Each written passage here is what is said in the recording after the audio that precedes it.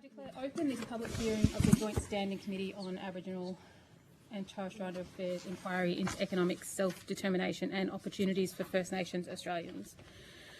I'd like to begin by acknowledging the traditional custodians of lands in which we meet today, and I pay my respects to their ancestors, elders past and present.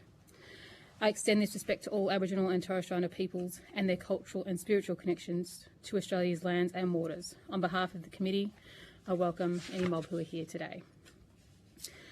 I remind all senators that proceedings are to be conducted in a respectful and courteous way. I remind senators and members that this is a workplace, and this is especially true for public officials and stakeholders who are present before us. It is essential that they are treated with respect and that they feel safe when they present to our hearings before us. As Chair, I will be particularly vigilant in ensuring cultural safety for First Nations people and CALM groups during these proceedings. In accordance with the Committee's resolution of 7th September 2022, this hearing will be broadcast on the Parliament's website, and the proof and official transcripts of proceedings will be published on the inquiry website. I remind members of the media who may be listening in of the need to fairly and accurately report proceedings of the committee. I now welcome our first witnesses to give evidence today. For the Hansard record, would you please state your full name and the capacity in which you appear before the committee? I'm Gordon Cole, and I'm a Noongar man, and I'm the chairperson of the Noongar Chamber of Commerce and Industry. Jasmine Kadich, I'm a Noongar woman, and I am on the board for Noongar Chamber of Commerce.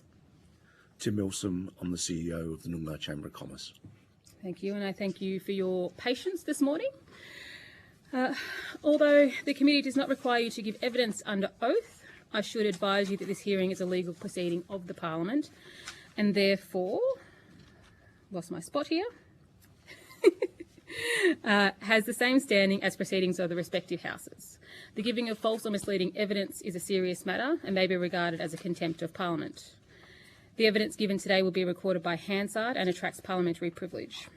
To assist with the transcription of the public hearing, it will be appreciated if you could please, if you could please state your name before responding to each question. I now invite you to make a brief opening statement before we proceed to questions and discussion. Thank you, Chair. The Noongar Chamber of Commerce and Industry was constituted in 2017 and launched in August of 2018, and we're a chamber like, I guess, objectives of all chambers of commerce and industries around fostering trade, advocacy, building capacity and creating wealth.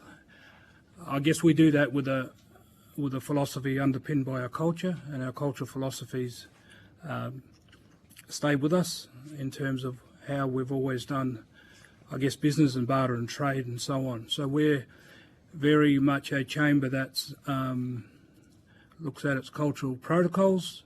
Our ordinary membership is a 51% owned and controlled Noongar business, and our associate membership is anyone that doesn't fit the ordinary membership category. We have approximately 600 members, and of that we have about 200 of those that are associate members are non-Aboriginal businesses, so we're catering for all across the community. In that regard, our membership reflects the country, and also in that we have members from all over Australia and also abroad in New Zealand. We, I guess, don't just focus on Noongar business. We have a business hub in Subiaco, which is about 10 or so businesses that are reflective of our membership, and we also have a corporate office that we are co-located with CBRE in the city. We have a board that consists of 7 directors, in myself, Jasmine Caddick, Oral Maguire, Danny Ford, Shana Collard, Michael Hayden, and Richard Wally is an ambassador to the Chamber. He was an inaugural director as well.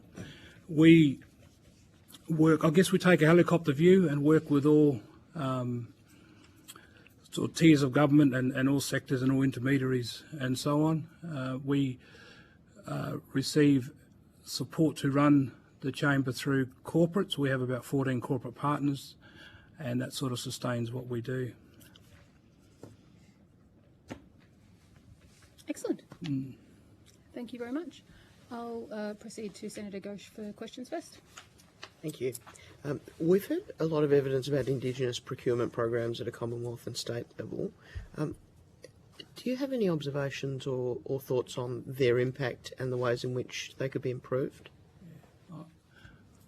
I think the impacts have been immense. I think they're probably one of the best policies that have been put in place, federally and state. It gives a lot of our businesses opportunities to win contracts, and I've seen the impact where, and our business hub reflects that approach, where we've seen some of those businesses grow from, you know, medium level turnover of income to high levels and increasing their staffing complement purely because of the opportunities that they've been able to receive through those procurement policies. Whilst there's a lot of commentary around them, I think the percentage of those could be increased. I think there's a lot of scope to, you know, I made a comment last week at Supply Nation Connect to 2024 around, you know, we're part of a $2 trillion economy, and our business sector is nowhere near reaching its potential of our involvement in that economy. So those procurement policies allow us to start the journey to get into contracts and other opportunities that those policies enable us to as a business sector. It may be too early to say, but are you seeing businesses that and individuals that are beneficiaries of those procurement programs then transition to a position where they're no longer as reliant on them, or effectively independent of those procurement programs in terms of their clientele or business breakdown? Well, it's probably too early, but the thing is, sometimes it's their capability to deliver, and then it's realised later on that they're actually an Aboriginal business. So sometimes it's their capability that is being led, and it just happens to be that they're Aboriginal or Torres Strait Islander. So it's a mixed bag, but it's in terms of policy, it's a recent policy. It's within, I don't know, 8 years, I think is that about right? And the state one is less. So it is providing those opportunities, but it's you know, allowing businesses to start to scale up. And, you know, there will be a time when people are able to attract a contract, not just purely because it's part of an Indigenous procurement policy push, but there are companies that are actually being awarded contracts because they can deliver and have capability. Did you want to comment on that? Oh, I'm one of them. So yeah, my business is a construction business, infrastructure construction, and we've been awarded simply because we took the time and the effort to tender for a process, and it was later after the fact where they were like, "Oh, you are Indigenous and it's woman-led." So, but that's due to our own efforts and working hard, and because we're a good business. Yeah. So. One of the concerns that's been raised in other hearings of this committee in this space is around black cladding, or the that type of practice. Are you seeing, or what are you seeing in that space? Is that an issue that you're coming across, and if so, how do we combat it? Yeah. Oh, look, we don't focus on black cladding. I mean, we know our community as such, and who's Aboriginal, who's Torres Strait Islander. If we don't know, we sort of tend to find out. We have a good network throughout the state and the country of, you know, we always tend to ask. But essentially, we wouldn't endorse anyone if we did not know they were Aboriginal Torres Strait Islander. It has been given a lot of focus. I think it's been too much focus, to be quite honest. I think that, you know, there's also businesses that, because of equity, they need to dilute their shareholdings to be able to grow their business. And we have some of those businesses that are still what we see as part of our community in their business, but they're not the 51% or 100% shareholder, but they have a stake in it. And that's one of the things that needs to be considered around equity and the opportunity to get capital to scale the business up. So it's complex, but it's also realistic as well in business. So that's how, startups and, if they get venture capitalists and other investments in, it's going to dilute their shareholding. So, where do we not support an Aboriginal person that's in business is probably the key. And those that are deemed as black cladding, well then there's enough, people that say they are. And if, it's up to the systems to hear the voices of our business sector and those like the chamber that would raise it if it was to come up. But it's not something we focus on because it takes away the focus of what we're trying to do as well. And without putting words into your mouth, do I understand from that answer that, for instance, a hard and fast 51% equity rule is not something that you would support or think is appropriate in all cases in terms of determining whether a business is Indigenous or non-Indigenous? Yeah, I'm a supporter of 51% under controlled, but my view is if people have to receive investment that dilutes their shareholdings, well then we still support them. They're still a part of our community. They're still involved in a process where they will, and it's recorded as saying Aboriginal businesses 100 times more likely to employ Aboriginal people. So where we've got those examples, well then, it's working. And I guess if someone has 10, 15, 20 or 25%, well, we'd still support them, given that they're involved in business. Like we can't just walk away from our people because they're, and they might have multiple stakes in business, and there may be an entrepreneur that's doing a lot of things that's having impact and adding value, that's addressing a lot of the issues in our community. So it's, it's a hard one, but I think common sense has to prevail in these sort of things, and, we can't penalise people because they're having a go and they're creating opportunities for others, You mentioned in your initial remarks that you have Indigenous businesses that are members of the Chamber and then non-Indigenous businesses that are associate members.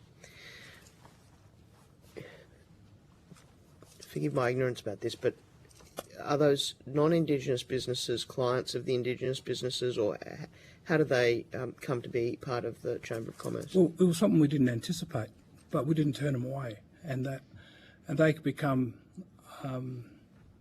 champions or allies of our sector. They participate in, if we have events or they get our newsletter, so they're aware of what's happening, and if there's opportunity for them to partner, well, they may do that. So we sort of leave that to them in terms of what they do with their associate membership, and I think it's, like I said, we didn't anticipate it, but it's just part of what we do. So, and I guess that's part of the inclusive nature of what we do as well, is that, do you just turn someone away because they're not Aboriginal, or we have a lot of non-Aboriginal people in our families, so, there's an opportunity for people to participate in what we're doing, and, we may come to a point where we'll, look at how we improve that better, or if we do continue to do it, but at the moment it's something that's there and we support them because they're supporting us, I guess.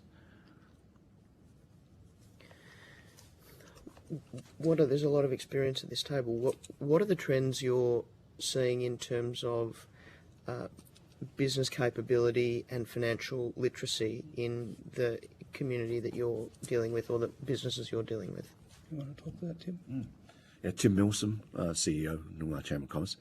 Look, if you think that I was CEO of Fremantle Chamber of Commerce and they started in 1873, and we just launched in 2018, huge disparity of being in business. I met Gordon probably 15, 16 years ago. I wrote a program for government called Small Business Solutions, and it was looking at what small business knew about being in business, and it sort of covered like a health check, business planning, marketing planning, all that sort of stuff. And we tried to run it out into the Aboriginal community in about 2007, 2008. But that community just wasn't ready. I mean, we were going into communities and they were asking were they allowed to be in business. You know, I was absolutely shocked. You know, I'm going into communities going, how can they not think that they can be in business? You know, so it's moved on a long way. We're now seeing businesses maturing and actually sort of winning contracts. And we have a chamber, we've developed policies and procedures that they can get free access to. So all their working information. We've also developed a thing for black cladding. So basically there's a policy that they can get used to and actually then determine whether a JV, for instance, is beneficial for them or whether they should be doing other things. So it's certainly improved a lot since I've been in the role. This is my 6th year now, and I've seen a huge rise in Aboriginal participation in the economy. Thank you. Thank you, Senator. Senator Little. Thank you. You mentioned, I think it was, that your criteria talks about 51% Aboriginal businesses to be in membership of the chamber. The Aboriginal procurement policy talks about 50%. The state policy talks about which number? Do you know? Is it a different number to those two numbers again? 50%. 50%? Yep. Right. So what's the reason for 51% as opposed to 50%? Well, 51% gives, I guess, that ownership and control to the Aboriginal partner. I mean, like, I have a company which is 51%, which I own, and I make all those hard decisions and the big decisions that need to be made. And it's that aspect of, you know, our people have to be in control of our own destiny and our own processes. And where they want to be in a 50-50 arrangement, that's their choice. But also they have to take the decision-making process that come with that. So the 51% gives that controlling percentage that allows you to make, you know, decisions that's best for your business and best for what you're trying to achieve in the business. And it's, you know, it's preferred. I'm part of the National Indigenous Business Chamber Alliance that's being established, and that's one of the things that we're collectively, as part of the chamber network throughout Australia, have made a position on the 51% as well. What about joint venture partnerships? I mean, obviously within your chamber you've made a decision, but what about people who are trying to break into all sorts of different businesses using a different arrangement than, say, a sole director of or a sole owner of a company? Well, that's still a choice. They can still be associate member of our chamber. Right. The 51% of our chamber is Noongar owned and operated businesses, Right. and that reflects our governance. And that's following the protocol of where we're located, but it doesn't exclude. So our responsibility as traditional owners is to look after everyone on our traditional homelands, whether they're Aboriginal or non-Aboriginal. That's a responsibility we have. So that, following that protocol, and we've been criticised for that. We have detractors of that, but we don't shy away from. And elders have endorsed that, and they've said to me, we don't really understand business in a big way, but what you're doing we like. And I think it's served us well for the period we've been in place. And there's people have made commentary around it'd be hard to, the landscape would be a lot different if we weren't there. And it's amazing that, as Tim said, if you look at CCIWA, they were 1892 they were established, and it took to 2017 for an Aboriginal and Torres Strait Islander chamber in this state to emerge. And that's, you know, that's not lost on us. And I guess the legacy of the past and what we're trying to do, I mean, my view is quite simple around this stuff is, you know, we've tried everything in the social realm, and by and large it hasn't worked. This area is the last frontier in a lot of ways for our people, and we can make a lot of social change if, you know, we were to, you know, the economic horse pulling the social cart, so to speak. We like I say, we have an economy in this country which is quite rich, but we're really not part of it in a big way. We're bit players, and intermediaries like a Chamber of Commerce is vital for our people to have a framework to be part of. And that's the sort of, we have to be part of something. And, a lot of our people are reeling from the referendum last year. And so the participation, economic participation of the business and employment for our people becomes more important, because what the Australian community is saying, well, no, we don't want to support this thing that's seen as favouring one section of community.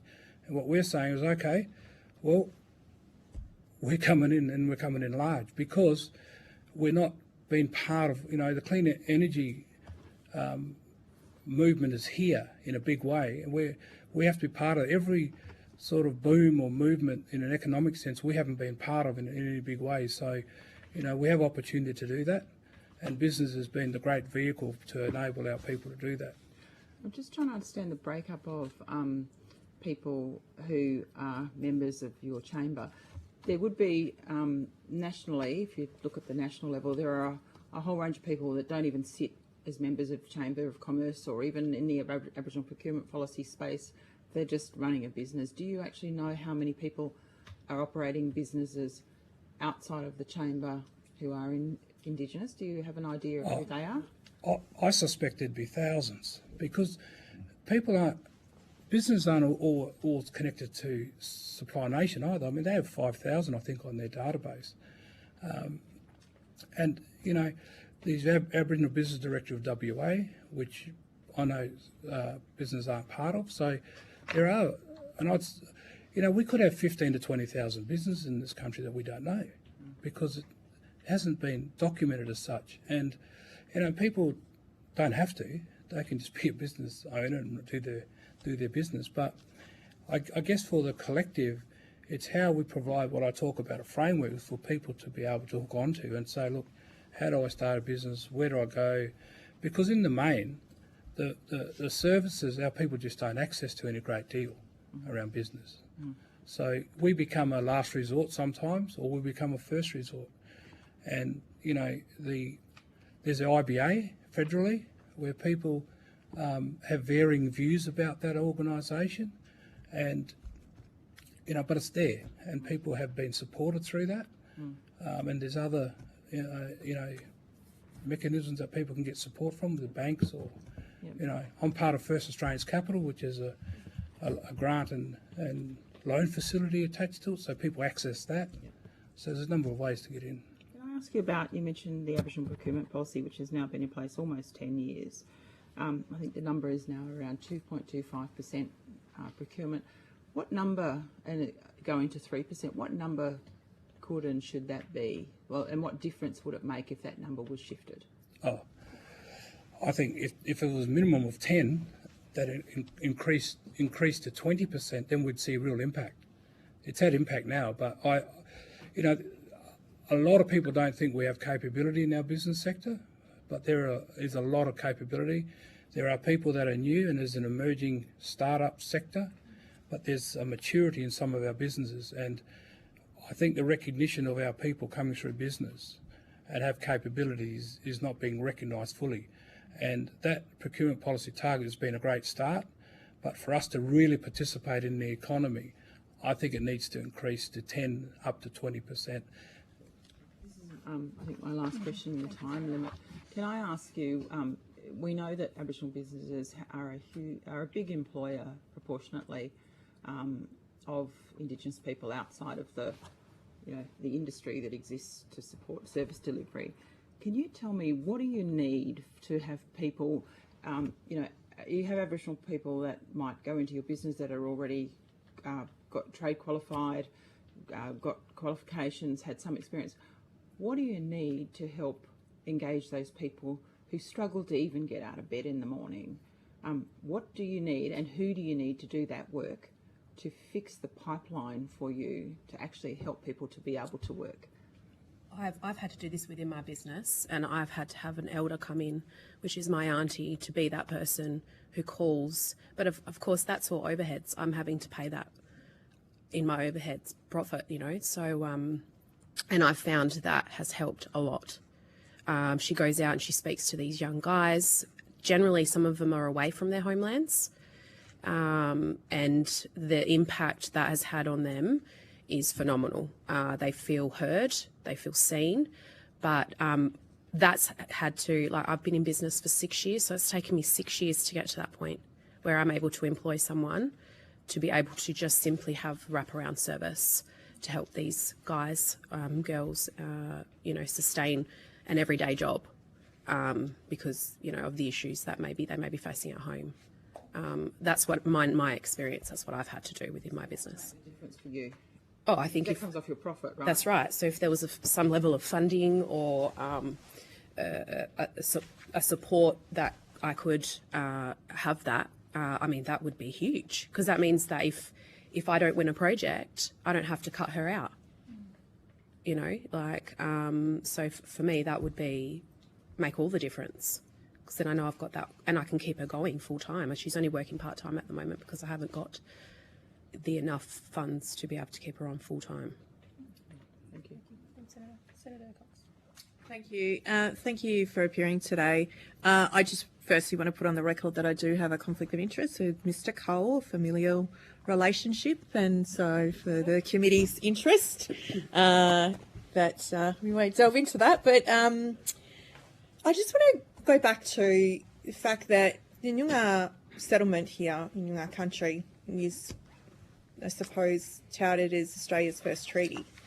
And Mr. Cole, you were on the negotiating party on behalf of Noongar claim for our people, and the importance of $50 million over a 12-year period being banked for Noongar progression, I suppose, and the purpose of that, and how we're approximately 10 years on in that, and we still haven't, I suppose, reached that avalanche of economic development when we have a framework that talks about how we grow Noongar assets and how we capitalise on economic growth.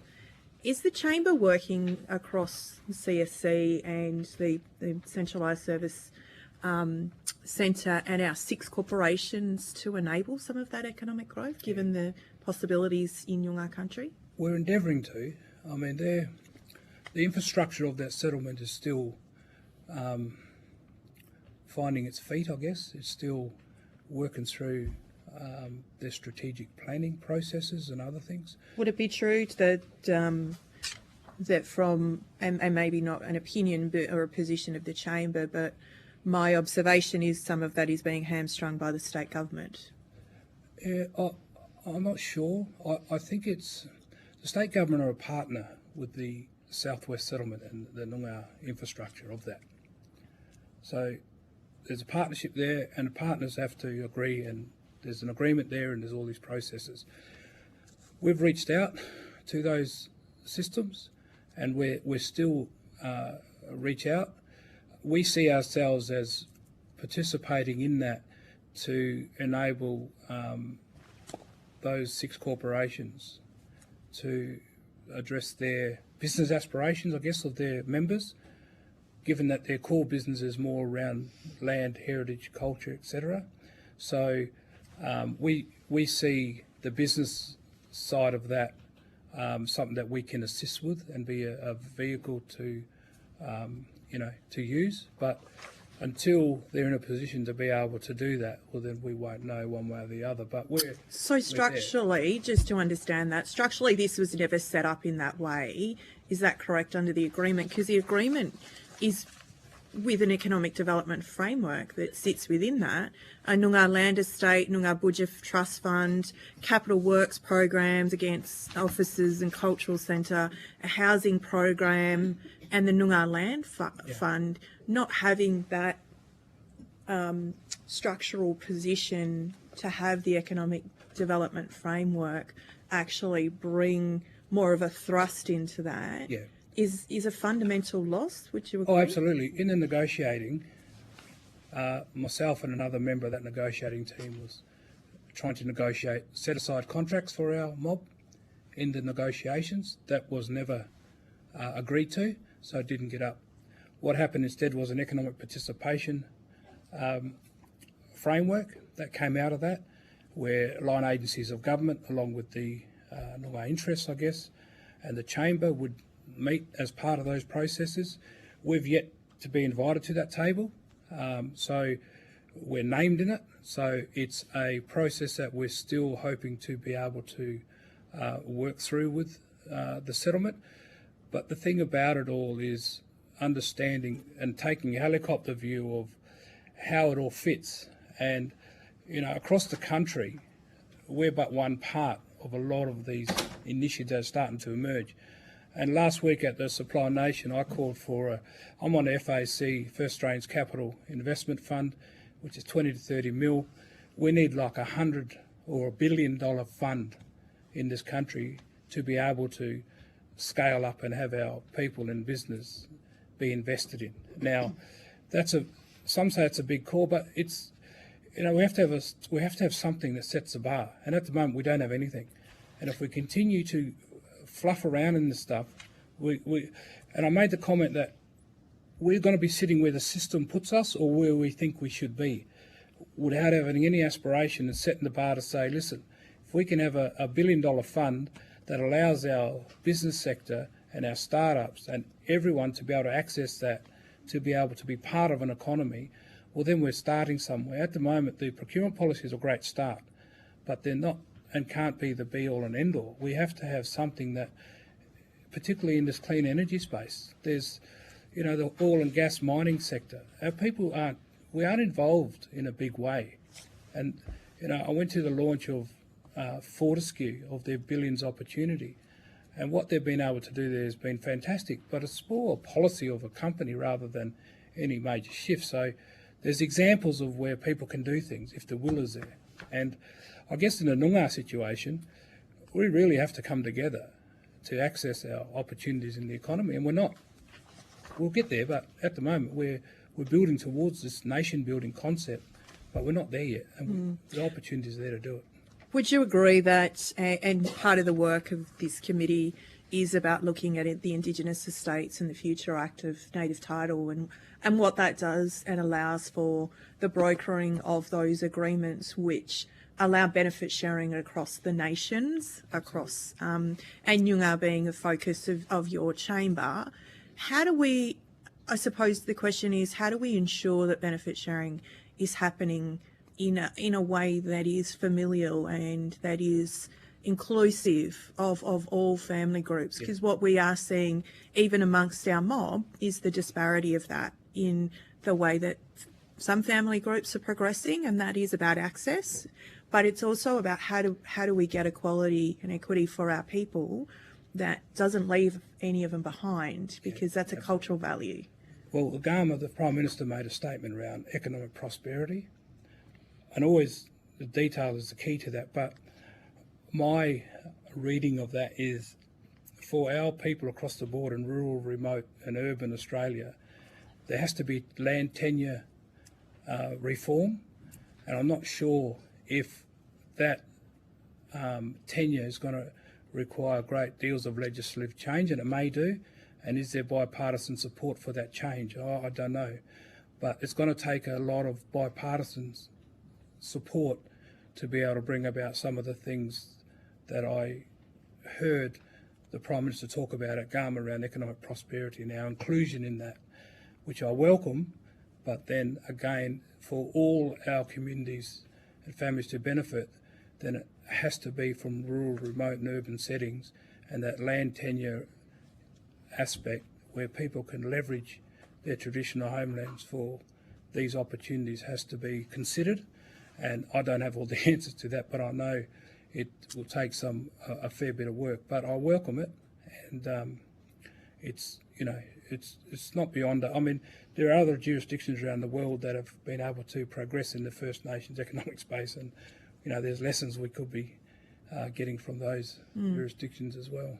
With my last 2 minutes that I have left, and I've been given the thumbs up from the chair, Ms. Kadich, in your experience, obviously First Nations women have difficult set of barriers, and sometimes it's, particularly here in Western Australia and in Noongar country, it is a bit of a man's world. If you're going to pound the pavement and St George's Terrace in the oil and gas industry, but you have managed to pave a very successful business. Are there any particular challenges that particularly Noongar women face in getting into business and actually being able to excel? I think the idea of that balanced work life is difficult. A lot of our women have families, they're usually caring for other people's children, so there's that aspect of that whole balance. I firmly believe, you know, I'm in this spot because I didn't have or see anyone that was doing what I was doing. So I'm a firm believer in what you see. If you see somebody doing it, you can do it, especially when it comes to our women. I think it's a lonely journey. So when I first started, I felt very alone. And I was only talking about this the other day, actually. So having that network of supportive Black women around you is so important. And that's something that I struggled with at the very beginning. And I probably poured more strength into programs. So being around people who are like-minded. So I think programs are educational programs such as Melbourne Business School, those sorts of things are so helpful, and they also build that network and support in order, and opportunities. Those are my experiences that I can think of. Yeah. So the last 30 seconds, what would the Chamber like to see? I'm going to push it all the way today. And Tim, you're probably best placed, or Gordon, in what would you like to see, given that the Chamber hasn't been able to reach its full potential, what is the one thing or two things that you would like to see that could help the Noongar Chamber flourish? 30 seconds, Tim. Obviously money. Obviously. We've been running this chamber on the smell of an oily rag. We've had very, very little funding. I've been doing it for 6 years now. I don't really get paid. So there's not many people that would do this job and not get paid to do it. So money is really important. But one of the real successes, and the reason I'm still here, is I've actually seen the success that we've had as a chamber. One of the programs we're running, and Jasmine is part of this, is called Boss Yoga. So yoga being woman, so boss women. And they've really, really come together. There's about 30 of them now, and they've all started to share knowledge and share stories and share, experiences.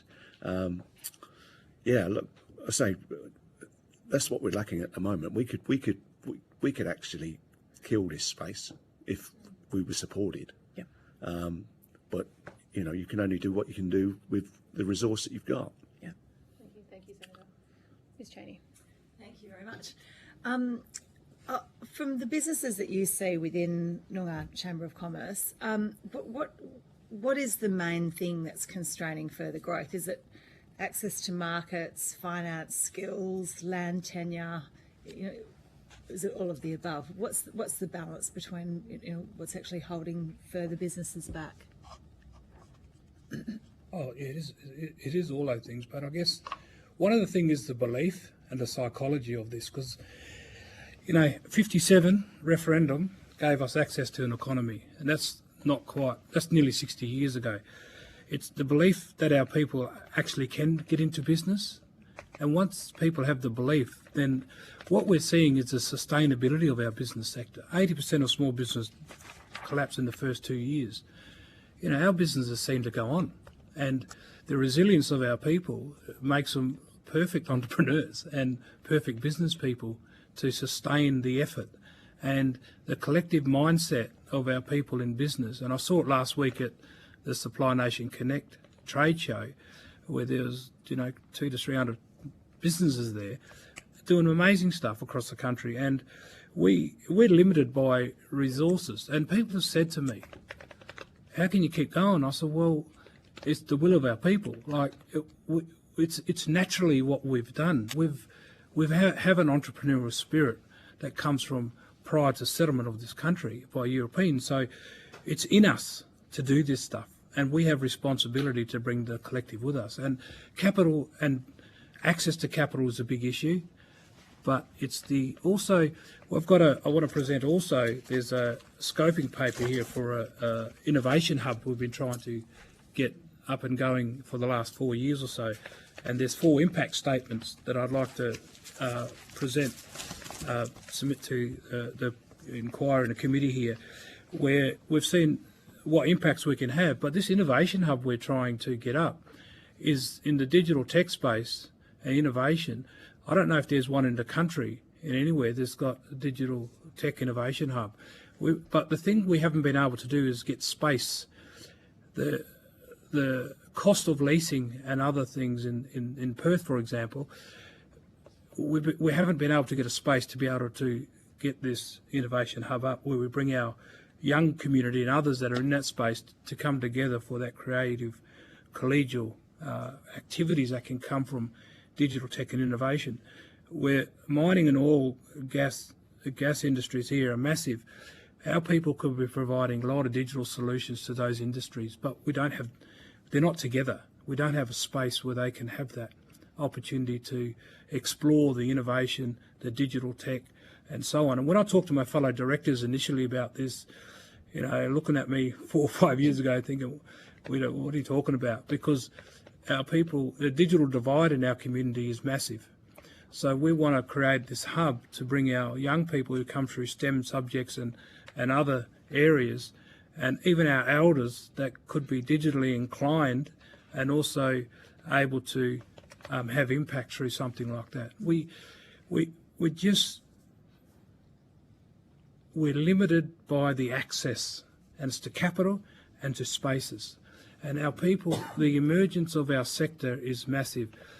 But what we've got to remember as well, we become competitors to the wider business sector as well. So we're in a competitive space where people either win or don't win contracts.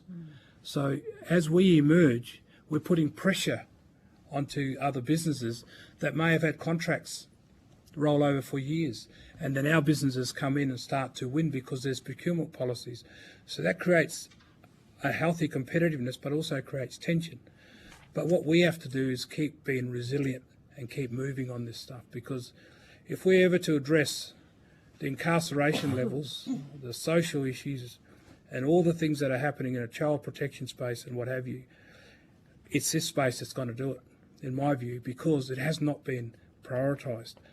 The social area and the disconnect of our community to the mainstream is massive. And the investment is at the back end, it's not at the front end.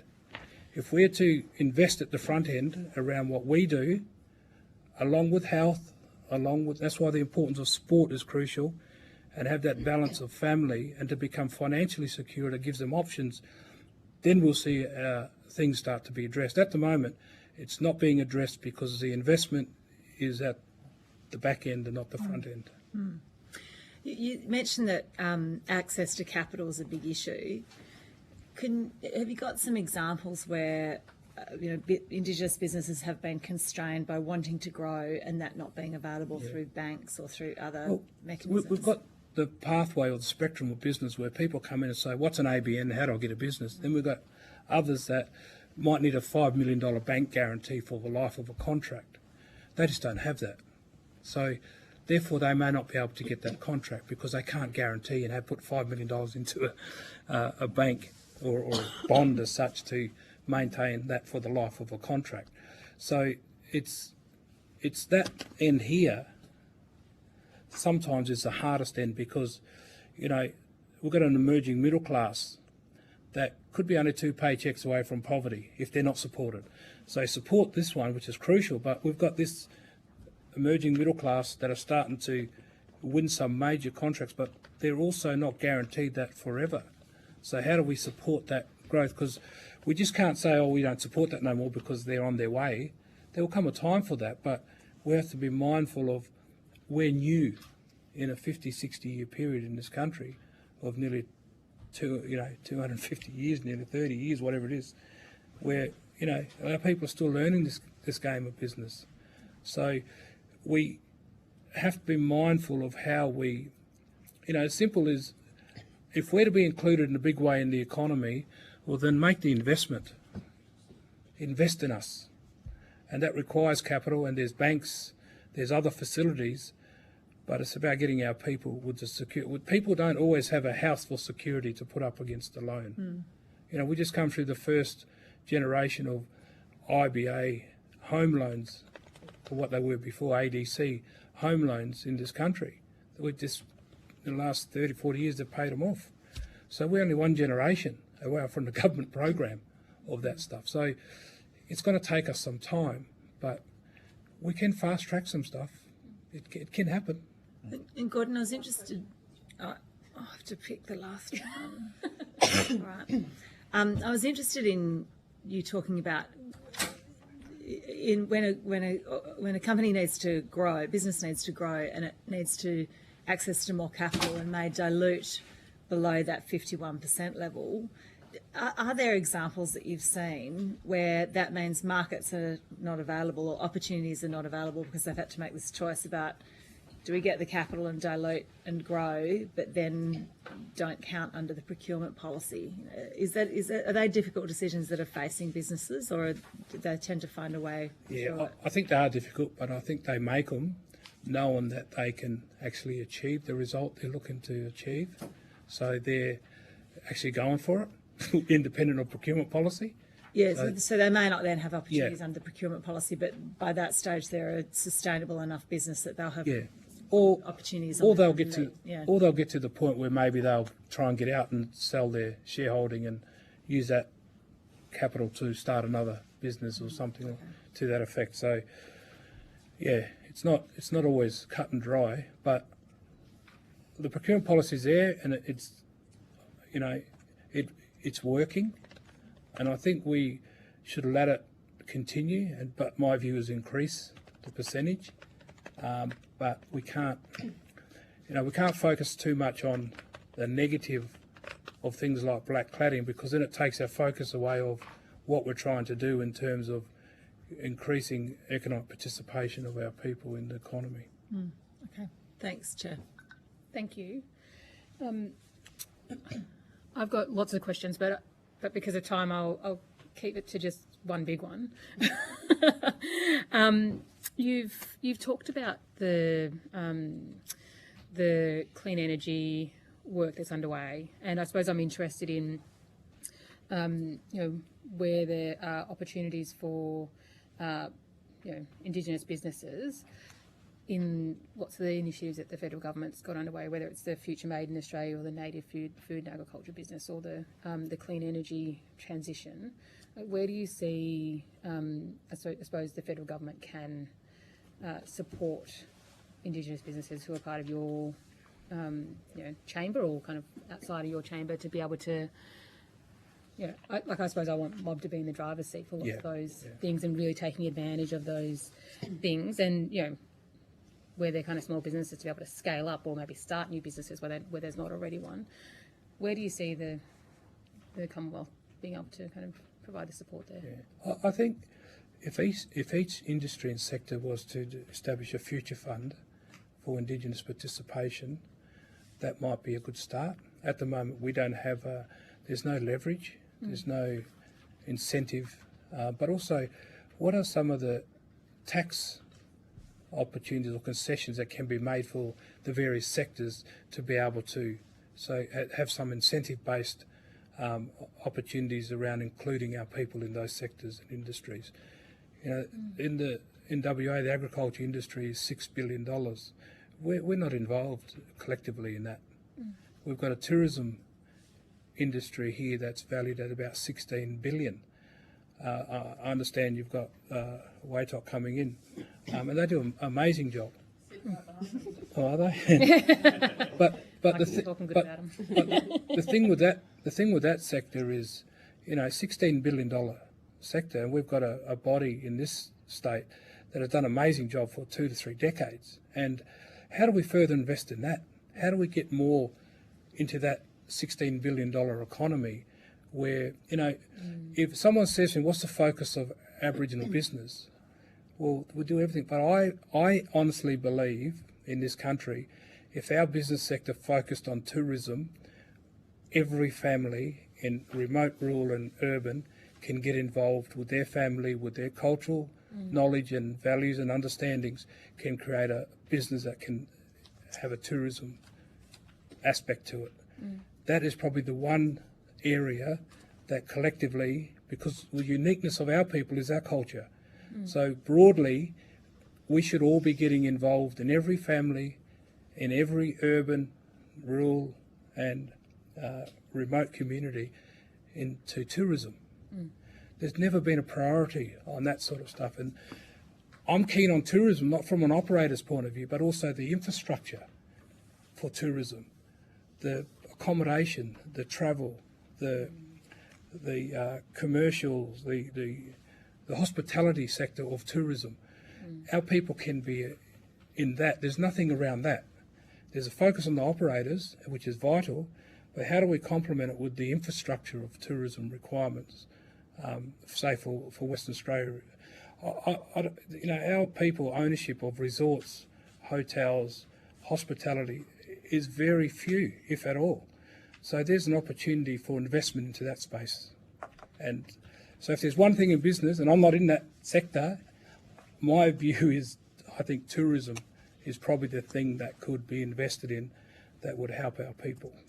And there's examples all across the country of successful tourism operations, but it's the infrastructure and things around it that we aren't involved in, that we could be involved in. Thank you. And you might have taken some of the notes of the next witnesses there behind you. Yeah. You asked for some documents to be accepted by the committee. Are those documents public already? Yeah. Public? Or whoever wants them, get them. It's around Innovation Hub. Yep. It's around our work with the Wheat Belt Development Commission. It's the work and the co-location we have with CBRE, and also about our business hub in Subiaco. That we've got about 10 to a dozen businesses in there. So I'd like to table those for the committees to view, to look at, and to get an understanding of some of the impacts we're having, and then a initiative called the Gender Innovation Hub. Thank you. I'm just looking around at committee members. Is it the wish of the committee that the document tabled by the Newman Chamber of Commerce be accepted? Yeah. Excellent. There being no objection, I accept it. Thank you. Sorry? Yeah, I will put on notice that there probably will be some questions, at least from me, maybe other committee members, questions on notice for you to respond to. Sounds like you've got a lot to say and contribute to this conversation. So thank you for your attendance here today. If you've been asked to provide any additional information, would you please forward it to the Secretariat by the 19th of September? And so that includes anything else you might want to add to your evidence today. You'll be sent a copy of the transcript of your evidence and will have an opportunity to request corrections to transcription errors. Thank you very much. We'll take a short 5-minute break and return at 11 a.m. Thank you. Thank you. That's brilliant. I will resume the... Excellent. I now welcome our next representatives to give evidence today. For the record, would you please state your full name and the capacity in which you appear before the committee? Well, I suppose from my point of view is that my name's Tenure. I'm a traditional owner, sovereign man of the Yunga Bibman Nation, and so I'm here in the capacity as also Walter Maguire and chair of WAITOC with my CEO, Mr. Robert Taylor. And I suppose I'm curious because when I see people in my country, I want to know who they are. And if you'd like to share your family name and your cultural heritage, and if you know something past Australia, that's great. So you let us know who you are. So I know as a traditional owner, because my people we are, and as I say, Sister Dorinda here, so she's family for me. But Kate, would you like to start? Yes, so I'm Kate Cheney. I'm a member for Curtin here in Perth, and I'm about seventh generation West Australian, or but English, Irish, Scottish, basically. Yes. Yeah. Okay, wonderful. And Fred's your family? Fred's my uncle. Yeah. Okay, yeah, I know some of the family. Yeah. Good to see you, Kate. Yes. I'm Varun Ghosh. I'm a senator for Western Australia. My parents and ancestors are all from India, but I was born in Canberra about 39 years ago. So I moved to Perth in 1997. Indian heritage. Wonderful. Yeah. Thank you. Good morning, Mr. Maguire, Mr. Taylor. Karen Little, I'm a senator for South Australia. I was born and raised in Alice Springs. Both my parents are Arana people, but we have, through marriage, very strong cultural ties. When I say through marriage, marriage of men to several women in Pitjantjatjara, Yunkatjara communities. So I've got a lot of family down there as well. Wonderful. Thank you. I'm Jana Stewart. I'm a Muddy Wamba Wamba woman. My country is northwest Victoria and over the border into New South Wales, up around Mungo country too. And I'm the Kellys from Barranal, for anybody, if you know who they are. They're like the southeast. Most people know who they are. The Bush Rangers? Not quite. Thank you. Yes. Andrew Dawson from Canberra, Inquiry Secretary. I think some gentleman, Samuel Marsden, nicknamed the Flogging Parson, brought me out here many decades ago. Okay. Wonderful. Thank you. He's skipping me because we're family. Oh, no. Nice try. Go on. So, Dorinda Cox, I'm the West Australian Senator. My family, obviously, related to the Stacks and Maguires through marriage. And so, but my mother's family, a Drayton family, Taylor family, from Amangu, Hewitt country. And my grandfather was taken from Warringara in Wadri country. And so I think that's connected to you or your Nunda? Nunda, right, next door. Yep. And my dad's family, the Cox family from the southwest. So my grandmother was Smith, was born in Njamal. Yep. And so we got biggest mob in Wurundjeri country as well that are connected to our family and across the Great Southern, yep, including all of the families in and around Canyon country. Yeah. Oh, wonderful. I won't ask the other two. But I was going to say, and I'm Robert Taylor, I'm the CEO of WATOC, and I'm Nunda from the Midwest Murchison area, through the Randall and Drage families, through that all. Yeah. So we can move on. Thank you. And Aya wanju nunu ka yaki nicha ngala ka boja wajak nyonga bibman. Kura ngala ka deman ga maman ga ngan marmanin man. Bala pa yaki nicha. Nicha muramurt boja. Nicha ngal gunga yalagonga ngan nga ngumurt kura. Mijigiru kagun pokaja belia boja. Pokaja ngala ka jiningin berlu boja manda. Ngala ka ngumurt kura. Ngal gunga jiningin wajbala jenga owen yuat ko. Nicha ngala ka belia double yerigan. Alaga mort wangin wajbala jenga wara nuna yakin nicha nuna wodkor korn up nirgan up and yip jiningen nuna ka borduan ye ngalaka yak nicha and Europe jiningen nuna ka dalan wangira nuna ka karijan koop nuna ka marmaninman koop nuna ka wangin koop nuna ka yakin nicha wanju nuna ka yakin nyunga bibman boja kujit pa ngangpa albrin ngalaka jamor Australians. So welcome to the lands of the Nyungar Bibman people. We are the first people of this land. We've been placed here first with our language, our songs and our stories. We still stand on country. We are the sovereign nations, the Nyungar Bibman people. I can only speak for my mob here. So welcome all yous and thank you for acknowledging your ancestors, because it's so important. It's one of the things that we do. And so I know who you are when you stand and you walk on the lands of our ancestors that we date back to a long time, and the old people say before time itself began, the Nyungar Bibman people have been standing here, and we're still standing on country. And the people are still calling out for the things of colonialism, what has happened in the past. We know those stories, and we ask the wrongs of the past, as the old people have always said, be made right today. So we ask, and through the strength of the Great Spirit, God Almighty, we can do this as a country. So welcome everybody to the lands, and if you're a good spirit and good heart, we sincerely welcome yous, and others we tell to go back to where you come from. because no bad spirit should be here in the world that we live today, as all Australians and all the cultures coming together, and in particular working with First Nations people. This is who we are. So we stand on that because it's the truth. And so I'm very glad to be chair of the WAITOC board, and I suppose I won't reiterate what's here other than I do apologise. I've got to have to give my apologies because I have to catch a ferry at Fremantle in the next half hour. Okay. I've got about 35 to 40 young students from one of the community that's come down from a remote community, and they're waiting for a 2-hour private tour. I couldn't get anybody to do that. Not too many people are geared up to do it over at a place called Wodgemup. So have you been to Wodgemup? It's a question I ask. No? Yep. Others call it Rotten Silent. So the first name is Wodgemup. So welcome to our country here, everybody, and thank you once again.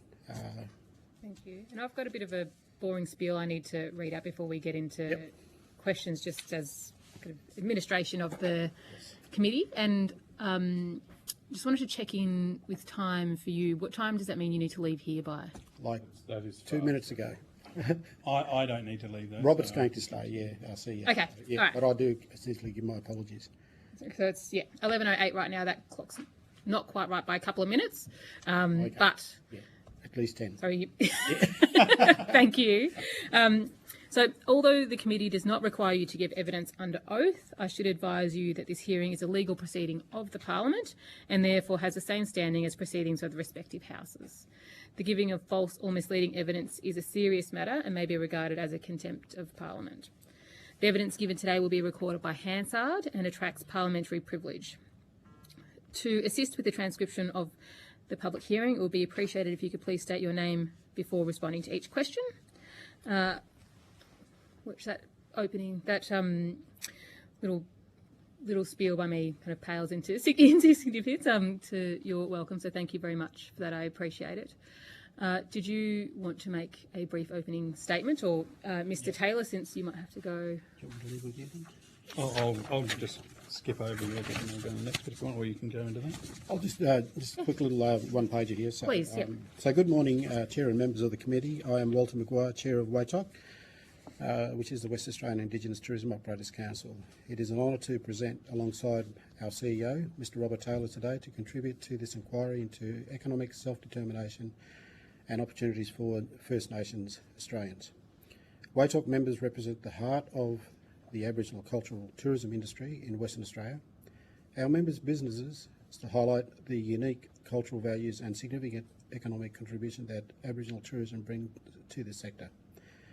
The industry has seen remarkable market growth, which results indicating that Aboriginal tourism is not only a high demand from an international market perspective, but also gaining interest domestically. Our work at WAITOC has focused on developing markets, building business capacity, working together, varying income streams to limit seasonality. As the organisation grows, its opportunity for entrepreneurs, it does so in a way that respects and preserves cultural integrity, leading to nationally recognised successful Aboriginal tourism experiences. However, despite these successes, challenges remain, particularly in succession planning, business growth and business value. Our CEO, Mr. Robert Taylor, has just completed a research analysis and will share the outcomes and recommendations with you. The findings can be applied to other industry fields and can also can assist with developing stronger and more sustainable policies in the future. We believe these challenges can be overcome and will contribute to the further economic self-determination through a collaborative approach. Thank you for the opportunity to participate in this discussion, and I will now hand over to Robert to take it from there. So thank you very much. Thank you. Thanks, Walter. So I'll go through a little bit of an opening before we get to questions, and hopefully we'll get through to that. So through our industry connections and the research that we've been going through the last 22 years, we've highlighted some challenges and opportunities facing the Aboriginal cultural tourism sector. These include some gaps from both a business and government point of view. So briefly, the areas of the industry, business development and succession required include secure cultural authenticity by creating a transition for cultural successes with the growth or sale of a business, maximising the worth of a business, industry and business mentoring opportunities and future mentor development to ensure intergenerational leadership, recognising and responding to growth opportunities and having the time, tools and networks to develop strategic planning. And then the last one is financial networks to cover barriers to growth, such as intergenerational wealth. Through secondary data research and industry feedback, the research report highlights the opportunity for more effective government collaboration, which includes the continuous support for Aboriginal businesses.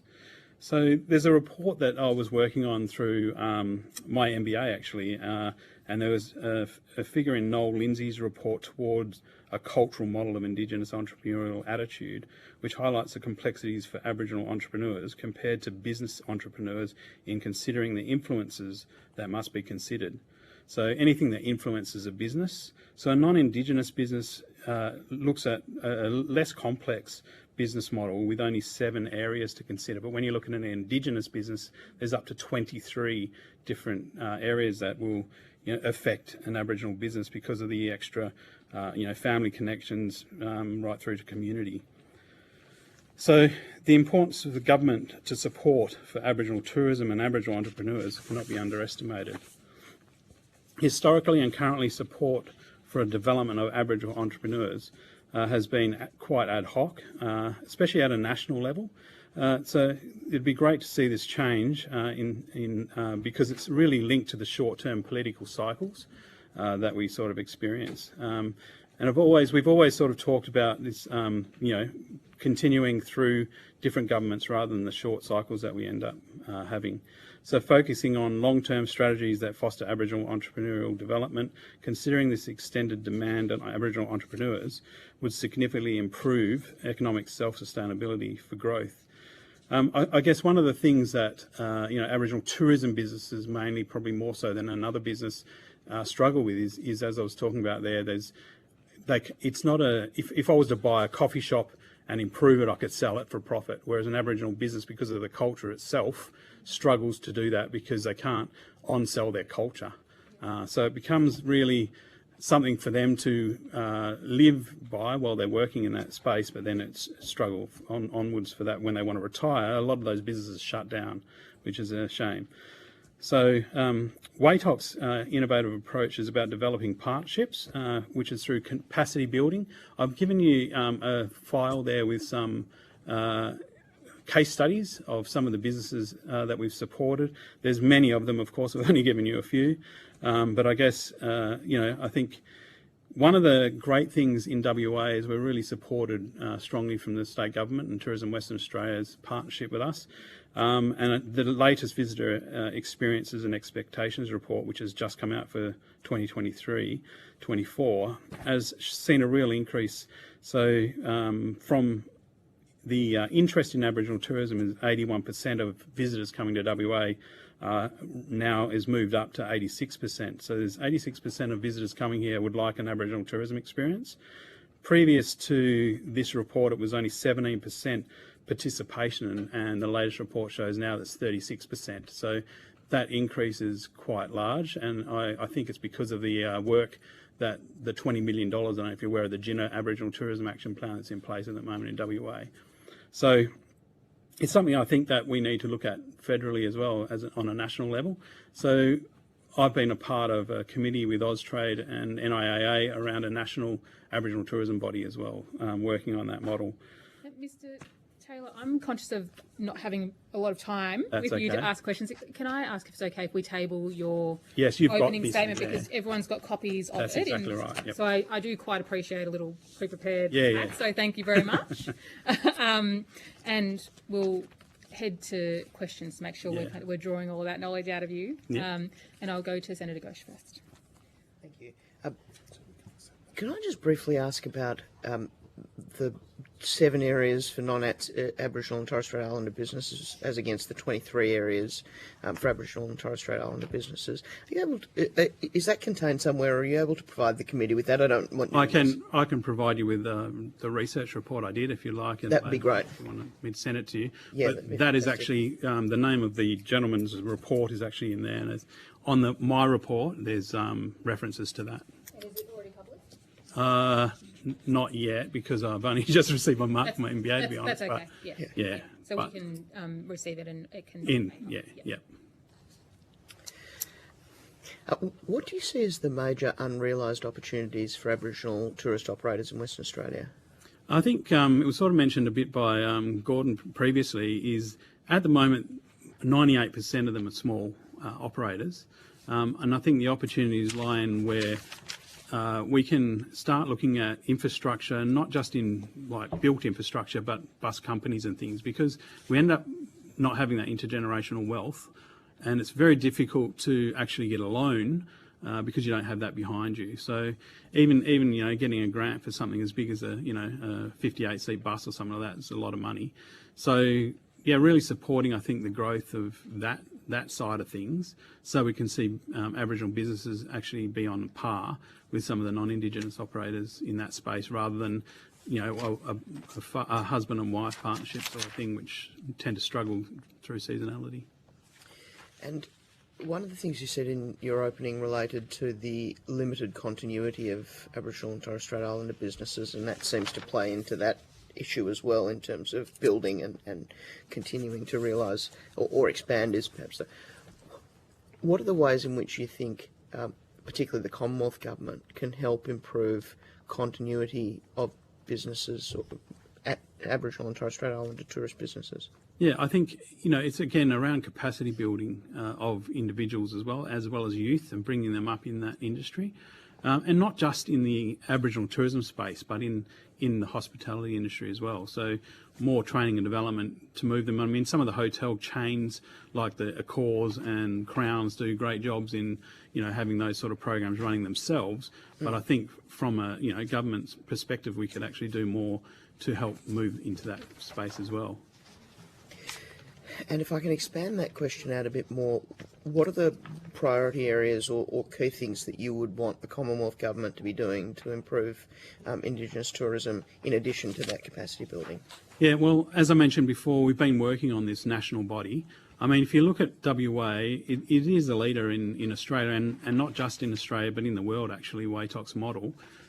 So I think that, one of the things that our members always say is that the Aboriginal to Aboriginal mentorship that we provide is the reason why it works, because we know what they need.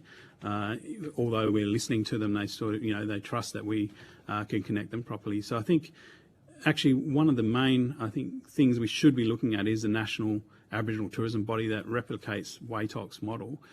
Now, some of the other states, we've been sharing our knowledge to other states, and we've now got, 4 or 5 other states that have actually got a body, but they're not funded yet. Even New South Wales, which is NATOC, was started in 2012, and in fact I've got their first signed constitution on in a folder at the office, because we helped them put it together, as we did the other states as well. But they still, from 2012 to today, aren't funded like we are. We've grown to the point now where the government fund us around $2 million a year, and we've also got a charity we've created that gets the same amount, so we've doubled the income through that charity as well. In terms of what the government can do to fill the gaps in terms of skills shortages in a number of those areas that you referred to earlier, what has worked in WATOC's experience or your partner organisations? What are the things that, from a private sector perspective, that operators have seen be successful? Yep, so a few things, I suppose. One is we try to help, because we don't have that intergenerational wealth, we try and partner Aboriginal businesses with non-Indigenous businesses. Usually the conversation starts around partnering in an actual product. So it's not necessarily we want to own half of your business. Let's put together an experience that we can share the benefits of. So that's one of the things, I suppose, that we've been highlighting. But just really focusing on the Aboriginal people and what they want and what their stories are and how they want to tell them, because that's where the cultural tourism space is, I suppose, different to the non-Indigenous space.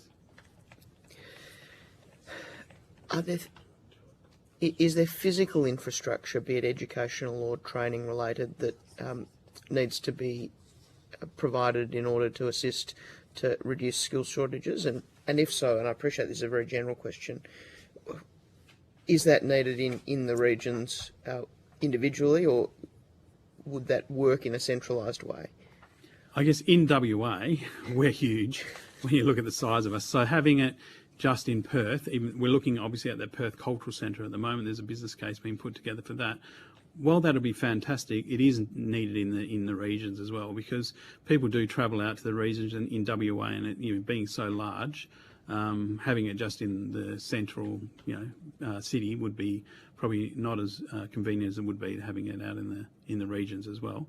Whether that's satellites like the museum does. So the museum obviously has a major component in the city, but then it has satellite museums in other areas. So it could be a satellite of the main. Is probably something that could be looked at. Thank you, Sarah. Thank you. Ms. Cheney. Thank you very much, Mr. Taylor. I'm really interested in this idea, which I hadn't really considered before, that when a business is based in cultural knowledge, it doesn't have a saleable value. It can't be sold. So intergenerational transfer is, one way of addressing that. What supports are useful to, I guess, maximise the value by providing some longevity or, future that you look at with the businesses that you're... Yeah, we've got many challenges, I guess, through, the state being, alcohol, drugs and things for young people. Seasonality is a real challenge, because when you look at remote regional areas, which really Aboriginal tourism is keeping people on country and keeping that culture alive. They can do business on their country. They don't have to leave it to do it. But because it's, if you look at the north, you only got really a 6-month window to do your tourism business. You need to obviously make the hay while the sun shines, so to speak. And then over that period, you end up losing some of the young people in the period where there's no work. So what I believe would be a great program would be to actually have some sort of funding model that could support the tourism businesses, Aboriginal tourism, well, not just Aboriginal tourism businesses actually, but Aboriginal tourism business in this case, supported with some kind of funding model that would keep the young people employed in their business over that non-peak season. But part of them being employed, they must do some kind of training. So the business can keep them engaged through a training program, but still be able to pay them a wage, even though they're not operating as such. And how do non-Indigenous businesses deal with that seasonality?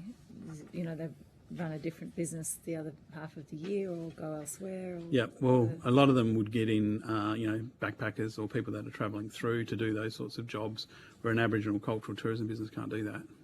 It has to be someone from their country to tell the stories that they're doing. Obviously, diversification of their businesses is something that we try and help them look at as well. But, when a visitor comes from overseas to Australia for an Aboriginal tourism product, you don't want a German or a French person taking the tour, or, it doesn't mean they couldn't support the back end of the business, but the front-facing side of things, it has to be someone with that cultural knowledge.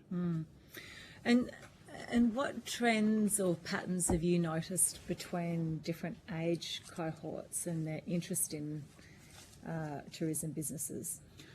Yeah, so if you look at most of our cultural tourism businesses, they are the elders doing the tourism products, because, I suppose it's a very lifestyle business at the moment because of the fact of the seasonality. So a lot of young people probably aren't that interested to begin with, probably because it's not something that they're thinking about a lifestyle, they're thinking about money. So as the tourism industry does, it does struggle against the mining industry because of the wages that they will pay for people. So that side of things is always a challenge. But I guess some of our operators remind the young people that, what are the things that you like doing? Like, do you like going fishing? Do you like camping and things like that? And then when they realise they can actually earn a wage from actually taking people out fishing or hunting or doing that camping, they're like, well, yeah, I didn't realise I could do that. So I guess making them understand what the tourism industry can do for them is important as well, even though it's not a huge income earner. And so, do you work with business?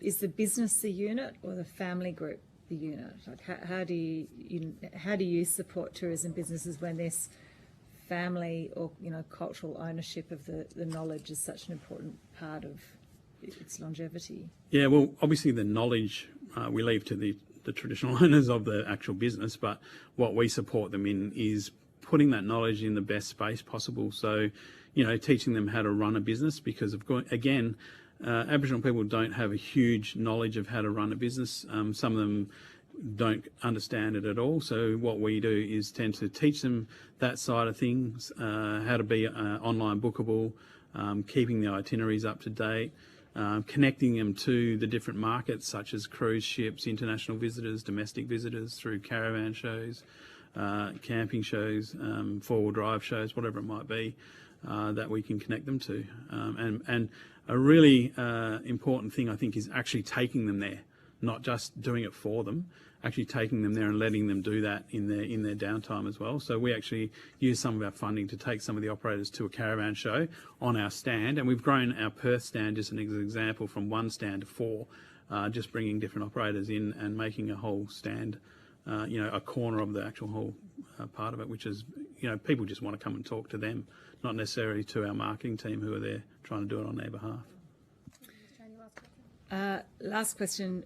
Without going into all of those different factors that you need to think about as an Indigenous business versus a non-Indigenous business, can you talk at a high level about what some of those are? Yeah, so I suppose the things that an Aboriginal business have to concern themselves with are the community, what the ripple effect is of their business on that community, the fact that they need permission to talk about their country, which a non-Indigenous business doesn't need. Their direct family as well as indirect family as well. So there's all those extra, I suppose, family and community connections that are really important to an Aboriginal person around what they can do with their product, how they can speak about it, and the permission they need to do it as well. Thank you, Michelle.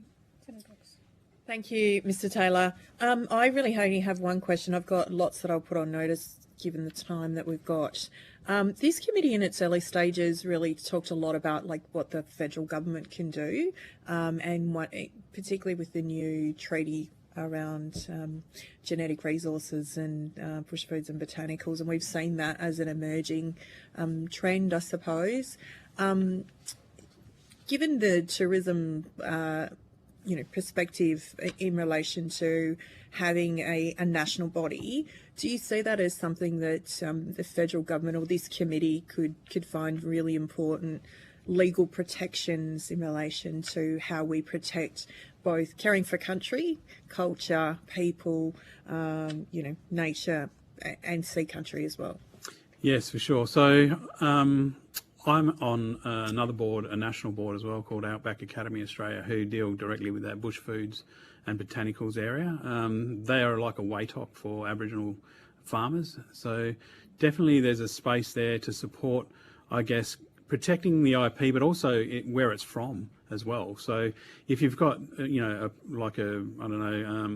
bush food product from the southwest, then its origin or its DNA should be, part of that protection as well. Almost like what the EU use in relation to geographical indicators. Yes, that's correct. Yeah. So we are trying to work with that through CSIRO, as well as I think we're working with Terry Jenke as well through that ICIP of that sort of stuff as well. With the naming of Aboriginal places as well, that becomes a bit of a challenge for us as tourism businesses, because we see many, non-Indigenous businesses starting to name their businesses after those places. But which isn't, I suppose, the challenge isn't the fact that they've used a place name; it's the fact that they add the word dreaming after it. So there's a company that's doing bush teas in, I think, South Australia, that calls their, company Lemon Myrtle Dreaming as a tea, and we're like, well, why have you called it? What's the dreaming context? In fact, Walter was the one that asked them at ATE about that, and they said, they were dreaming they had a tea company. It's like, well, really, you could tell that they were just brushing over it, sort of thing. But it's very, very important that we get that intellectual property protected, as well as, there's already been many seeds stolen out of Australia already. So we don't want to continue that. We want to try and protect that.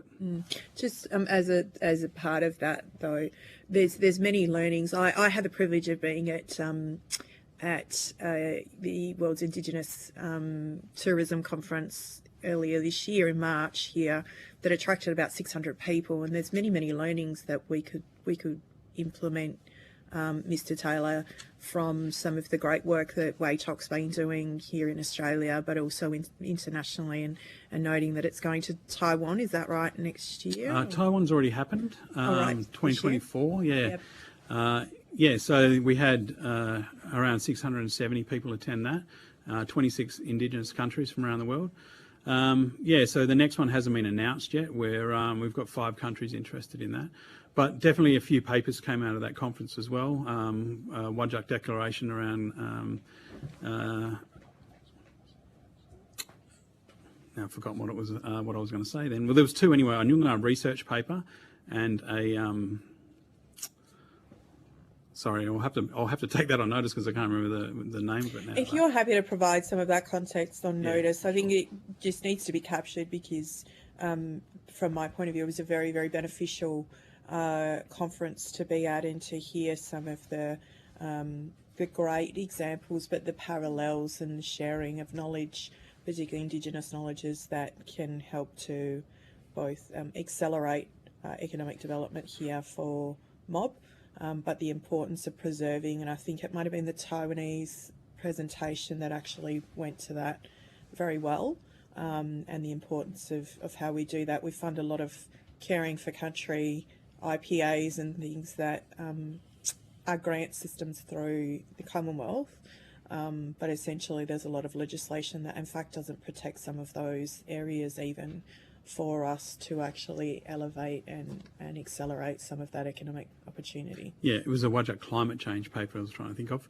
But one of the, I guess, things that comes out of what we're doing now also is trying to actually get our Aboriginal businesses to be sustainable in that way as well, because a lot of them still on country out in remote areas take plastic water bottles and things with them.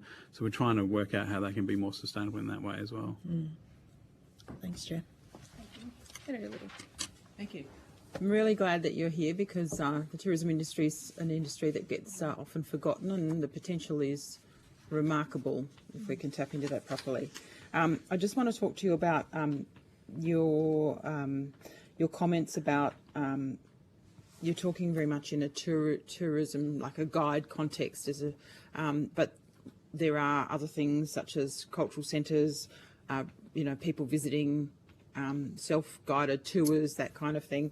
So I'm interested in when you're talking about a particular type of tour and the element of the industry, the particular impacts on that, and maybe present the other extreme.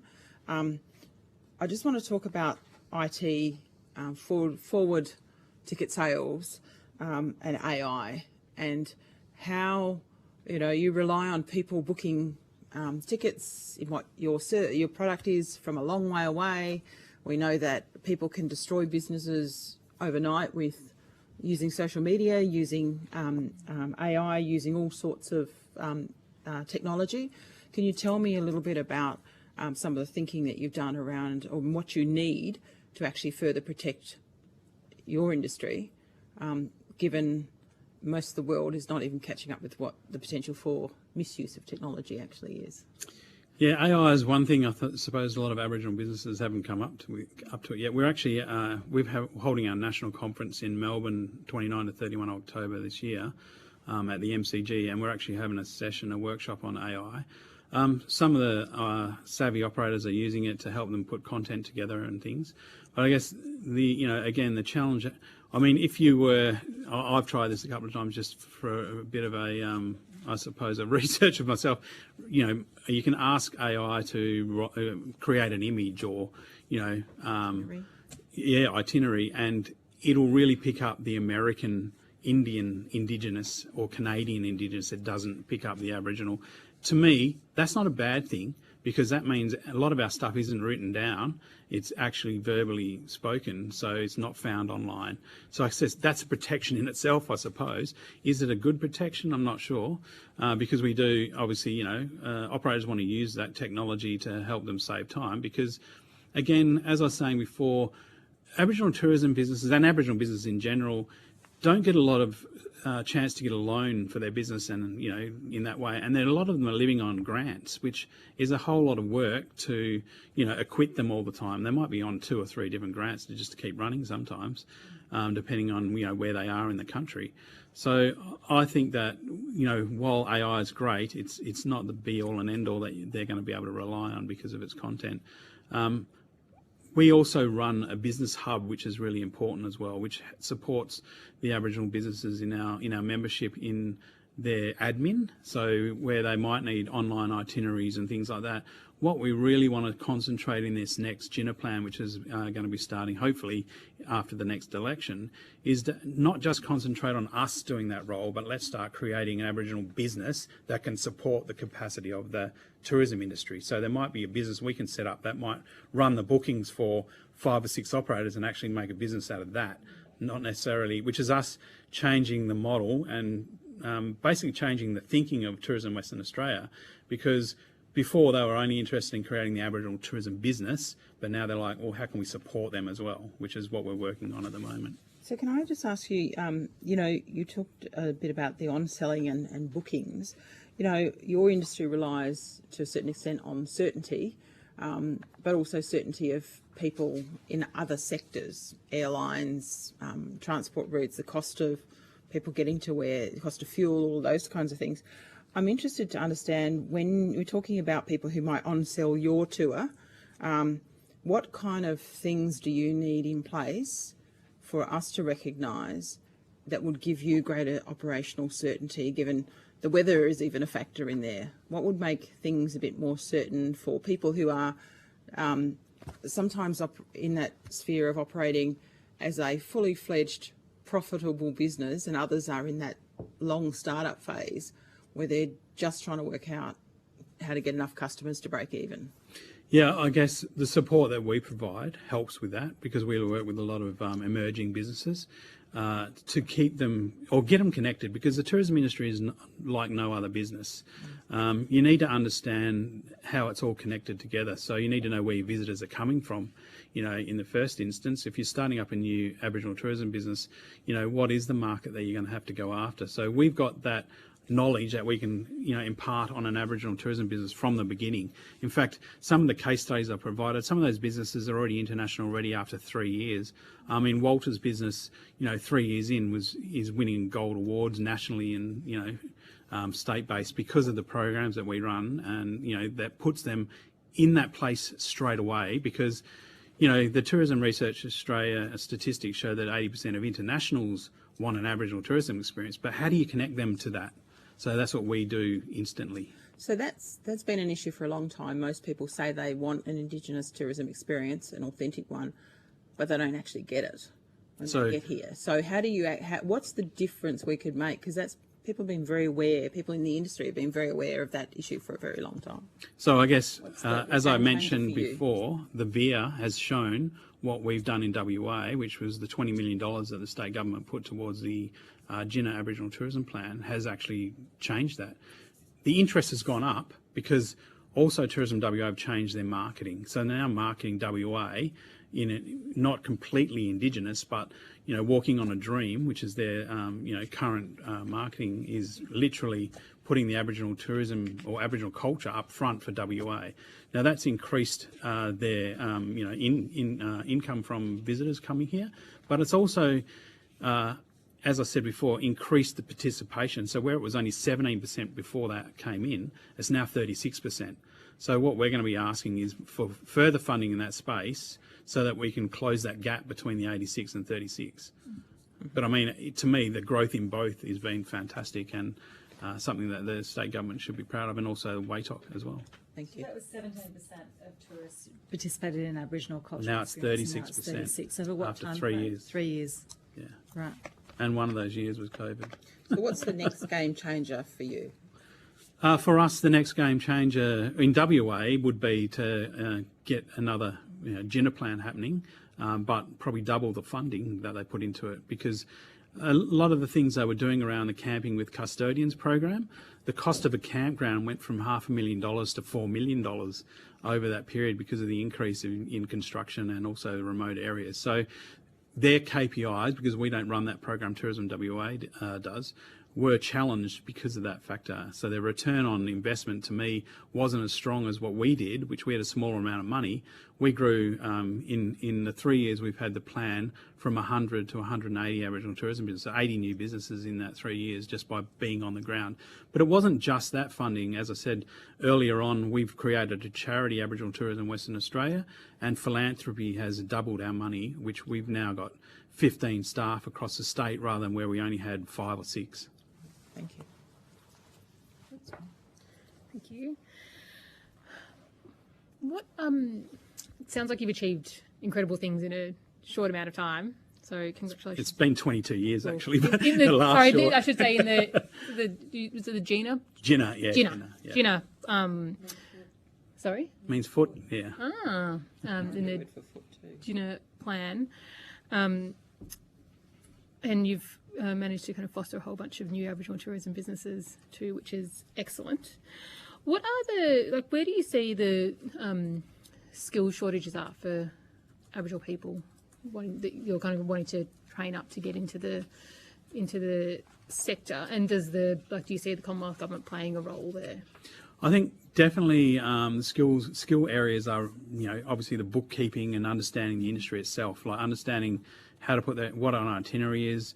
I think Senator Little was talking a little bit about what do you need for an international visitor? You need to understand commission rates, so really understanding what they need to know about the industry first off, but then also understanding all the different facets of the industry. So how to connect to the different markets, how to do social media correctly, how to, as I said, run your website, make sure some of them will get a website and then forget to pay the domain name and it'll, disappear. We've even had a case in the north where someone bought the domain name before the person could renew it and then they didn't have a website.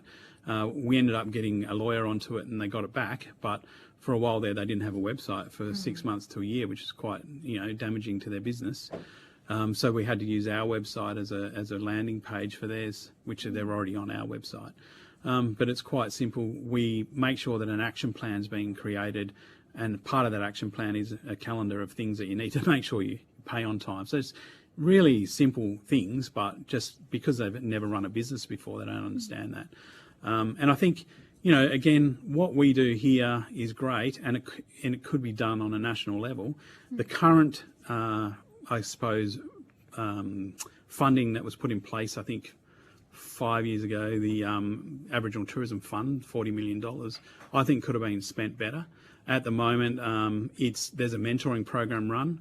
I was on the National Indigenous Tourism Advisory Group, and one of the things we advised was whoever gets that, contract to run the mentoring, it shouldn't be one of the big four. And look what happened. PIC got hold of that, and now they've sold it off to Deloitte's. And that to me is a big concern, because what is going to happen with all the action plans that are being created in that program? At the moment, they're going on a website, whereas what we do with ours is we take them, we look at them, and then we fund some of the outcomes. So I think the breakdown in conversation that we had, because we went to Canberra, spoke about our program and gave them all the intellectual property, basically this is how we do it, and what the government did was broke it up into different components and gave out $12 million worth of grants with no planning whatsoever. People were buying boats, caravans, all sorts of things that they didn't actually plan for. Instead of what we do is do the mentoring, action plans, and then the funding comes out. So it was really done the wrong way around by their choice, because we gave them all the information. But I think a better, national program can be run. And as I said, we've shared our information quite freely with other states and nationally as well. And why did you decide to do that? Why did you decide to share your information for free? Yeah, because I think that we're not just about, I suppose, our state. We're about Aboriginal people in general. We want everyone. And the more Aboriginal people, that get into tourism, the better it'll look for the whole of Australia. I mean, when you look at other countries, you know, I'll just use one that's close by, New Zealand.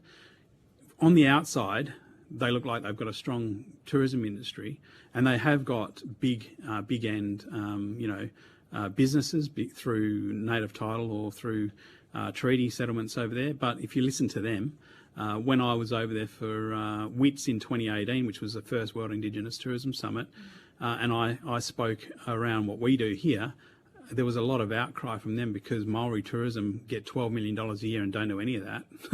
All their money's put into marketing, not development. So we are a leader in that space, and I think that needs to be continued right through the country, and that's why we like to share it, because we want every state to have a WATOC, and for the whole of Australia to have that Aboriginal. We need people to know that we're not a racist country, and I think through The Voice, that wasn't the case. I had people emailing, apologising. Yeah, yeah. So it sounds like there's lots of learnings. Yeah. I don't know. Just give us if you had the top 3 things that you would want the federal government to prioritise, what would they be in your sector? Yeah, well, as I said, fund, and not just short-term, long-term, a national Aboriginal tourism body that could actually support the other states, not just the nation, but the nation as well, because there's other states that don't have a WATOC model, and again, some that aren't funded either. So I think a bit of pressure from a national body to the other state tourism organisations, along with you know, Austrade and NIA, could actually maybe make some of those states put a bit of money towards it, even if it's some matching funding that the federal government can put in. That'll be the first thing, I suppose, and making it long-term, not short-term. Because again, part of my research paper I can share with you it shows that I think there's been 4 different programs, from an Aboriginal tourism program in 2004 to there was one called the Champions program, which IBA and Tourism Australia ran, and now there might only be 3 actually, and now this mentoring program that's in place. None of them have been long-term, they've all been little short-term bursts that don't make a difference at all. So I think, you know, that sort of support. Also, the bush food sector is important as well. So at the moment, you can have a look on the Investments WA website. WATOC's got a project on there at the moment. I'll probably need to update it because the costs are going up every now and then, but in construction. But there's a project on there called the Aboriginal Tourism Business and Innovation Hub, which is around research and development on the bush food and remedies industry as well as tourism, because they go together. There's a lot of Aboriginal businesses in WA that send their products to the East Coast for production and then have to bring it back to sale. So to me, WA needs to have something, you know, in place, which is our innovation hub that can support the growth of that as well. So I guess the infrastructure is the second thing that I think we need. And I guess the third thing is really making sure that our marketing is done really well across Australia, and Aboriginal tourism is in the forefront of that, not the second thought. But obviously, you need to build the capacity of the industry before you do that. So I think WA has done it well. They've marketed the Aboriginal tourism, you know, up front in their marketing, but at the same time built the capacity of it so that it's reliable. Awesome, thank you. Unfortunately, that's all we've got time for today. In terms of, did you have a follow-up question, Ms. Chaney, quickly? That going from 17 to 32% or whatever it was 36. in 3 years, 36. I mean, that's pretty extraordinary. What do you put it down to? Is that because of the messaging about Indigenous culture being forefront in the broader WA tourism, or, you know, how do you attribute that growth? I'd say 2 things. One is what you just mentioned. I think, you know, marketing it the way that Tourism WA are marketing at the moment, but also where we've been able to concentrate building new businesses, because previous funding has always supported the north. You know, we've always had to put money into the north and support the growth of the Aboriginal tourism industry, yet that's where WATOC started, and it's been strong for a long time. What hadn't happened previously is anything below that hadn't had any funding. So the philanthropy funding we got actually supported growth. So we've got staff in the Midwest and in the Southwest at the moment, or in the Great Southern. So And Perth was something we concentrated on as well, because that's where all of our visitors come in first. So actually, I think that change is also creating businesses where the visitors are coming, not just in one area where they can't afford to go because it's too expensive. I mean, flights to places like Kununurra and Broome aren't cheap. So getting there, I mean, the Singapore flight that's coming into Broome at the moment is great, but at the moment, I think it's a lot more people leaving than coming in. Thank you. Thank you. And thank you for your attendance here today. If you've been asked to provide any additional information, would you please provide it to the Secretary by the 19th of September? And it sounds like there's going to be some questions on notice for you as well. You'll be sent a copy of the transcript of your evidence, and we'll have an opportunity to request any corrections to transcription errors that you might find. Thank you very much. Thank you. I'll take a short suspension while we welcome our next witness. Our next witness to give evidence today.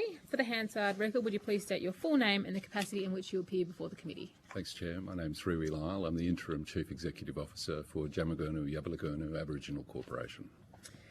Thank you very much. Although the committee does not require you to give evidence under oath, I should advise you that this hearing is a legal proceeding of the Parliament and therefore has the same standing as proceedings of the respective houses. The giving of false or misleading evidence is a serious matter and may be regarded as a contempt of Parliament. The evidence given today will be recorded by Hansard and attracts parliamentary privilege.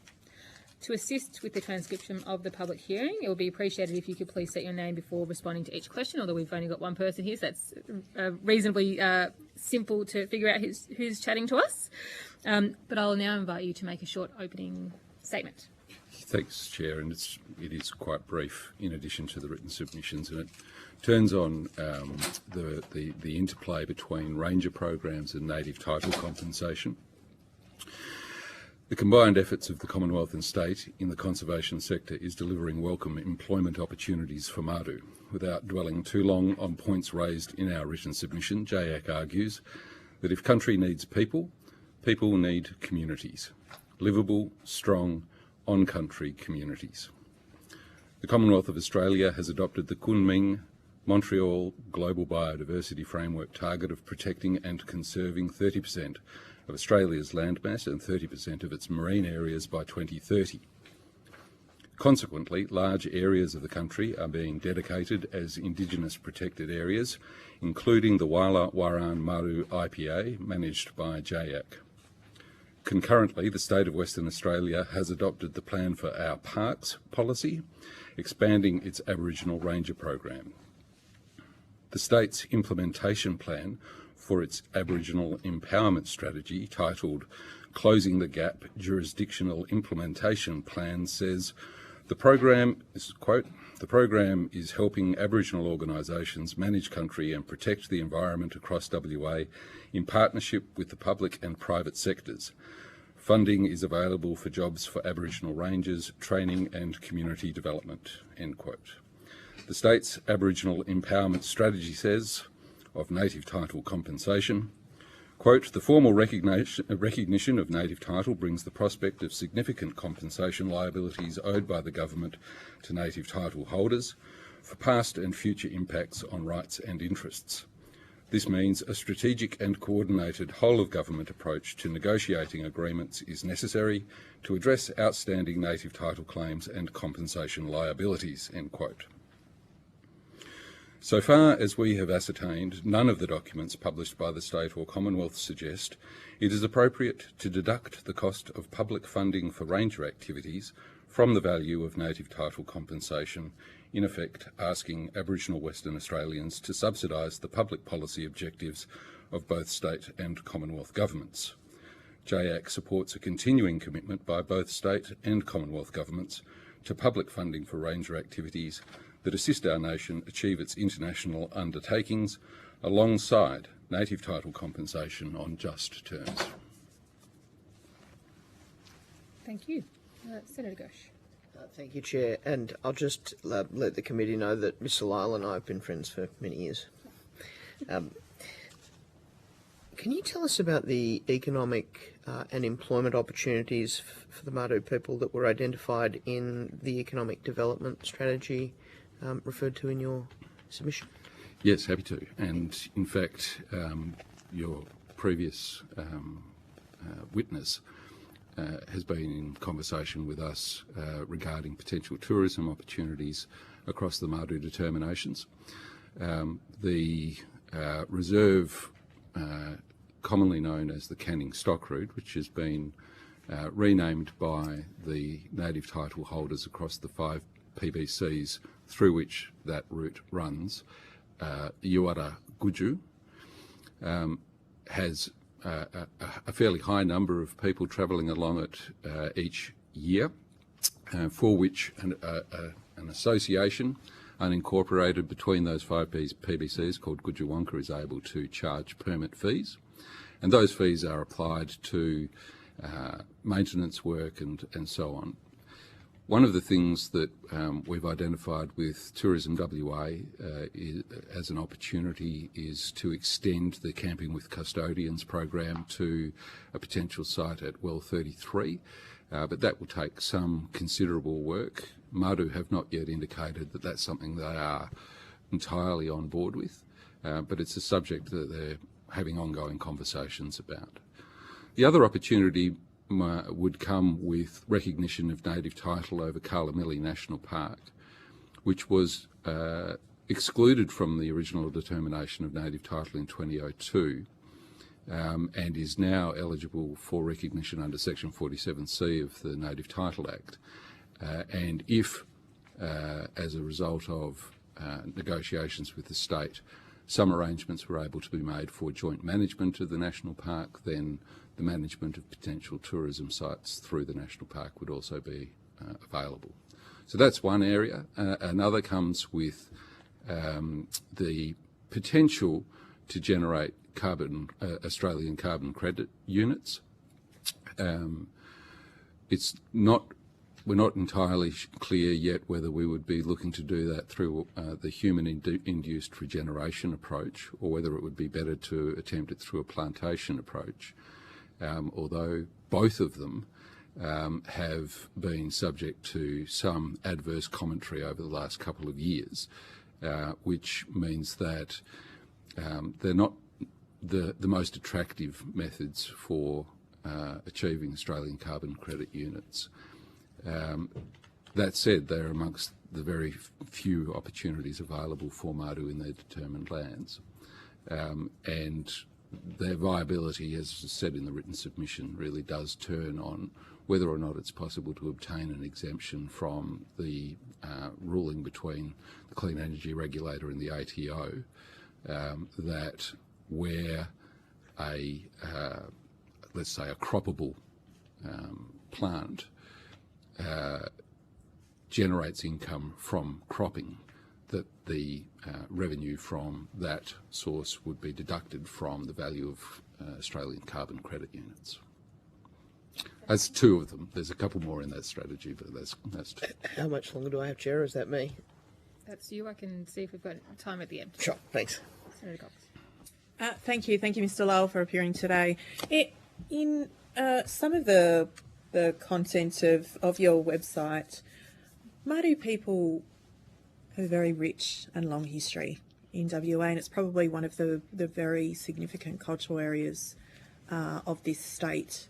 And yet we're still waiting for joint management, still waiting essentially for appropriate compensation, but also importantly, some of the information and conversations I've had with Madu people, both on my visits there, but also those that have sought out my office, is those real issues of areas like Coonawarrigi and Punmu, who were subject to real attacks back in 2014 around the closure of remote communities by the Barnett government here in Western Australia. And those townships, some of them haven't had housing since 1986 being built. I mean, how much of a significant issue from JAC's perspective is that having on the community, the Madu community on the ground? It's absolutely essential, and thank you for the question. The two communities of Bangor and Punmu are located inside the boundaries of Kalamili National Park, and so it has proven extraordinarily difficult to ensure adequate funding is spent in those communities. Mr. Lyle, just on that point, but that also means that as a subset of that, the most of the community then becomes quite transient, is that right, into the township of Newman? Newman, Port Hedland as well. So that's the direct impact of not actually funding, maintaining and servicing those communities in particular. Yes. Is that the shift then becomes into some of those other towns, is that correct? It is. And the economic development strategy we've worked on, in conjunction with the community-led community planning and housing design work that we've done, highlights how important it is to ensure that there is a local circular economy in each of the communities in order to lift, in conjunction with spending money on housing and infrastructure and facilities, to be able to lift the attractiveness, the livability of the communities. It's an essential component. It's also essential for adequate and effective ranger activities, because if the majority of the people that you're seeking to employ to undertake conservation activities in an area of 136,000 square kilometres, which is before you include Kalamili, which would make it 150,000 square kilometres. If the closest location for that is Port Hedland, then the expense of providing that work is extraordinary. Whereas here you have 3 on-country communities where many Madu say they would prefer to live, but they are unable to, given the paucity of the housing available. The cost comes down once you start investing in those communities. The cost of the employment of people in the activity that everybody wants more Madu to be employed in comes down. And from the information I have on the ground, that there are Madu men in particular that are very keen to be part of the construction of those houses, and to actually, that has been some of the skills that actually lie in that community. The TAFE was shut down or not operational, is that correct? So there's a TAFE campus in Newman. Relatively recently, Bloodwood Tree was engaged by Northwest Regional TAFE to run some courses out of the Newman campus. But in the past, TAFE has run courses in the communities themselves, and many Madu have very fond memories of the training that they received in the communities themselves. And again, that adds to the overall dynamic of a vibrant community. What I would say is that I think some credit has to be given to the state government for engaging us through a grant program called Social Housing Emergency Response Program, SHERP, for maintenance and repair work of $5.9 million, roughly $2 million per community. Now, that equates to just over $100,000 per house. It doesn't do anywhere near the amount that's required as is identified in the community layout planning work that we've done, the infrastructure audit that we've done. Could you provide to the committee, Mr. Lyles, some, I suppose, information on where that's happening? Because the information I have from the community is they can't see any of that maintenance happening on any of their houses. At $100,000 per house, I would be surprised that that's actually really happening from the information I have in some of the pictures that I've seen and my visits to Newman, that we are seriously lagging behind on both investment but also in ensuring that this is rapidly actually having some level of progress, because I agree with your sentiments that, and congratulating the state government, but we're expecting, and this government are expecting, a lot of the jobs and employment and housing money that they're injecting. But there seems to be a real mismatch in how that actually works on the ground. And that not everybody wants to be just in ranger programs, because what I know from my history is the rangers are the first ones to lose their jobs in community. When they're cut through a joint management arrangement, DBCA employees keep their jobs before our rangers do. Yeah. And they're on $100,000 a year, and our poor fellas that we send out there to manage country and care for country are the ones that get cut first. So if we are to, in Newman, a place like Newman, where the large presence of mining companies like BHP take the housing and accommodation that is left when we're not facilitating Punmu and Coonawarrigi and others, and we've got mob coming to town and younger people and the antisocial behaviour that comes with that, and the fact that we have influxes of, I think, 6 flights a day to Newman, and yet we're still getting investment from into PBCs and land councils, but we're not seeing that direct benefit sharing and impact for people. When I look at your website, you're giving $12,000 out of trust to bury someone and less than $2,000 to help people to do all the other things that are. We're not increasing the benefit for people. And are some of the PBCs and land councils some of the problem here? Are they the ones blocking the progress for people on the ground? Because that's what I'm hearing in a Madu context, that some of that is not flowing down to the people where it should be. Well, Senator, you've made a lot of points there, and I'm happy to provide some additional information to the committee after the event, but I'll pick up on a couple of points. First of all, the community-led housing guidelines and community layout plan work that we did, which was essential for obtaining the $5.9 million. We would not have received it without having done that work, was work which was argued for by JAC. The funding for the consultation in which Madu provided their opinions about housing and community layout plans was provided by JAC, and we lost money on that grant program. We spent our own money ensuring that it was done properly, and it was absolutely essential for obtaining $5.9 million from that maintenance and repair program, which over the whole state had a total budget of around $13 or $14 million. So we were able to obtain a disproportionate share of that amount of money based on the work that we had done with Madu. The money was not enough, and it was spent on houses it should not have been spent on, because 50% of the houses across these three communities are beyond economic repair and ought to be demolished and replaced. There are people living in them, and they shouldn't be living in them. They are not habitable, and they weren't habitable before this money was spent. The money went on things like replacing mouldy, damp-ridden benches with aluminium benches. It went into replacing light switches and ensuring that electrics were safe. It went into replacing showers and troughs and sinks and doors.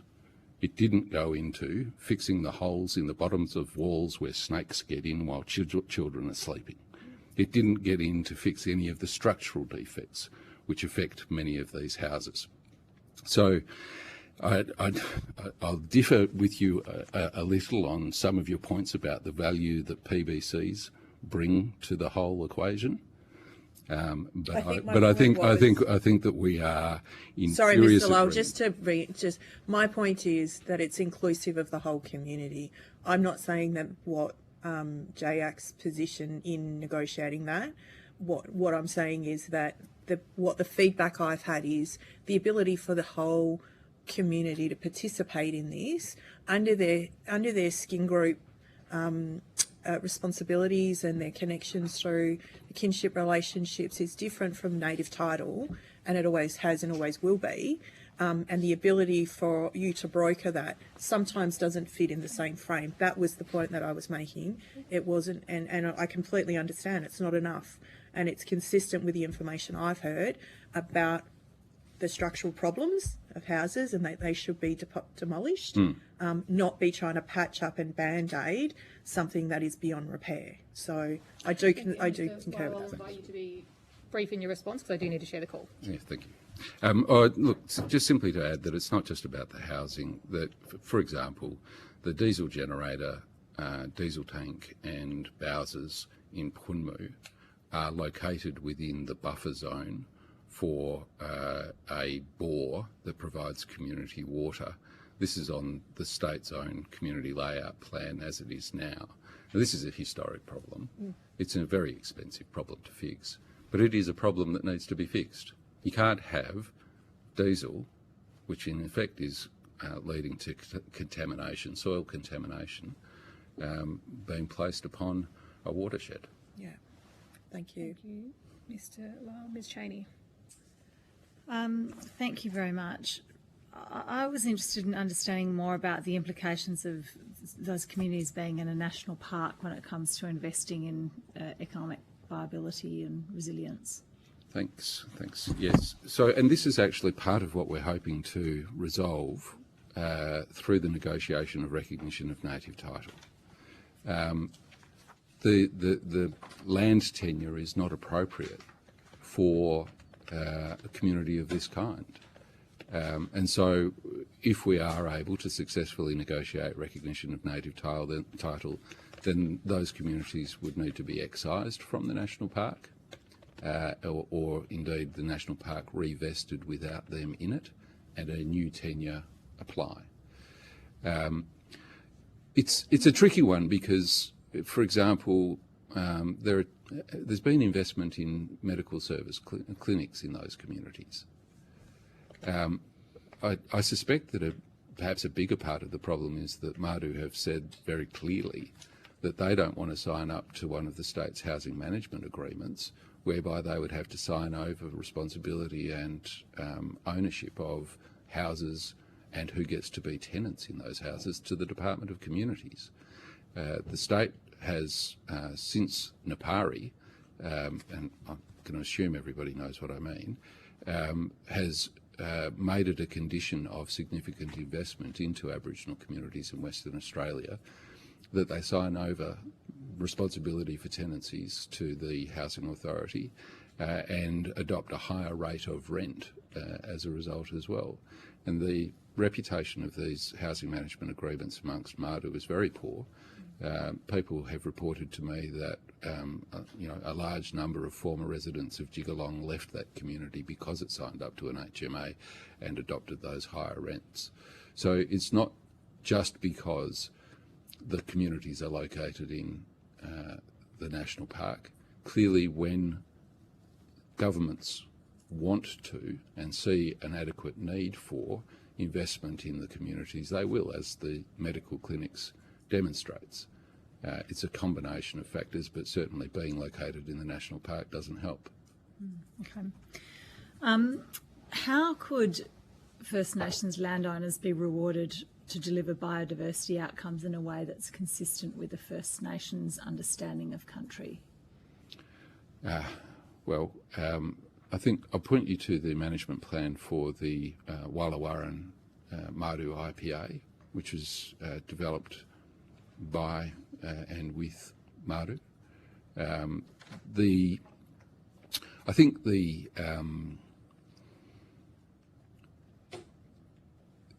work that is being done presently on the nature repair market does offer an opportunity, perhaps a broader opportunity for Madu than had been provided through the carbon credit unit regime, because the number of units that can be generated from things like spinifex burning, even if the rainfall threshold for eligibility is lowered, that will only allow that kind of burning regime to be applied in the very northern part of the Madu determination area. But what the nature repair market might do is assist with more opportunities for stapling different elements of conservation activities together as packages to generate income.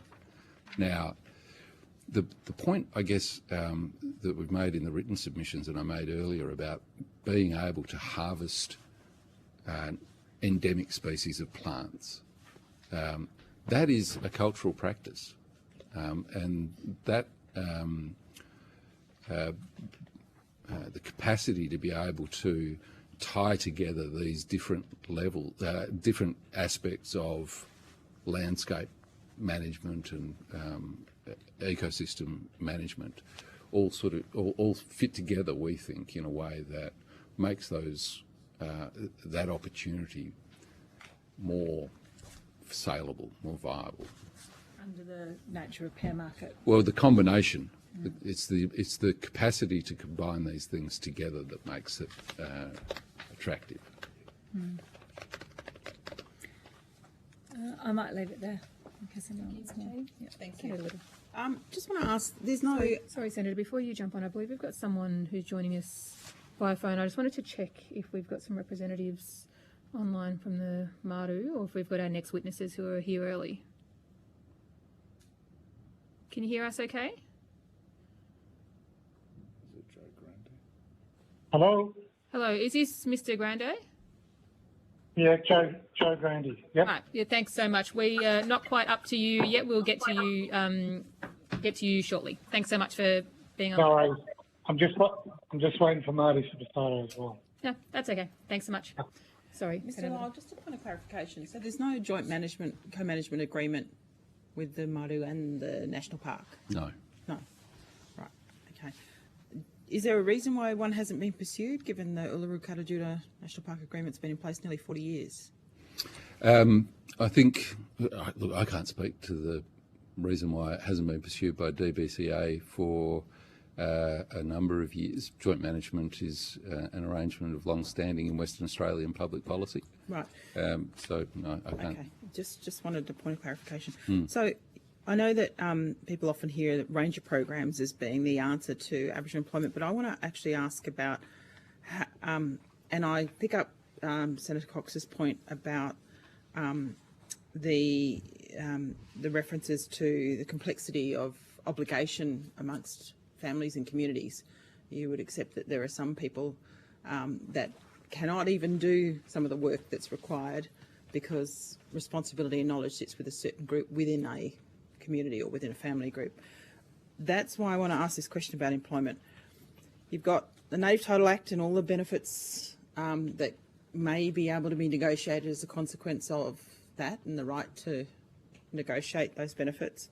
How many people from these communities are actually employed in the resources sector? A handful. When you say handful, you're talking about less than 2 hands? Yeah, from the JAC membership group or common law holder group, I would estimate less than 2 dozen, and Senator, there's good reasons for that as well, but I think many Māori don't feel particularly comfortable, and I've had people say to me they don't want to be involved in the extractive industries on their land, although those same people have expressed greater comfort in doing things like roadworks maintenance and other associated or ancillary works. Yeah, rather than the mine itself, because there's broader industry than just the mine itself. Yeah. So when you're talking about less than, you're talking about less than 2 dozen, you're talking about most of those people employed in the ancillary industries or in the... No, those are people I'd say who would be directly employed in the mine itself. In one or other of the mines or with one or other of the mining exploration companies. So do you have an indication of others employed outside of the mine directly? In this on country, very few. Okay. Yeah. So what about any of the benefits that have been negotiated towards the charitable trust? What I'm trying to understand is where people are actually employed, how they get employment, how they get prepared for employment, whether there's particular programs that exist to support people, whether the trust does some of that work, whether the resources company itself does some of that work, whether they participate or not. Who does all that work? Who's responsible for that engagement? So I think it's important to understand that for Māori, the trust arrangements are quite different from neighbouring native title holders, where neighbouring native title holders have extensive trust funds. The Madu Charitable Trust has around $6.2 million, and that is the trust into which compensation payments from the Telfer mine go. Another trust, the Madu Future Fund, has around the same amount, $6.2 million, but there are no additional contributions going into that fund. So the amounts of money available from trusts to assist with programmatic opportunities for Madu is quite limited. That said, the Madu Charitable Trust does make money available for people who are interested in starting their own businesses, and has done so for amounts in or around $50,000 over the period, probably 2018 to about 2022. So how many of those were assisted and how many are still operating, viably operating? Yeah, it's a good question. I would estimate, and I can provide the figures afterwards if you'd like, but I would estimate that they will have assisted around about 8 or 9 different activities, and that of those, possibly 2 or 3 are still going. Sustainable, right. Okay. So you mentioned the houses before. Who actually owns those houses? That's an excellent question. Yeah.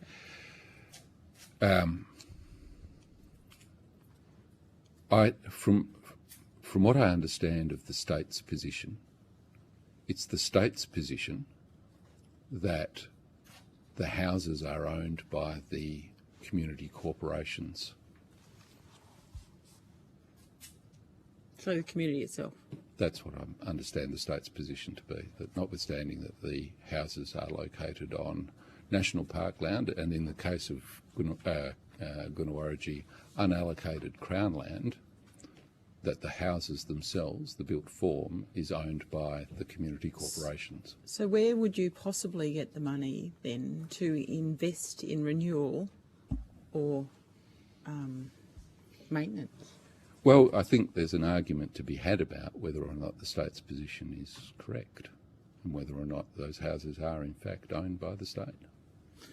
Is there a mix of, I haven't been there, is there a mix of, is it just the community, or is there a mix of housing for service providers in those communities? Yes. Mining? Yep. And indeed, the state has provided leases directly to a private company for some of the houses in at least one of those communities. Can I ask, in any of those communities, has there been a proper town planning piece of work done? So you wouldn't have a development anywhere in this country where you have a group of people and nobody thinks about planning so people can move about safely, so people can move around efficiently. So, you know.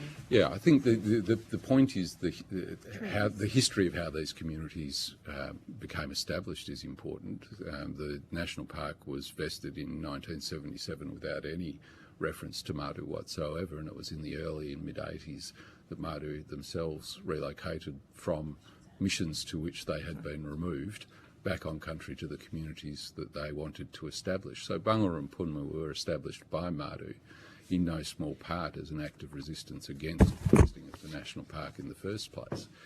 So how they get established then is an important component in the answer to your questions. I would say that the most comprehensive community planning exercise that has been done for any of these 3 communities has been done by us, and we are now engaged in conversations with the Shire of East Pilbara to see how we take what are community layout plans of a similar standard to the standard done by the WA Planning Commission in the past, but take it to another level where, for example, if we want to bitumenise roads, as Madu have said they want, the roads are surveyed to ensure that they can be graded or built up to an appropriate standard for the Shire's planning approvals. Now, it seems like some of the services that actually support those communities actually aren't necessarily always in the community, like they might be in the Pilbara or they might be in Perth.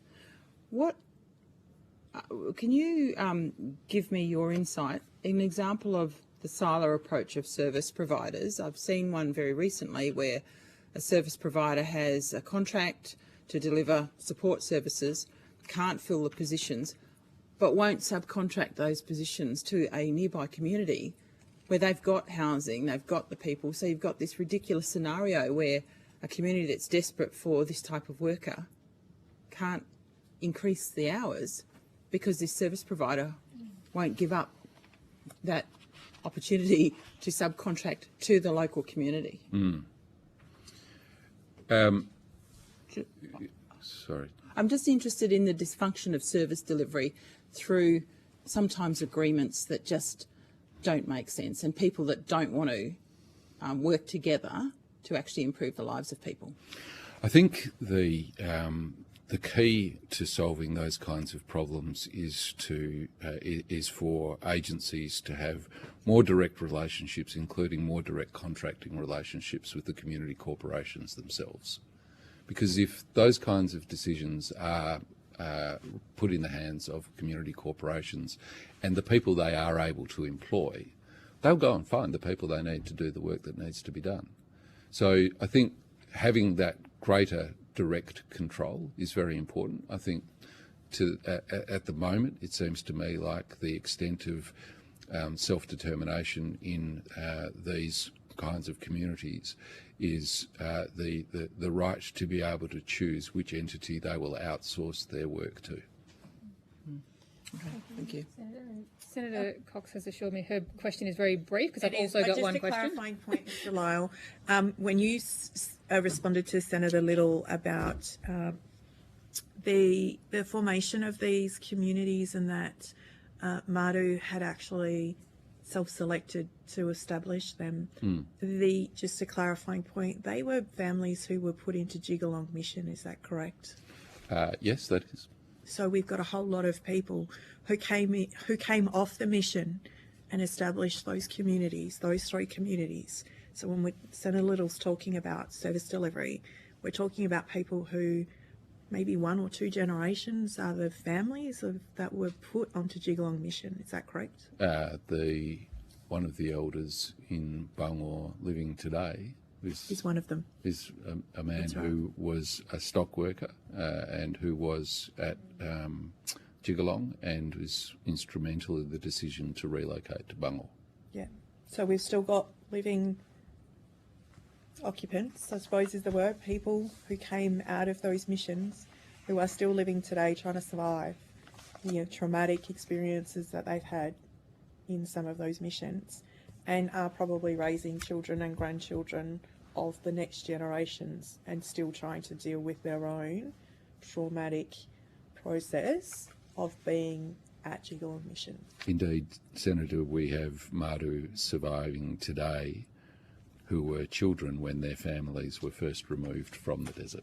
Thank you for clarifying that, Mr. Lyle. Thank you, Senator Cox. And just one final question for me before we move to our next witnesses. I suppose I'm interested in your thoughts about what the Commonwealth Government can do to help kind of realise the full potential of PBCs. Well, I'll defer to the National Native Title Council, which JAC is a member of, and we work together on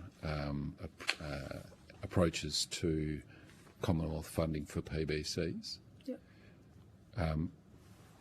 With an opportunity to reflect on Commonwealth funding, might I say that we made an application for the Regional Precincts Partnership Program sometime last year, and that program runs in 2 streams. One stream which is for the precinct planning process itself, which I think in part goes to Senator Little's question about the planning processes that might apply in these communities. And that is the stream that we had made our application to do some more in-depth work on the civic hearts of these communities before them being in a position to apply for Commonwealth funding for the work of actually turning those plans into reality. So for us, success in that grant application is pretty important, but we haven't heard anything back from the relevant department. We're interested in how the HAF will run. and how organisations might be able to access funding through the HAF. I understand that the state position is that the Commonwealth ought to distribute funding to states and allow state departments to make decisions about where that money is spent. I'm not sure if that's the best approach or not. Thank you, Ms. Olam. That is all we have time for questions for today, but you might receive some questions on notice. Thank you very much for your attendance here today. If you've been asked to provide any additional information, would you please provide it to the Secretariat by the 19th of September. You'll be sent a copy of the transcript of your evidence and will have an opportunity to request corrections to any transcription errors. Thank you very much. Thanks, Chair. Thanks, Committee.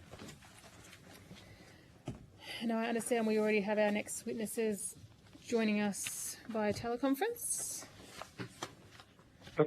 That's correct. Mr. Grander? Oh, Joseph Grandy. Grandy? So Yep.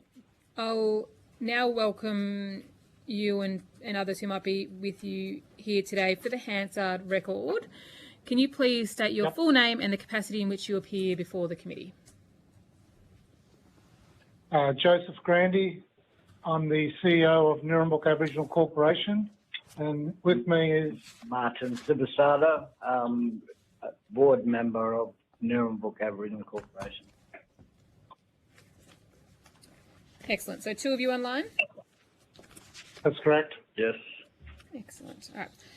I've got a little spiel to run through before we get to an opening statement. So, although the committee does not require you to give evidence under oath, I should advise you that this hearing is a legal proceeding of the Parliament and therefore has the same standing as proceedings of the respective houses. The giving of false or misleading evidence is a serious matter and may be regarded as a contempt of Parliament. The evidence given today will be recorded by Hansard and attracts parliamentary privilege. To assist with the transcription of the public hearing, it would be appreciated if you could please state your name before responding to each question. And I now invite you to make a brief opening statement before we proceed to discussions. And I'll also invite senators and members around the table to introduce themselves after your opening statement. I'm Joseph Grandy. I'm the CEO of Nurrumbuk Aboriginal Corporation. Nurrumbuk is an organisation that's been around for over 30 years. It's predominantly a community-driven board, Indigenous board members from the Peninsula and the Broome areas. We have a focus on employment, training, economic development, and a number of other programs, including youth services, environmental health, building and construction. So we've got a fairly comprehensive portfolio of businesses that in total we turn over $30 million and employ over 220 people.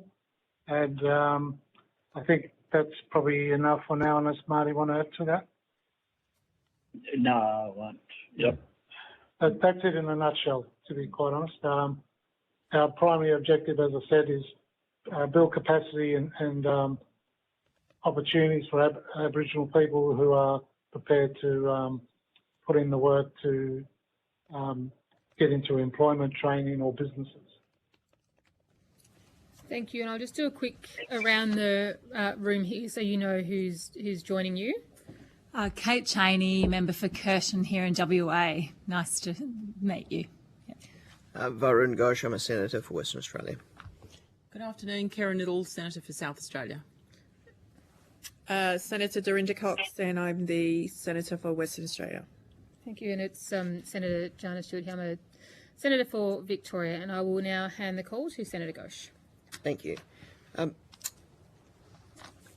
you able to outline some of your insights or observations about what has worked effectively in ensuring that the Indigenous young people that come through your training programs are retained in those programs and complete them?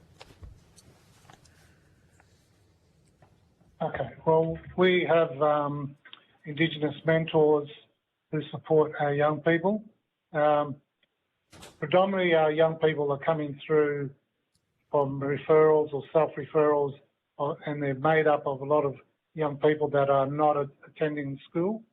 So they've come to a place like Newman, which we also facilitate group training, apprenticeships, traineeships, and as I said earlier, we have a number of businesses where we try and identify talent to work within those businesses. Our mentors are a key element of what we do, because various young people need different sorts of level. Some need of support, some need very little, some need a fair bit. So each case is identified on its merits, and we work out a plan, an engagement plan with them to try and. Our primary objective is to get them back to education, but not mainstream education is not for everyone. So we work with them to try and open up other opportunities for them, whether it's traineeships, employment, going back to TAFE or something along those lines. We're also an RTO, and we are able to streamline them into some of our training courses. In addition to Nirrumbuk's businesses and the RTO, who are the largest employers of people that have come through your corporation? Well, I'd like to say industry was, but the reality is Aboriginal organisations and businesses are the biggest employers of Aboriginal people up this way. We to give you a good indication, we go out and tender for contracts. So the Indigenous procurement policy has been a fairly good opportunity for us to tender for works. And as I said, we identify young people that come through our programs, whether it's the RTO or just the Pinakara program, which is our youth-specific program, where we will get them the relevant credentials, white cards, traffic management tickets and so forth. And because we're doing those contracts, we will put them into our teams of contractors. A lot of them are casual because they prefer it that way in terms of their availability for other things that they do. But there is a team of about 25 that we employ directly on main road jobs. So the Indigenous procurement policy has been a real strength for us to engage Aboriginal people into employment. What are the major barriers that, in your view, that exist to increasing First Nations employment in industry? Well, myself personally, I think there's a real lack of commitment of industry to take on, for instance, group training is a magnificent entry point for young people to get into employment. We have on our doorstep, when I say doorstep, I'm talking about the Pilbara. The Pilbara recruits a hell of a lot of young people and workers from Broome to go down to the Pilbara, but there's no real career development. It's just fitting the jobs that they need people to do for the time, and there's no real pathway to get people into. As I said, with our main roads work, we put on people and we build up their skill sets and capacity and capability, and then we offer them to other employers because our work is seasonal, and we've supplied a lot of people to the likes of FMG, Rio, Sheffield Resources, that are all mining industries up this way. So the barriers that I see is that, like someone who wants to get a job, there are opportunities, but one of the barriers that there is housing is a significant barrier in terms of a lot of young people living still at home with their families. people that are living in government subsidised housing that are too afraid to move into full-time employment for the fear of losing their roof over their head, which therefore creates another additional problem. So that particular problem has not been addressed for over 20 years that I'm aware of. And there needs to be some transitioning opportunity for that. There's not enough accommodation for young people that want to get into employment and training. We run a youth accommodation service through the state, but it only caters for 12 kids. And some of these kids are coming in from Wyndham to Broome or Kununurra to Broome to do their TAFE training, and there's very limited opportunity other than a short one room that we put aside for short stay accommodation. In addition to the Indigenous procurement programs, what are the ways in which the Commonwealth Government can assist with aspects of the work that you've described and also bringing down those barriers? Well, there's a few things. Like, if we're not the business that's hosting the opportunity for young people to enter into employment, who does that? Because we have basically a safety net for young Aboriginal people in that we have Indigenous mentors and individuals that work, Aboriginal elders that work side by side with them, whereas industry won't do that. They want you to do the job or you're out. So there's no real safety net as such to provide support services to young people into employment.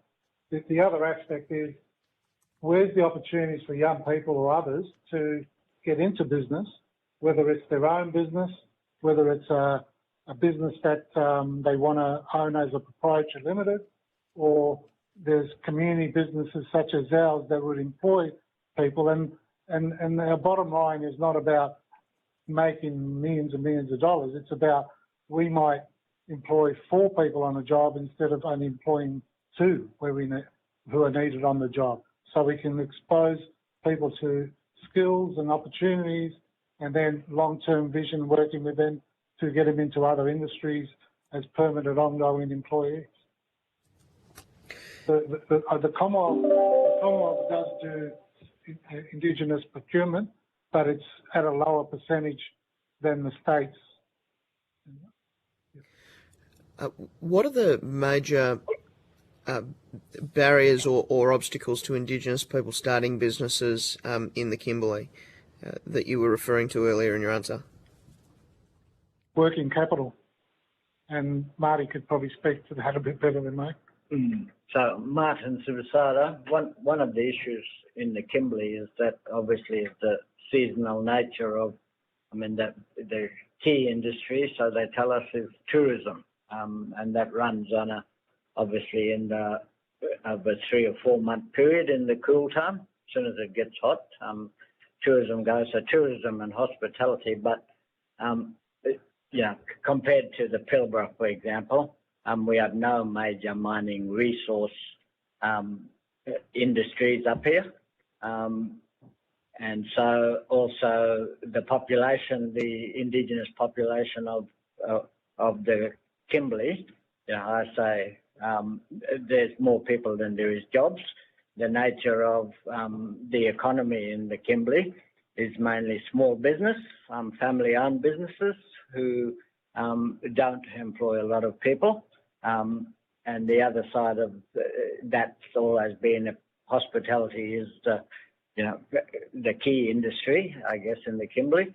And on top of that, we have an annual influx in the season of backpackers who obviously have a lot more experience international in that trade. And as I understand it, they follow a circuit around the country on their working visas. So that's some of the issues with long-term employment. Obviously, I forget, there's about 30 different native title PBCs, and the more remoter you are, the less opportunity you have in terms of access to TAFEs, schools, all of those critical infrastructure you need to build an individual's capacity. And the costs of providing training again comes out in the remote areas.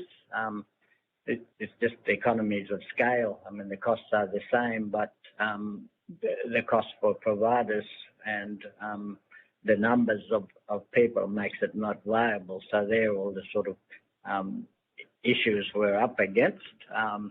And recently there's been more of a focus by the current leaders around how do you unlock your native title potential around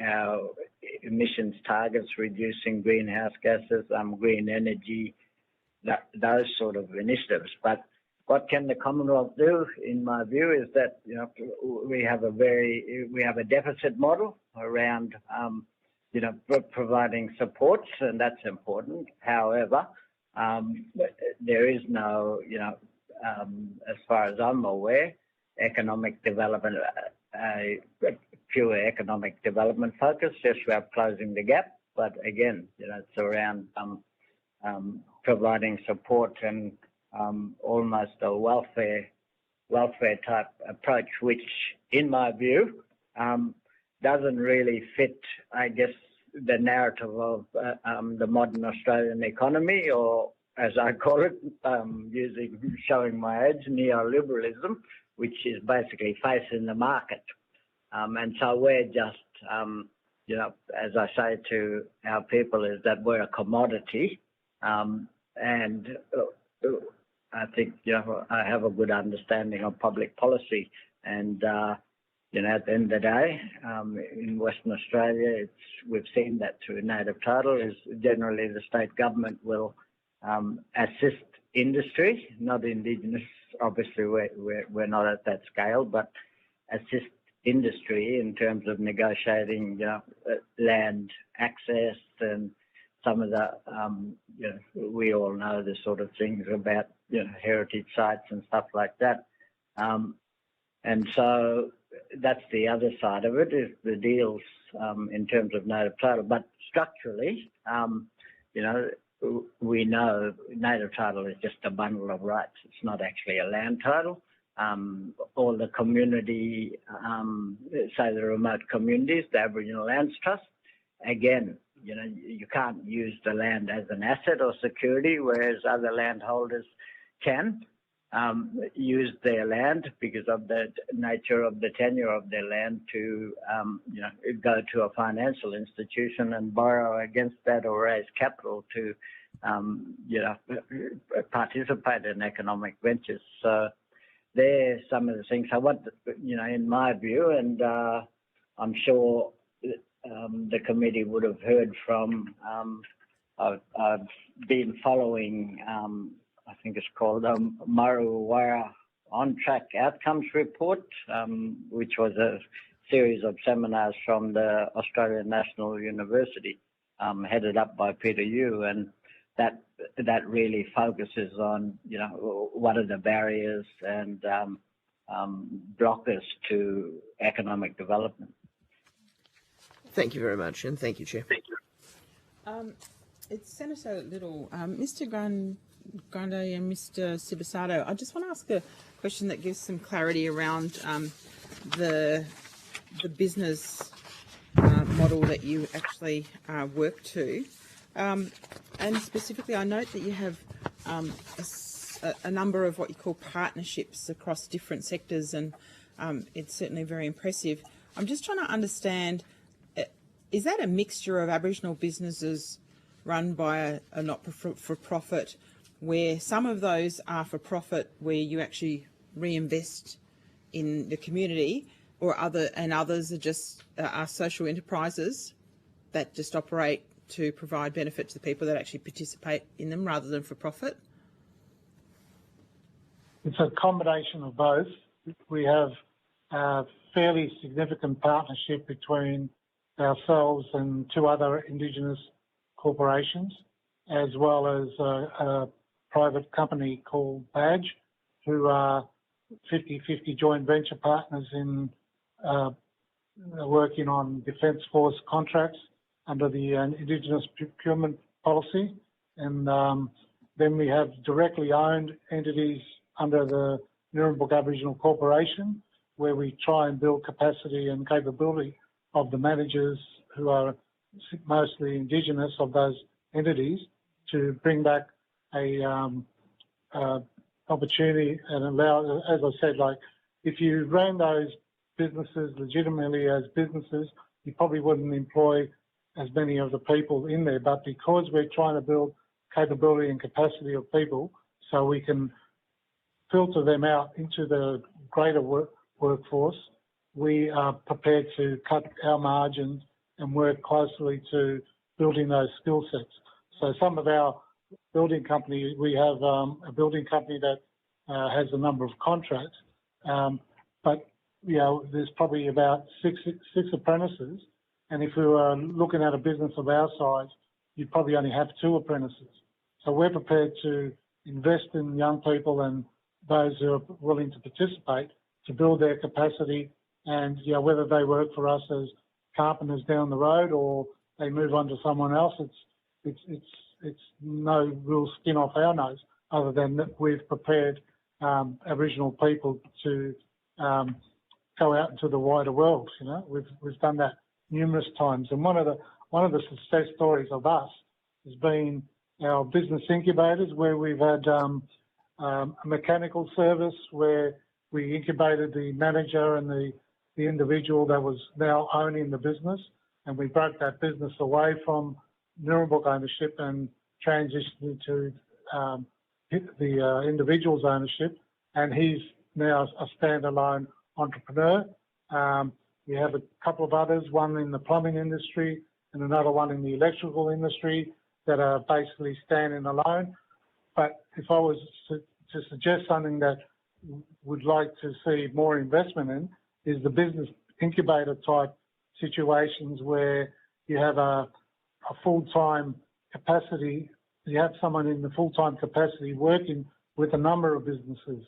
Because right now we have 2 individual companies that I won't name them, but they service the whole of the Kimberley as well as other places, and they're just thinly stretched, and it doesn't allow for a number of businesses to get up and building capacity of individuals. Because when we did ours at Nurrumbuk, basically we had one person who would work with 6 individual businesses on a permanent basis.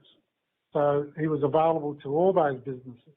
Whereas at the moment we have a team of people under those other businesses that are government contracts, state and federal, and as I said, they're spread very thinly, and you don't actually get the best opportunity for the individual that wants to set up in business. Can I just ask about, the government is talking about opportunities in clean industries, which would require some people to pivot or even start up. But you talked earlier about existing industries, hospitality, agriculture, defence contracts. What would actually help you right now to be able to leverage more opportunity from those particular contracts, given we've had nearly 10 years of the Aboriginal procurement policy, which sits at 2.25% at the moment, going to 3%?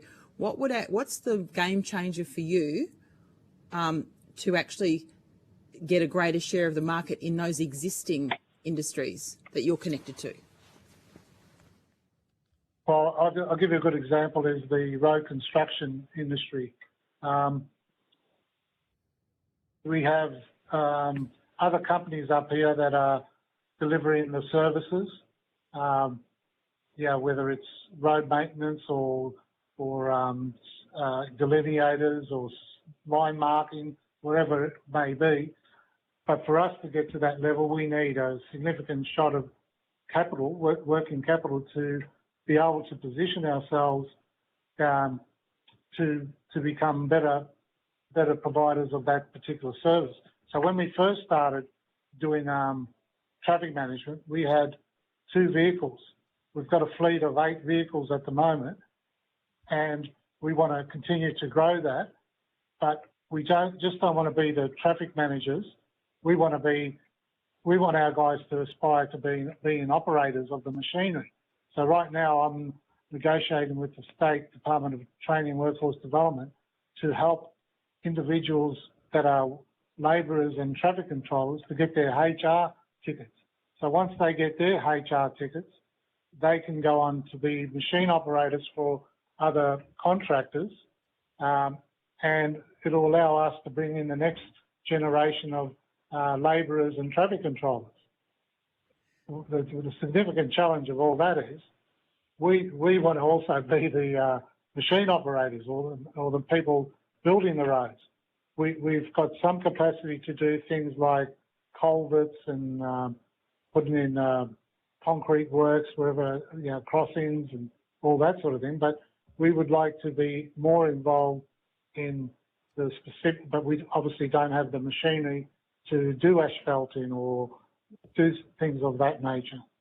So really we're limited by our capacity because whilst we're in business to try and generate some revenue and profits, we're using a fair chunk of our profits to keep people trained up and skilled up to take their next opportunities.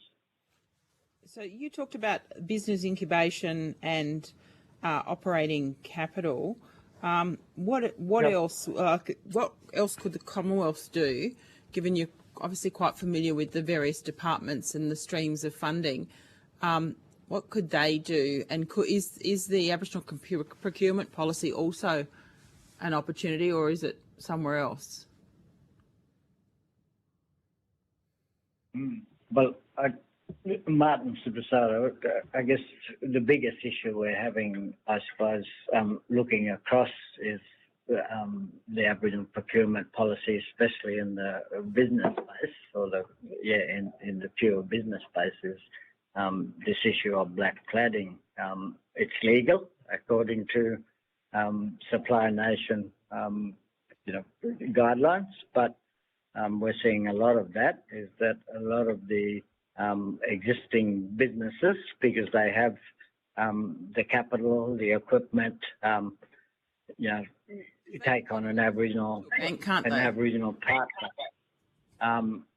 But we've just seen them biting into whatever markets were available. And the other thing I would say is that the government's procurement policies, while they're good, obviously in the remote area, there's more opportunities where government's based, generally in the metro areas around the country. Remotely, there's a very small, an office cleaning contract, and that might be it. So looking at other than Newman, and I've discussed with various ministers over the years about, for instance, the Rangers on saltwater country and the issue of illegal immigrants. Our people are based there, and whether there could be some sort of discussion, and especially with Sea Country and Rangers, most of the Ranger groups now have boats, whether they could do some of the Coast Watch or, obviously not reporting and monitoring and surveillance. So I was just looking at what's available and the way Newman's developed. And I should say it's taken almost the first 20 years was really about, establishing ourselves like any business, getting into the market, building your business reputation amongst the small local market that's available, and hence why we do, we're not doing the bigger things. We're looking at what is available, what is the local economy, where is the opportunity, and focusing there, because a lot of our people are not, the younger ones will leave, but they'll always come home.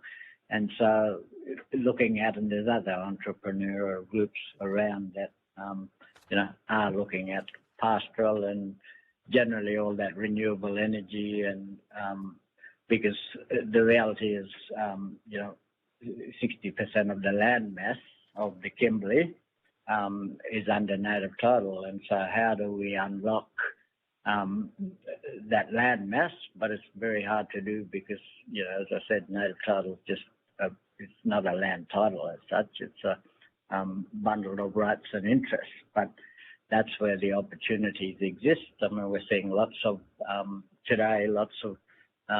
younger people in the remote areas, getting into tourism, tag-along tours, and just small scale things. Other things Newman's done, albeit 20 years ago, was to pioneer like the bush fruit, again, as part of our business incubator, looking at the various native bush tucker, and that's sort of hasn't really, that's now gone off to other groups have joined in, but we always said it was about volume.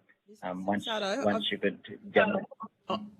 I'm just being wrapped up here with a final question. So I hope if you can help me with keeping to the allocated time for this. I just wanted to ask you about the group that often gets left out of the discussion about employment because their transition and their pathway to even being able to be in a position where they can work is requires a lot more intensive support and attention. How do what needs to be provided to support those people that aren't actually ready for work, despite the fact they might be hopeful of working, to actually be able to participate and sustain employment?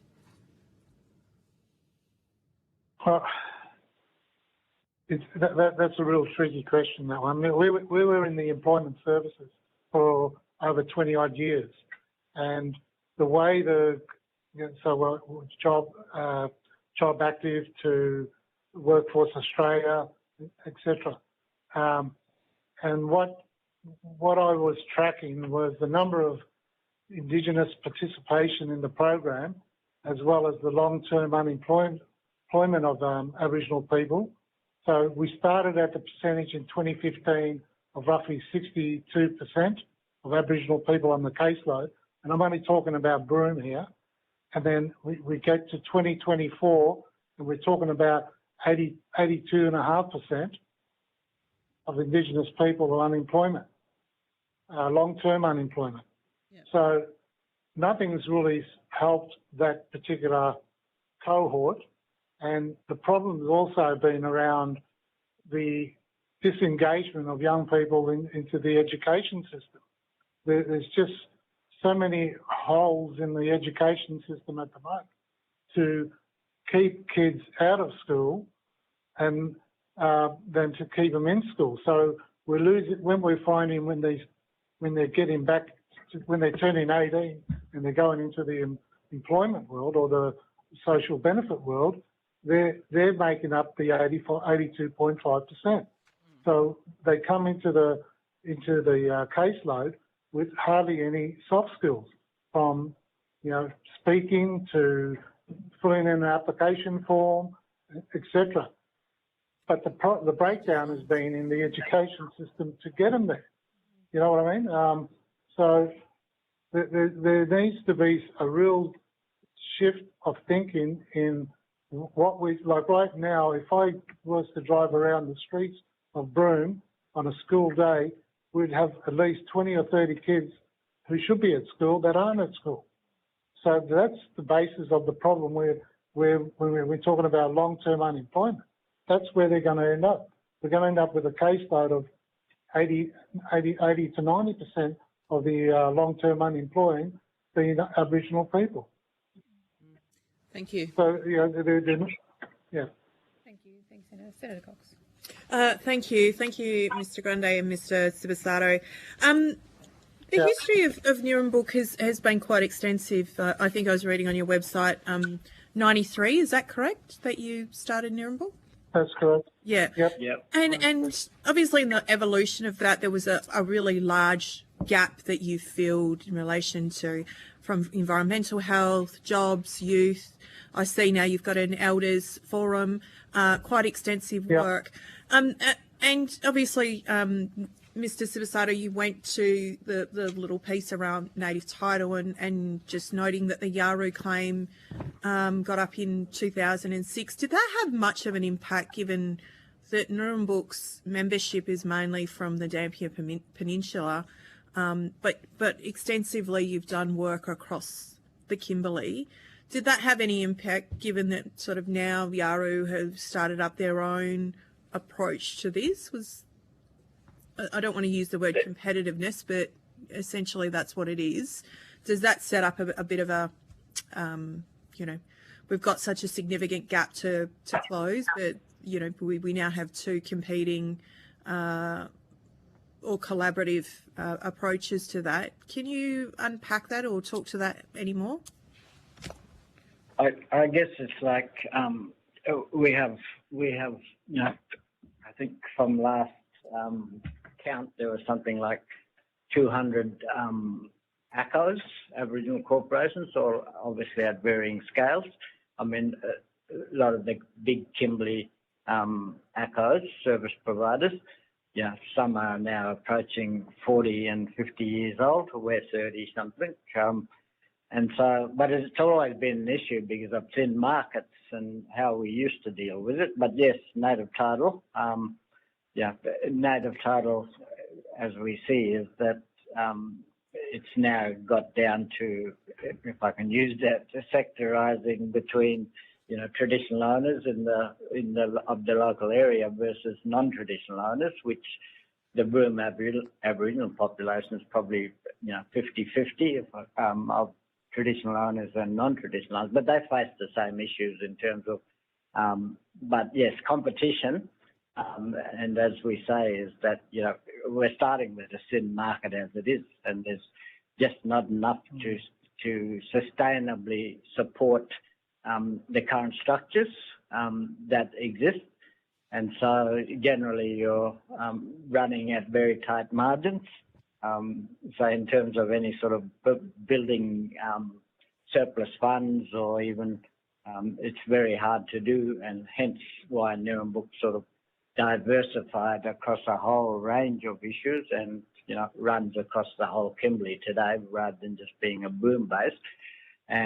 But that's the nature, is that PBCs and traditional owners will, because of their relationship with government, but we're seeing the same sort of, and generally, as I said, I was at Nurrumbuk for the first 21 years, and it's sort of, I don't know how you deal with it, but I can't remember that we ever won a contract of another Aboriginal organisation because of the competition, obviously over the years, and corporate rivalries happen. But in answer to your question, we're seeing that at the moment in terms of competing. It is businesses, as we all know, is a open market, and so we're just dealing with as a corporation as we can. Yeah. Thank you, Mr. Sibasato. In 2015, Nurrumbuk ran getting young people job ready, and it was to, is a partnership with Shell Australia around the offshore Prelude, LNG project that they have there. And I think that it said that it had 15 applicants or 15 participants in that. Just picking up your point to Senator Little around education and the importance of that, that's really a state responsibility, but it has a significant impact. And is there something that the Commonwealth could pick up in relation to both from an education point of view, both jobs and skills training that could help in that frame? Yep. Well, we believe in it so much that we've actually applied to run community-based courses under the exemptions that are available to young people if they don't want to go to school and the mainstream services of high schools or other schools. So we've done that off our own bat, where we haven't gone to government and say, give us the money and we'll start up a school. We've already started up the structure of getting alternative education to young people that are not engaged in any education at all, and then working closely with the schools, because right at the moment, kids are falling through the gaps, and one of the key gaps is what these exemptions and notice of arrangements and Section 24 exemptions, etc., that are allowed to happen through the education system, because the schools are getting the kids out of the school when they should be in school, and we're trying to push them back to school. So we've said, well, let's start an alternative education program so that there is a pathway where we can build capability and capacity of the young people so they can be ready for employment down the track. Because right now, there's such a big gap, and when the school is exempting kids under those arrangements, where are those kids going after the first or second week when they don't attend the option what that they've been given and granted the notice of arrangement or exemption? They're just out there. Like on any given day, there is 80 kids by the Department of Education's own admission to us that there's 80 kids out there in Broome alone that are not at school. And I asked them, what do you do with these kids? Well, we go and knock on their door once a month and see what they're up to. But what do they do the rest of the time? And that's why they should be building programs like what we're trying to build, is so there is choice. Going back to the Shell one, we were involved in that, and that's a bit of that competition one that you talked about earlier with Yaru. We had that program with Shell for 3 years. Then 1 year, the fourth year, we're asking Shell, where are you? Are we going to continue with this program? They're already at Yaru doing the next program. You know what I mean? And because they're the native title holders, they got an upper edge on us in that regard. But even though the project is on Bardi country, which is outside Yaru country. Yep. So that's a bit of that competition from before. Yeah, great. Thank you for your answer. I'm just getting the wrap up from the chair. So thank you for providing that for us, Mr. Grande. Thank you very much, and thank you for your attendance here today. If you've been asked to provide any additional information, I will forewarn that I've probably got some questions on notice for you. Would you please provide it to the Secretariat by the 19th of September? You'll be sent a copy of the transcript of your evidence, and we'll have a chance to request corrections to transcription errors. Thank you so much. We will now take a short suspension until 1:55 for lunch. Thank you.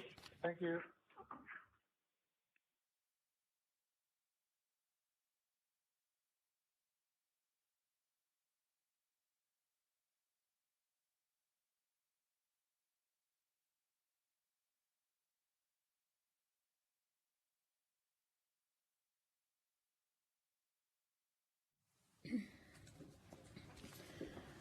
Right. Thank you very much. I now welcome our next witnesses to give evidence today. For the Hansard record, would you please state your full name and the capacity in which you appear before the committee? Thank you. Donna Shepherd, CEO, Creating Communities. Ruby Lyle, Interim CEO for Jamagunu Yabalagunu Aboriginal Corporation. Jessica Barker, Director at Creating Communities. Thank you.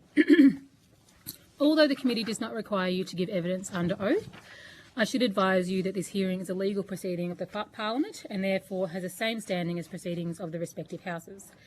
The giving of false or misleading evidence is a serious matter and may be regarded as a contempt of Parliament. The evidence given today will be recorded by Hansard and attracts parliamentary privilege. To assist with the transcription of the public hearing, it would be appreciated if you could please state your name before responding to each question. I now invite you to make a brief opening statement before we proceed to discussion. Thank you very much. Thank you, Senator Stewart, and thank you, to the committee as well. This submission was encouraged by Senator Stewart when we recently met with her and her team in her offices in Melbourne, and it's been made on behalf of Njamal and Madu peoples. And it's important we send apologies actually both from Njamal and from Madu members who are really wanting to be here today, but there's some significant cultural business, including the returning of some country happening over this week, and so that's for Njamal people. It's Fortescue Marsh. It's quite significant, and as a result of that, some of the people that were really keen to be here today can't be here. Rewi Lal, who I know you've heard already from today, he, as you know, is the acting CEO of JAC, and so we've invited him to give the opening today. Thanks, Chair. Njamal are the owners of the land on which Newman sits. The majority of the Aboriginal population in Newman, though, are Madu people. We argue that economic self-determination can't occur in the lands around Newman or indeed in the Western Desert without some substantial investment in East Newman to address the significant disadvantage that Aboriginal residents of that town live with today. And that was the driving force and the leading factor in JAC and KNAC working together with Puntakunu Aboriginal Medical Service to work with creating communities and develop the East Newman Precinct Structure Plan. The plan responds to, as I mentioned, some fairly key indicators of disadvantage for residents in East Newman, and we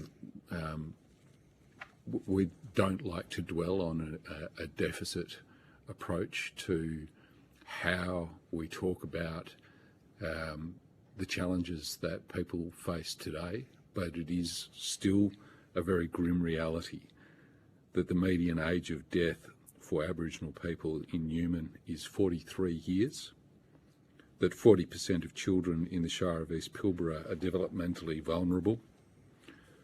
Indigenous households have high levels of overcrowding. The income disparity in East Newman has doubled over the last decade. The World Health Organization Health and Housing Guidelines show the primacy of good housing in preventing disease, reducing crime, reducing poverty, and increasing education and quality of life. It's because of the issues that Aboriginal residents in East Newman face that it's difficult to access education and employment, which are important for economic self-determination. The East Newman Precinct Structure Plan sets a path forward for that part of Newman that has the consequential benefit of lifting the entire town.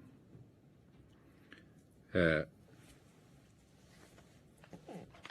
potential opportunities sought to be realised through the project's implementation include Njamal and Madu enterprises delivering construction and the implementation of road and park improvements, the development of key amenity and housing and delivery of services within a community service centre, training opportunities that are proposed to be delivered throughout the implementation, including in home improvement and maintenance and construction, the development and maintenance of short stay accommodation for rangers, cultural heritage and community service employees, that will also allow those employees to attend the Newman campus of Northwest Regional. I think I might stop there on those prepared remarks and leave it for questions to. Have you got a longer opening statement? No. Okay, no worries. I was going to invite you to table it, but if not, I will proceed to questions. Senator Ghosh. Thank you, and thanks for being here. In relation to the East Newman Precinct Structure Plan, I just wanted to understand a little bit how it was prepared by way of outline. what Indigenous cultural practices and traditions have been incorporated, and then the methods that we utilise to engage the broader community in that planning process, and any feedback you've got on the preparation process itself.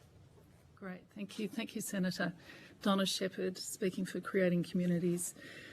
So at the very beginning of the planning process, we sought to identify who the relevant First Nations groups were that we needed to engage with, and did that, and were it was suggested to us by both groups that we have engagement with the most senior members of those groups about what was being looked at in Newman, and over a period of years, what happened was there were a series of planning workshops where it was both Mado and Yabli that came to the table to talk about what they wanted to see as a new future really for East Newman, and that included their comprehensive involvement in the master planning process. So that was done by way of workshops.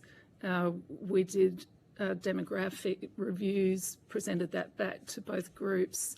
Those two groups then developed a cultural compact, which effectively was an agreement between the two groups, which reinforced a longer standing agreement between the two groups, but at the same time invited other stakeholders to walk on a new pathway in Newman. It acknowledged that there had been unhelpful practices in the past, and there needed to be a new way of moving forward. So both groups then contributed to the guiding principles for the master plan, and when that master plan was developed, both proponents then both groups decided to become proponents of the East Newman Precinct Structure Plan, and they've led the process. Their boards have been involved in the development of both of those plans as well. And then there's been engagement that's happened throughout the community at different levels to make it accessible to people. So engagements might have looked like community activities happening in a park that's known as Train Park, events where people could get involved in movie nights and in school holiday activities, and along the way we engaged with families to find out what the needs were. And then over the last period of time, it's been engagement specifically on the key priorities of the project. So things like the community service centre, the short stay accommodation, amenity in parks. Both groups have been very much part of the design in looking at what needs they had for all of those facilities, and then building those into the conceptual development of those facilities. Thank you. In terms of the plan itself, what are the long-term outcomes that are hoped to be achieved through the implementation of that plan?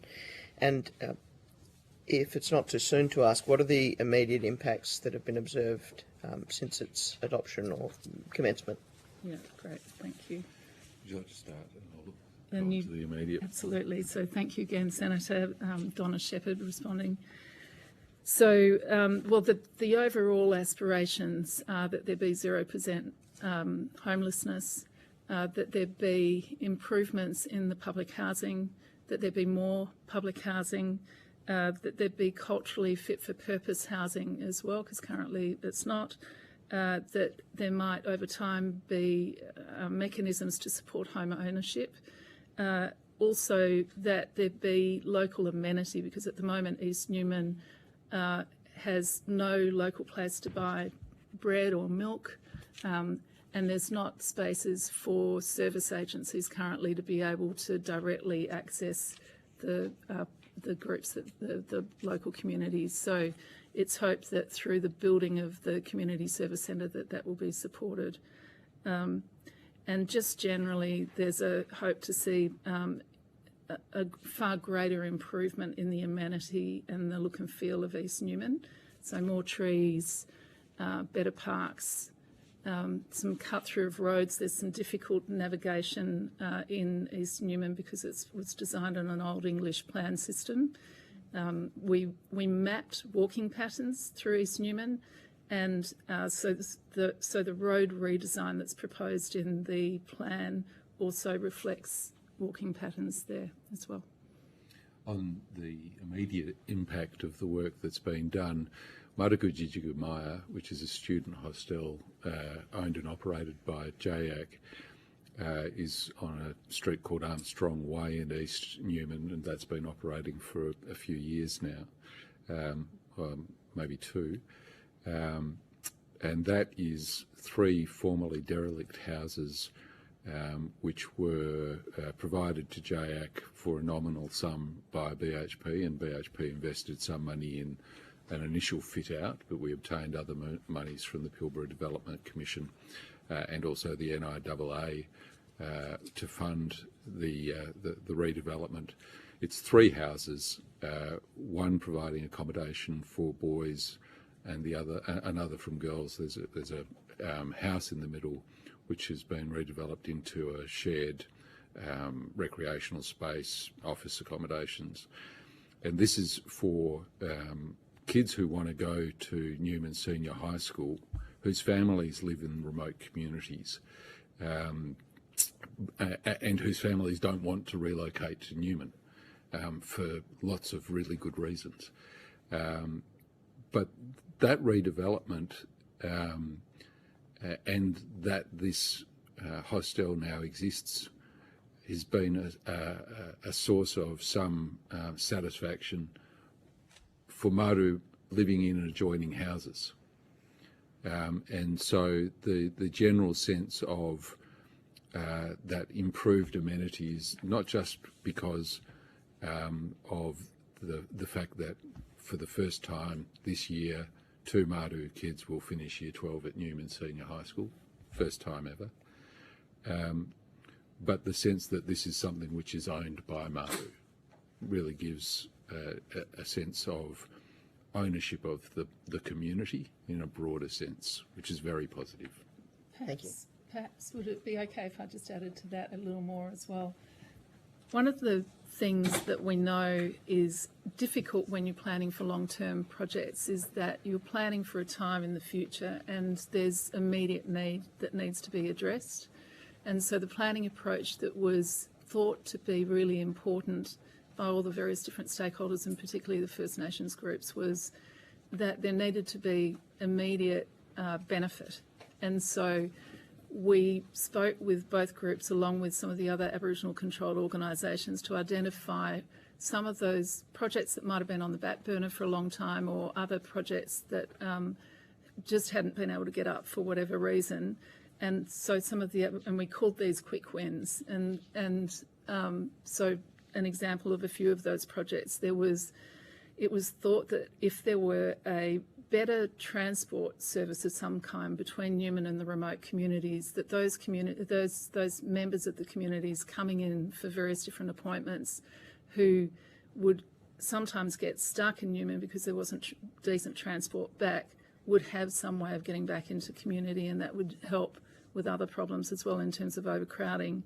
So through a process of co-design, a project has been got off the ground called the Getting Back Home strategy, and that is Maru drivers taking people back on country and bring them into Newman for various appointments, and that's really helped address some of the overcrowding. There's a complementary project called the Staying at Home strategy, and that effectively was to get satellite-linked technology into the remote communities, into the Aboriginal medical services in particular, so that people that might be coming in to Newman for health appointments just because they couldn't get connection to decent technology, that they would be able to do that. And then there's also been a food insecurity project that's been running that's had a substantial impact, it would seem, in the short term at least, on crime levels, just by virtue of providing 300 meals a week, and that meaning that kids aren't going out in search of food and getting into trouble. Thank you. Thanks very much, Chair. Thank you for appearing today. I'm just trying to get a sense of understanding. I've just had a look at your website, and a lot of these concepts are quite high level in what you're trying to achieve. And part of the terms of reference of this committee is about self-determination. Yep. What I haven't heard you talk about in your opening statement or even answering Senator Ghosh's questions is about the principle of self-determination. Now, I know in any Aboriginal community you can walk in today and grab 3 or 4 people and say, these people endorse the view of everybody, and that unfortunately is not how things roll. So I'm really keen to understand and unpack with you how you've got informed consent to operate in a very, what I can see, Western system that has no translation of any of these concepts into Māori or any of the other Aboriginal groups that might have an interest in this, because I don't know who that's for, but I don't get a sense that this is self-determined or being driven by Māori or Ngāpuhi as well on the ground, that they are not the ones that are driving this. Am I correct in saying that? Well, I would suggest that there's been substantial efforts to involve those different groups from the ground level up. As I was saying, the engagement that was happening on the ground through the train park activities were specifically about ensuring that the broader community would have input into the sorts of things that they needed. So, for instance, that would look like, as I was saying, there would be a movie night, people would come along, or some sort of concert in the park, and we would have teams out engaging with people saying, what do you think's important, what needs to happen here in East Newman? There was engagement with Māori Mili artists, and we got them to effectively draw what they wanted parks to be like. And then in the development, as I was saying, of the facilities, it's been very much about going out and speaking specifically with those people that would be using those facilities to make sure that their specific needs would be incorporated. The other thing was working through the Aboriginal controlled organisations was really important as well, because they represent the broader interests of, for instance, a group like KJ represent the broader interests of So just to get an understanding, Ms. Shepherd, I've met with KJ only 3 weeks ago, and they didn't tell me anything about this. They didn't tell me anything about being asked about creative communities. They haven't had any consultation about what you've mapped out here. And in fact, they told me about how people have bypassed some of their expressed concerns about things they would like fixed in their community. So I'm still grappling with this, how we've gotten to a self-determined position around First Nations economic empowerment when it feels like all of this is written for the corporate sector. It's not written and driven by community.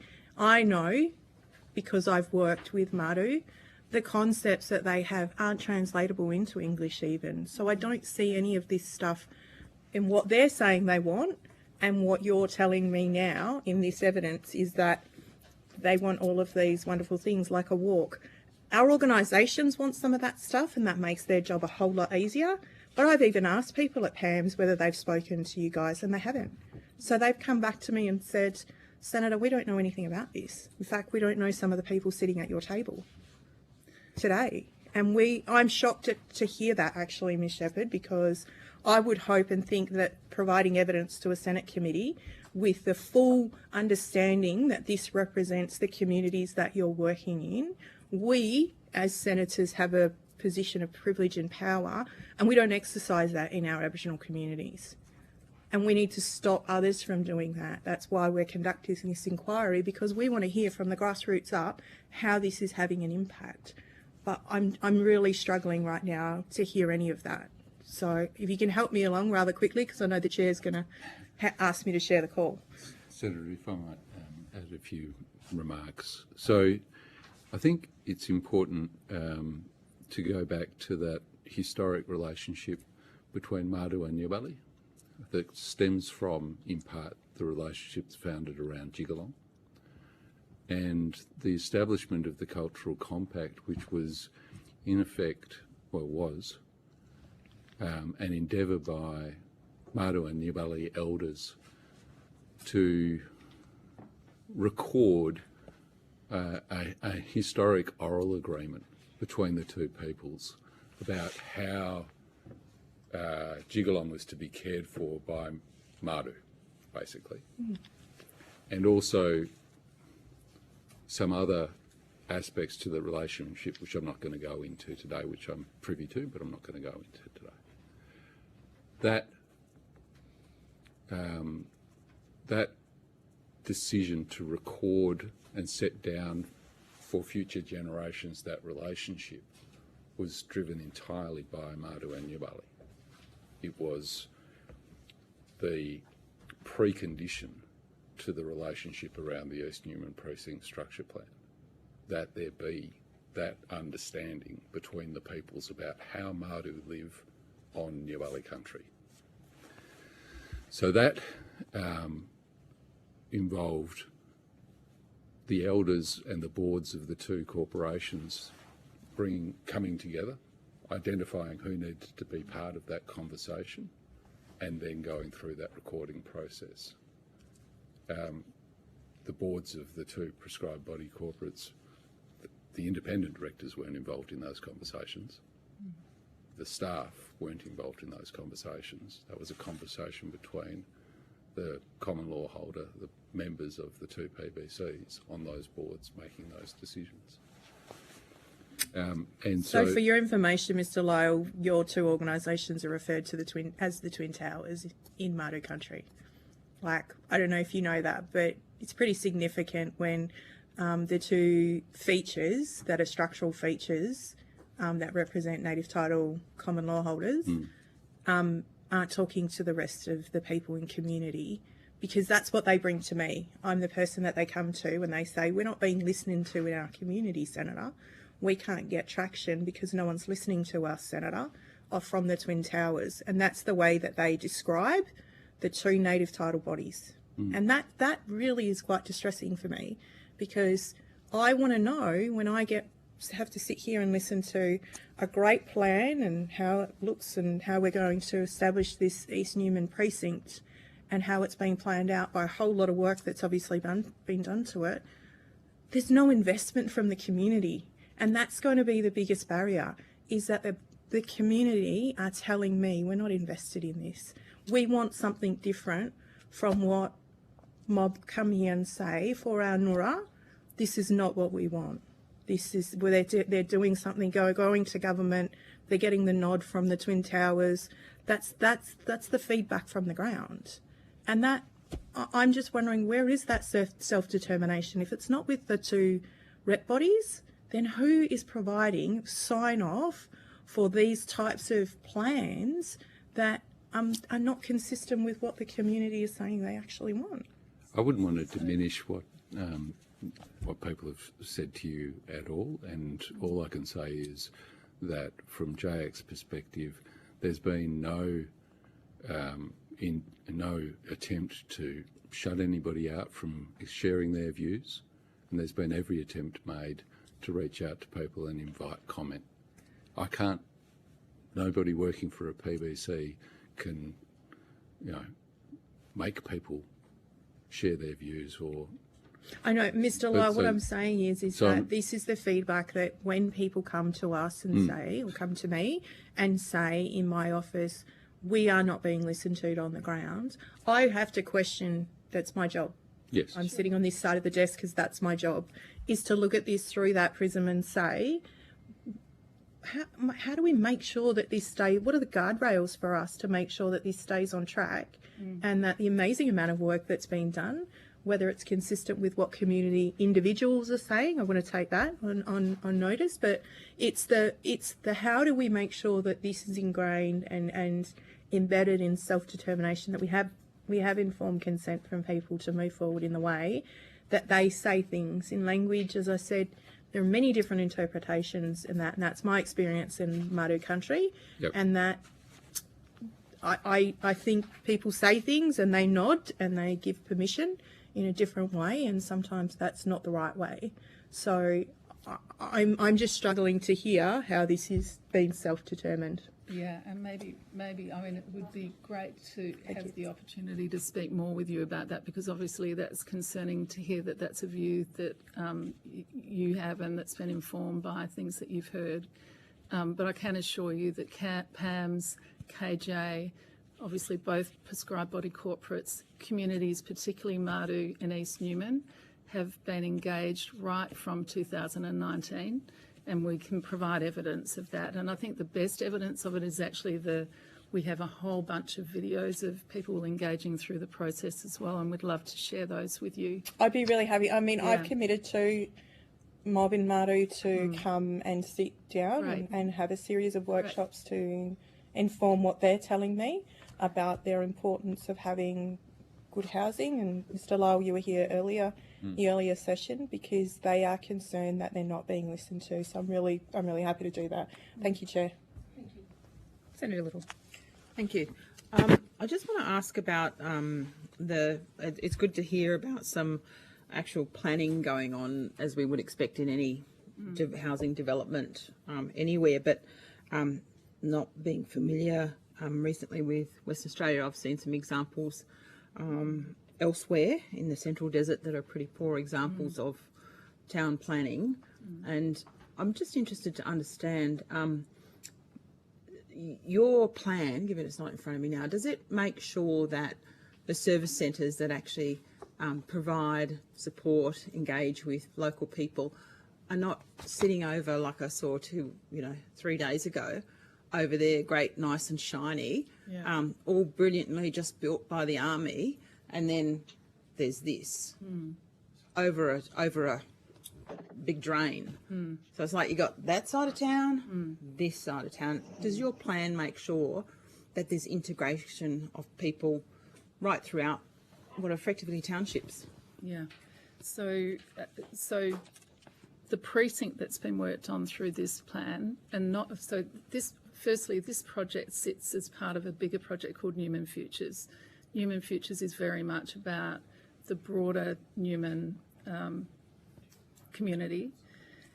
It was Mardoo and Njamal that said we also need some very specific focus on East Newman, which is where most of the social housing is, to have improvement in those houses. So that plan does have a focus in East Newman, but what it seeks to do also is bring over some of the services and facilities that you're talking about, which sit at the moment on the other side of Newman, bringing those right into the middle of East Newman so that there can be access to those services. But the other piece about the plan is that it's seeking to improve East Newman generally, not just for Mardoo and Njamal, but for other people living in there as well. So there will be that mix of housing, and already there is.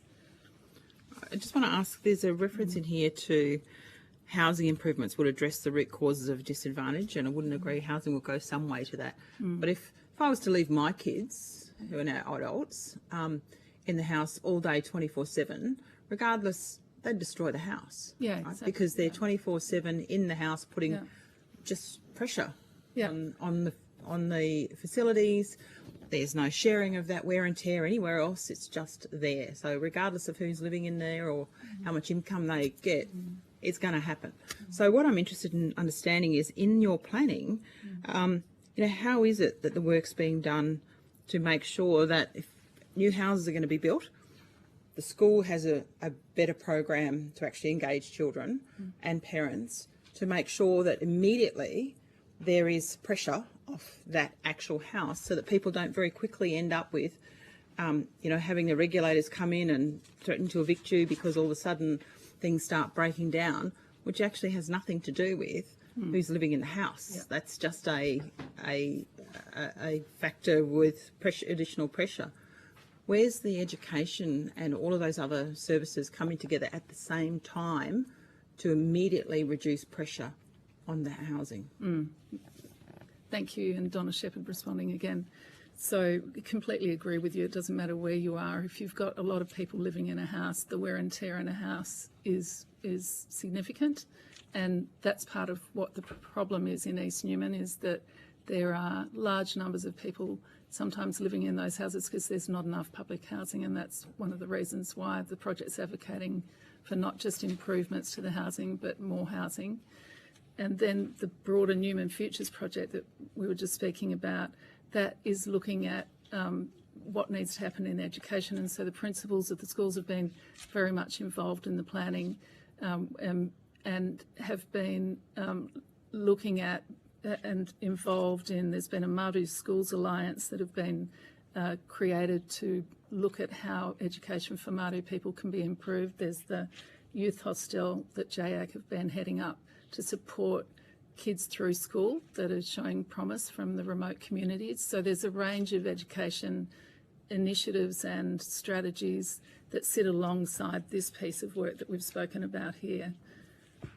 So what about housing for people in communities to take some, to lower the pressure in family violence examples? So in a lot of the communities, particularly in remote rural areas, there's no place for people, not talking about taking the children and the women or the men, whoever it might be, out of the house, but to alleviate some pressure by providing singles accommodation, some, you know, a two-room accommodation for people to take pressure off it themselves, so that they have some agency in making decisions about removing the pressure from themselves. Does your plan integrate into a different housing other than standard 3-bedroom, 4-bedroom house? Yes, very much so. And that's what's advocated for in the master plan, is that there needs to be culturally sensitive housing to respond to the needs of people at different stages of their lives. There has been an EPAS facility for older people that's been built a couple of years ago, and the short stay accommodation that's being planned at the moment for both KNAC and JAC looks to address some of those different housing needs. And then the home ownership program, that's a little further in the future, but that's very much about providing a range of different housing options for singles, families, etc. So I'm interested in how, you know, I talked about education before, health and all of those other necessary supports for any family. How are you going to get the Commonwealth, the state, and all of those service providers coming together at the same time so that you don't have people in a new house and immediately day one, because of all the other factors that would help them to be successful, not responding at the same time, actually leading them to be more vulnerable than they were before they moved into a nice new house?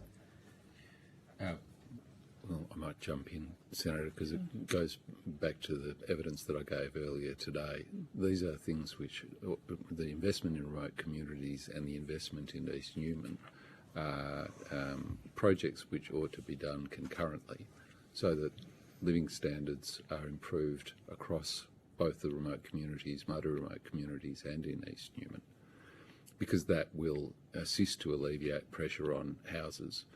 It will also mean that people who don't want to be living in Newman at all are able to move to the communities in which they actually want to live. If you take Bangor community school as an example, when kids are in Bangor, they are achieving around a 96% participation attendance rate at Bangor Community School. Families can't move there. They want their kids to be going to that community school, but are unable to move there because the housing is so poor. So families being able to relocate to the places that they want to live away from Newman naturally reduces the pressure on houses in Newman. So it has a sympathetic effect, I guess. So I track lots of participation rates in schools, and it's just unfortunate that some focus on enrolment rather than participation and then completion. But what's that school doing right that the other schools, I'm assuming, don't have anywhere near the same participation rates? It's not just about the school, it's about the whole community attitude. It's about living in that community for families. It's, you know, what we said and what government said during the COVID pandemic is that it was important for Māori to move back to remote communities because it was the safest place for them to live. And Māori say that themselves. These are the safest places for us to live. We want to live in these communities. But they're nowhere near as safe as they need to be for the people who want to live there to do so. And that's about habitability. So what's the common factor in what you call a safe community? I will say that the two-way learning system that the Rawa Community School has adopted is phenomenal and is a very good curriculum. So it's not just, the school is doing good things as well.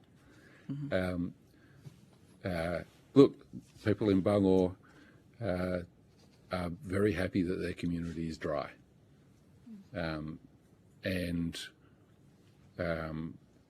want to see more investment in the community that they can themselves drive. And this goes back to my earlier evidence about ensuring that, to the greatest extent possible, the community corporations in those remote communities are involved in the decision making. In many, many other communities, you would have a ratepayers and residents association where activist members of the community would get together and identify what it is that they want and lobby for that with their local government authority. That I don't see that existing in East Newman, and it would be great if East Newman residents and ratepayers could set up their own association to be lobbying for that community. We have held sessions with Māori families in particular and with KG actually, looking at the specific impediments to greater participation of children in Newman in the schools. And so some of the things, and that's been mapped, we're happy to share that with you, but some of the things that people talk about are wanting their kids to feel safe in the schools, culturally safe, and kids will talk about not wanting to go to school if they haven't got a clean school uniform. Some of the impediments are around having food in your belly. But the big one is cultural safety, and there has been some good work in the last period by the principal of the senior high school in Newman in particular to work with Māori families to look at what's going to support Māori kids getting into the school. And it's great that this year, as a result of the youth hostel, and I think that's a great model of a kind of wraparound around the kids, supporting them to get through high school. For the first time, it looks like 2 Māori young people are going to graduate high school. And that's obviously been a whole range of different efforts to try and support the families and those kids themselves in getting through school. So it needs a wraparound approach for sure. Thank you. And Senator Cox has got one final question. One final question. Thank you, Chair. Mr. Lyle, in your earlier evidence that you gave us today, you talked a little bit about some of the trust and the ability for community to sort of draw down on that.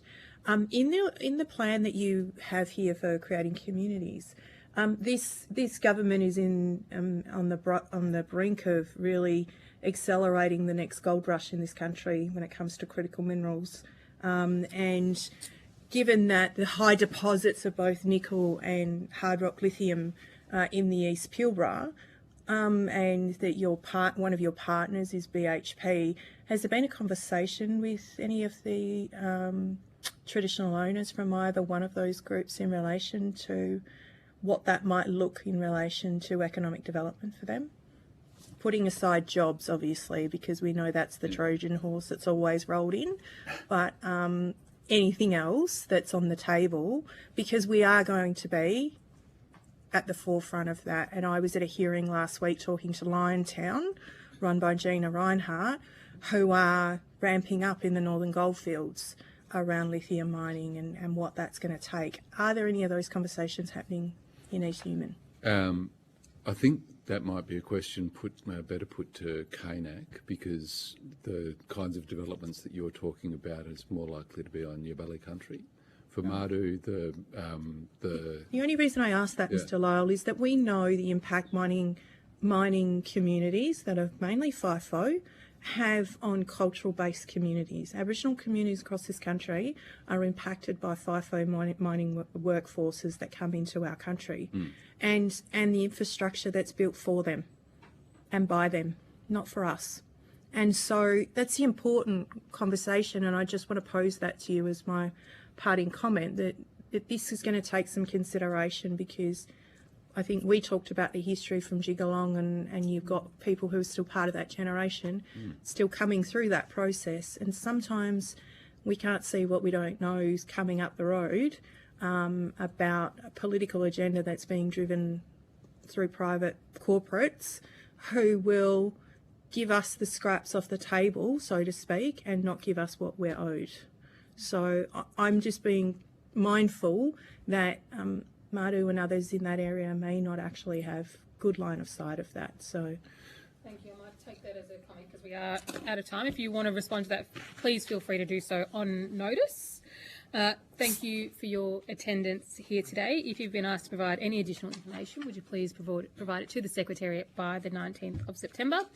You will be sent a copy of the transcript of your evidence and will have an opportunity to request corrections to any transcription errors. Thank you so much, and we'll take a short suspension while we welcome our next witnesses to the table.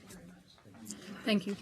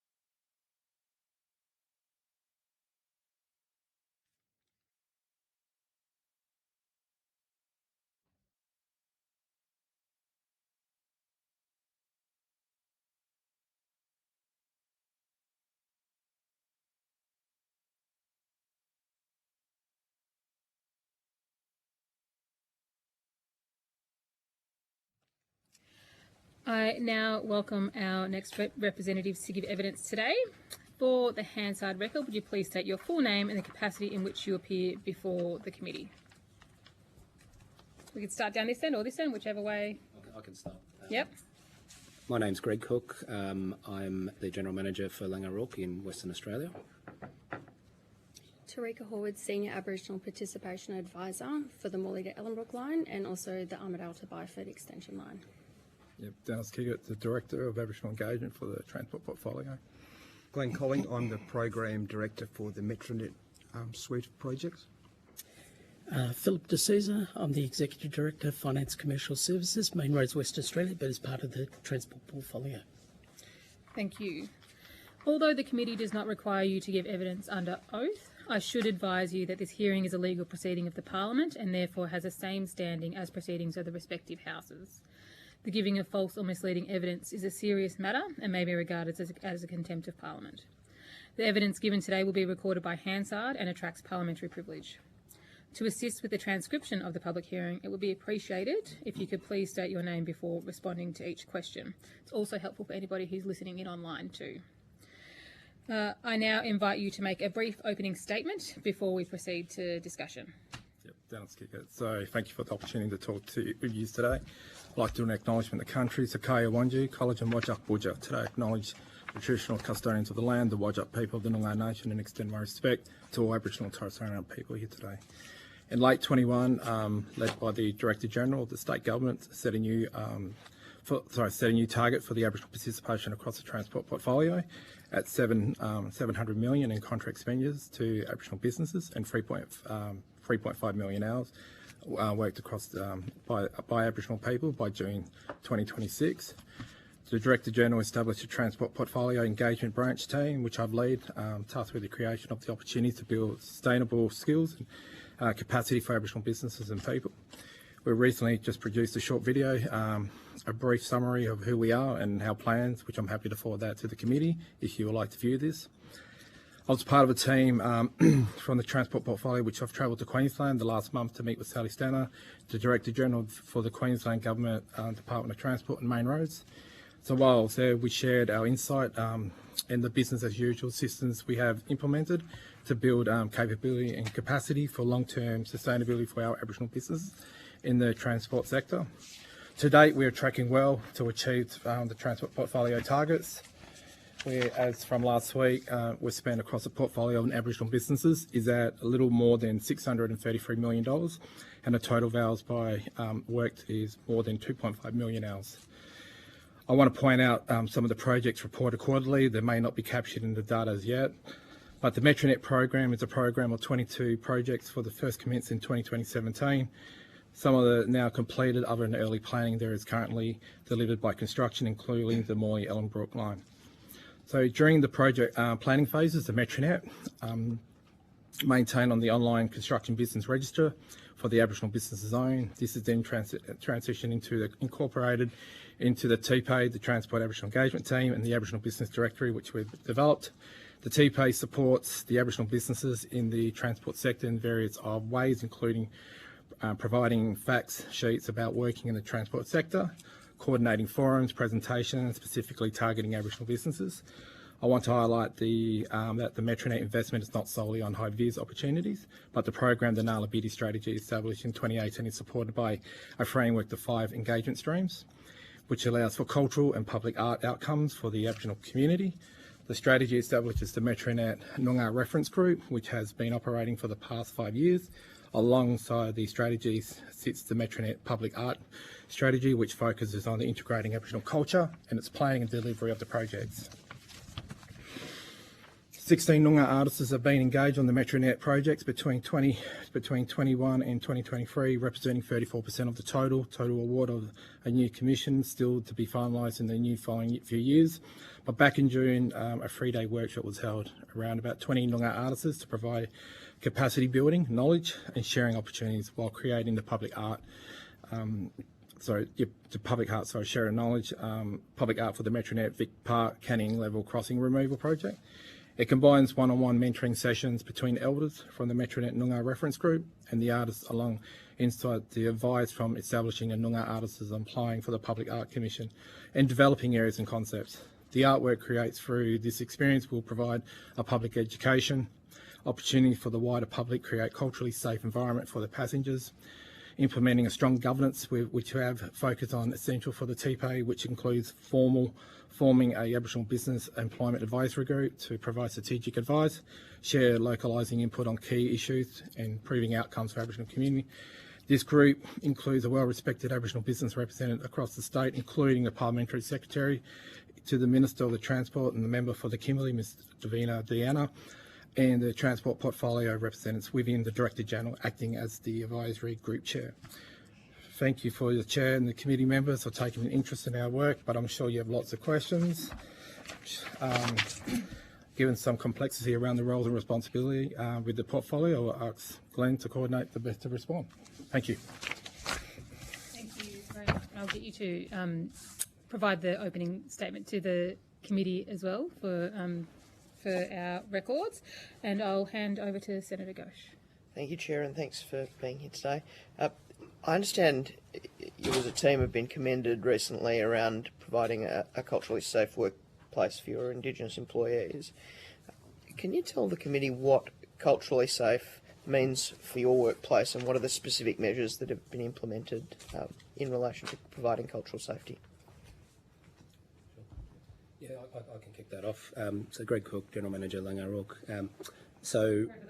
No, that's okay. We're trying to navigate the monitor between each other. It's like you're hiding.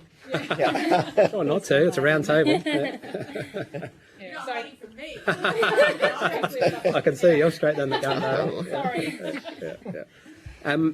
So, as a business and Langarook, we aim to live by the values that we have, which is care, integrity, and courage. It starts at the leadership level, cultural safety, and strong leadership shown through all organisations. Department of Transport shows very strong leadership in their policy setting.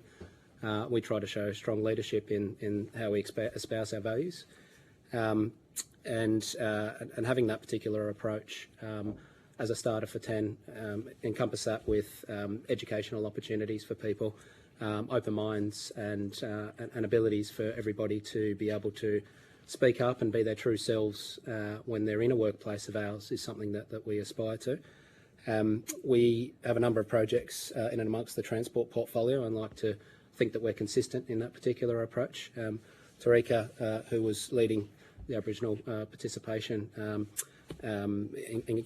regime and approach, if you like, on Morley Ellenbrook is someone who could probably talk to that in a little bit more detail. Did you want to give a little bit more of a personal insight into that on Morley Ellenbrook? Yes, certainly. Tarika Horwood. For us, it was just important that we've identified that this is a project that's covering a scope of 21 kilometres of dual rail going from commencing at the Bayswater train station and going out through to the Ellenbrook train station.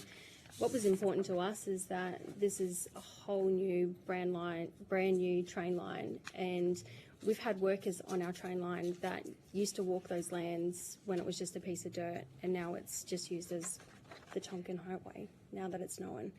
So what it was for us, it was just, we're going to work not just recognising that we're just turning soil just so we can put a train on it so people can commute because the infrastructure is, the demand is there.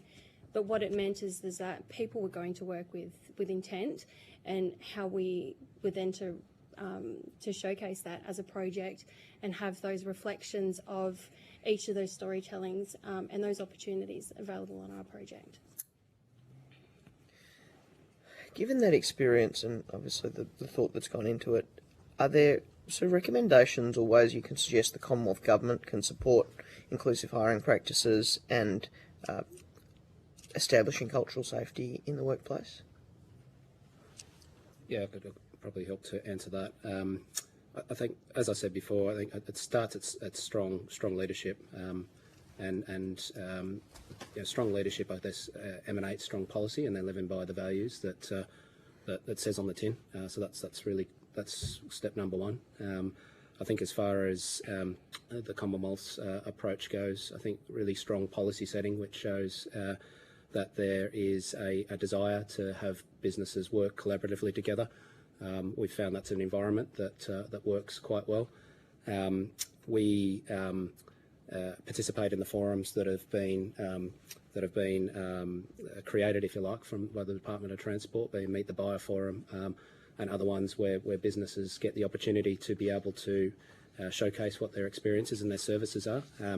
We've also created within our own right our own forum, which is called Connect, Gather, Grow, which also then allows people to come in and talk about the pipeline of work that exists and then get a bit of a look under the hood of the businesses that they're going to be dealing with. So I think strong leadership. I think the models that are used to engage in a partnership in a collaborative way allow that to be the environment to propagate.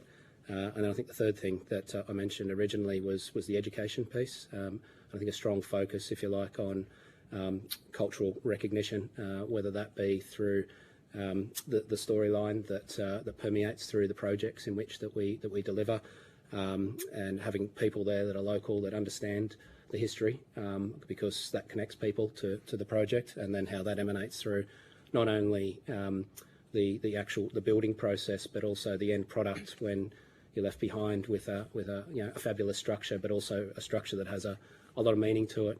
We find that connection helps engender people to want to join the project, but also be proud of what it is that they've created at the end of the day.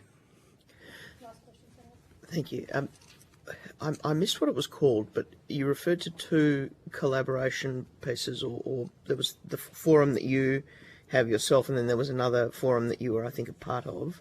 Are you able to elaborate on sort of what that looks like in the process of being involved in that? Yeah, sure. Okay. I could talk to both of them. I'll talk to our Connect, Gather, Grow forum, which was a forum that we created primarily as a program, if you like, to open the doors up to us as a business to get prospective suppliers and those that may want to work with us to get a bit of an indication as to who we are as a business, what's the pipeline of works that we've got coming up, and hence put on the table what the opportunities might be for them to get engaged. And the rationale behind doing that was to open up the doors to try and understand the suite of skill sets and capabilities that existed within the marketplace. I think what we found over time is from 2011, when we first signed our very first reconciliation action plan, which we were the first construction company to do so. We've been on a journey from there where we had engagement of 8 Aboriginal businesses up to now. We're in and around about 150 Aboriginal businesses through, I guess, reaching out to try and understand who is out there and extend those particular suite of services. And that's a program, if you like, that's gone on for 12 months now.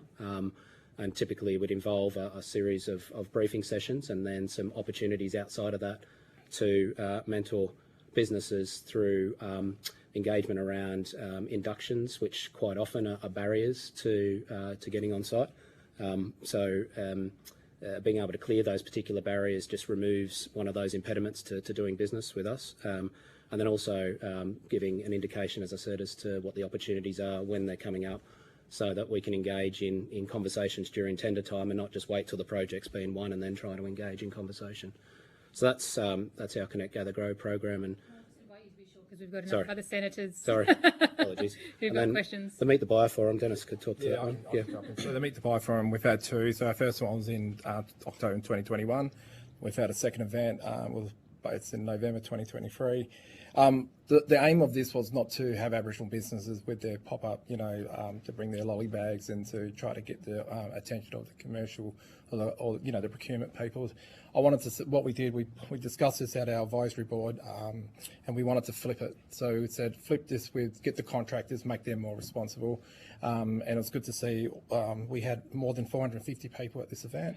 We had 120 suppliers, 300 Aboriginal businesses that attended this. 35 buyers were coming to this event. And then we had, we also invited the Aboriginal businesses support service, and we made it optional if it wasn't a forceful thing. And also a great event to see the portfolio, over 80 transport portfolio staff included. So we had it at the arena. A strong buy-in from Deputy Premier Rita Saffioni. It was originally, we had our ex-treasurer, Ben White, who actually opened it in the first one in 2021. So it's a strong buy-in, and you see the conversations we're having with our Aboriginal businesses to be able to speak to their procurement people, commercial people, not trying, and then finding out, well, who do we need to talk to? Well, these are the people you need to talk to, because they're the decision makers here. So, and I've been to a lot of events where I've seen Aboriginal businesses, and I went to one in Roban. It was quite disappointing because I come from oil and gas and I come from mining, and I've seen there was no one from the oil and gas companies talking to these Aboriginal businesses. So that gave me the idea, and so we'll flip this, put the responsibilities back on the contractors, and then speak to the Aboriginal business and then prep these guys to who you need to talk to. So it's been quite successful. Thank you. Hi. Some of these numbers in here are quite impressive, but Mr. Cook, I just want to understand this a little bit more. You've got 300 Aboriginal employees and 52 local Aboriginal businesses. Is the 300 Aboriginal employees just on this project, or is that in the company? No, that's just on this project. Just on this project line. So how many Aboriginal employees do you have across Langer O'Rourke? Across our company, we have 52, and those 52 are split in terms of 10 leadership positions, and the remainder are part of the broader business. Probably worth noting that we're predominantly a professional services organisation, and we do partner with a lot of the supply chain for the direct delivery of our work. So for physically putting the concrete in the ground, the steel in the air type of piece, we tend to work with our supply chain to deliver. I get that counting people can be fraught. Do those people mostly exist as company employees or employed by Tier 1 and Tier 2 contractors within these projects? Are they employees, or are they employed by consulting firms that are doing contracts, or how do you actually count people? No, mixture of both. So part of them will be directly employed by us, small proportion. Of that 50, of that 300? Of the 300, yeah. Right. Okay. So how many are actually employed by your company as opposed to the 300 that are employed by other people? How many? So we have 52 within our company, Australia wide. Right. And as far as the 300 goes, the majority of those people would have been through our supply chain partners on Molly to Ellenbrook. Yeah. Yeah. Yeah. Right. So I just want to ask about the Aboriginal procurement policy that's been in place nearly 10 years. It's assisted some companies have nothing to do with that. And we've heard about venture capital and operating capital being a significant issue for some companies, and it's particularly an issue, as you know, in the construction industry. In South Australia, we saw McMahon Services that actually set up Intract and had a pretty extraordinary business model where they had they provided all the equipment, they set up a kind of offshoot company, and when the workload was up and down, they could feed people back into the big company, and now it's Intract is a standalone company. Other than people who are in here as local Aboriginal businesses, have you done anything like that where you've actually supported a business to grow and develop and then get out there on their own, leveraging from your strength and your influence within the industry? Yes, is the short answer to that. We're actually currently at the moment in a live tender, so I probably can't talk too much about it, but I can talk to you about we're partnered with an organisation by the name of Gali at the moment, and part of those conversations with Darren Lundberg, who's the owner of Gali, was very much about how do we use the skill sets that we have in order to complement the skill sets that he has in order to grow his business into a bigger business, and obviously then take on more capacity and compete at bigger levels. So that's very much a real and a live opportunity that exists right here and now. I think separate to that, we've worked with a number of Aboriginal businesses as part of the portfolio to help sort of grow and provide opportunities, if you like, to grow capability around all different disciplines, whether that be not just your labour hire type of disciplines, but those that involve discrete skill sets like carpentry, like steel fixing, like roofing, like other areas that are pertinent to the Metronet projects. Yeah.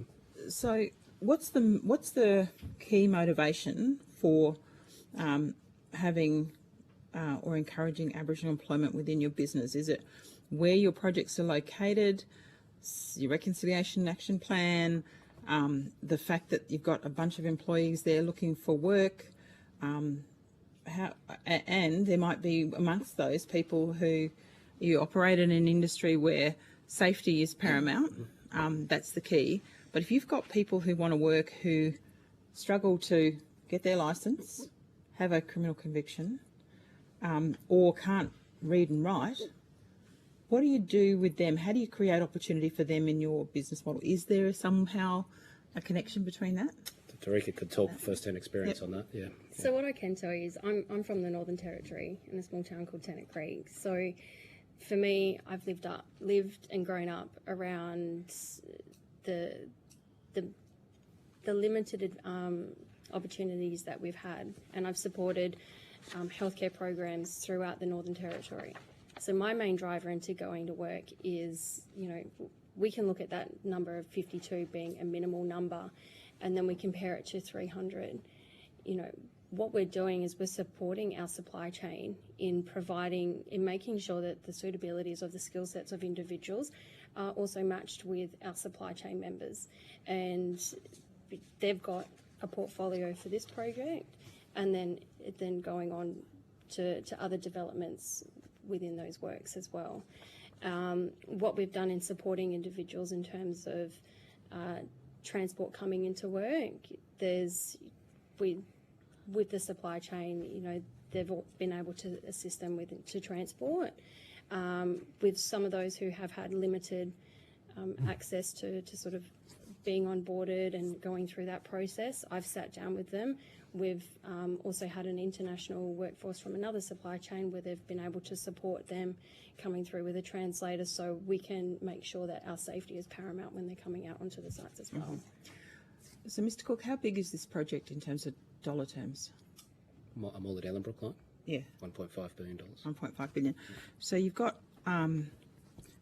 this says you've got 53 million spent to date across the project provided to 52 local Aboriginal businesses. So I'm assuming very small number of, lot of companies, very small cut of that pie. What's your plan to actually get some of the scale for some of those companies that have the potential to do so. What's your role in helping to develop those companies that can demonstrate they can deliver at the level that you need it, but perhaps need some help to go for those bigger bites of that pie? I think the example that I mentioned previously in partnering, a lot of the opportunities have sort of preconditions which require a certain level of qualification in order then to compete, if you like. Our aim, I guess, is to bring others along for that journey who espouse the potential and desire to want to do that, and particularly in a civil context, which is where we typically play. So I think at that level, growing capability is important. I think number two, within the supply chain, we can't do what we do without the supply chain, and working with the supply chain on things like reducing the cost of doing business. So getting people inducted, talking through how do you navigate through the procurement process, which is sometimes quite involved, and then allowing opportunities for people by early information to those particular businesses so that they've got a seat at the table, is something that we're aiming to do through our program like Connect, Gather, Grow, and through other forums like the Meet the Buyer forum. So I think through engagement, we're a relationships-driven industry, and I think connecting through those particular relationships affords us the opportunity to be able to connect and then give people the information that they need when they need it in order then to have a seat at the table to play. Mm-hmm. Thank you. Thanks, Chair. It's getting late in the day. Thank you all for being here. I'm just looking through your engagement streams and just, this project started back in 2022, is that right, Mr. Kickett? Yep. Yeah, so the Nala Biddy started in 2018, but we've got 22 projects, but the major 6 construction projects commenced in 2018-19, but this particular project is a couple of years old. Right, okay. So we've had the Njamal Chamber of Commerce in here this morning giving us some information, the Aboriginal Business Directory that's been around for a while. We even have Wilich, who will be on after you guys today. There seems to have been a lot of emphasis on finding these Aboriginal businesses, the 300 that you spoke of in your forum. Are you able to provide to us on notice how many of them are Tier 1 and Tier 2 contractors? I won't waste time from the committee, but if you can provide that on notice to us, that'd be appreciated. Yep. We're just interested, obviously, on the back of Senator Little's commentary. We don't want Aboriginal businesses to have to wait for a project like Metronet, and that we shouldn't have to, right? Like the opportunity that I saw in all of this was how did we capitalise to build the capability, is what we've heard as a committee, of Aboriginal businesses into the future beyond Metronet. I'd be interested to hear what your role was as part of the state government's initiatives and whether the Commonwealth are actually doing enough to leverage that. So we've had 2 Meet the Buyer forums, so we can provide the detailed information of who attended those. So that's fine. One of the things is that, Mr. Collins, I don't want JVs. I want Tier 1 and Tier 2 contractors that are Aboriginal businesses, 50% owned and operated. So not the JVs and the black cladded ones. Sorry, we've heard enough of the black cladding in our lifetime in this committee already. So sorry to interrupt you. No, that's fine. So back in 2017-18, when Metronet was established as a principle, as a series of projects, it was 6 projects originally. It's now 22. A lot of those projects are in planning and development and that sort of stuff. But there is a big hunk of 6 or so that are construction, heavy rail-based projects.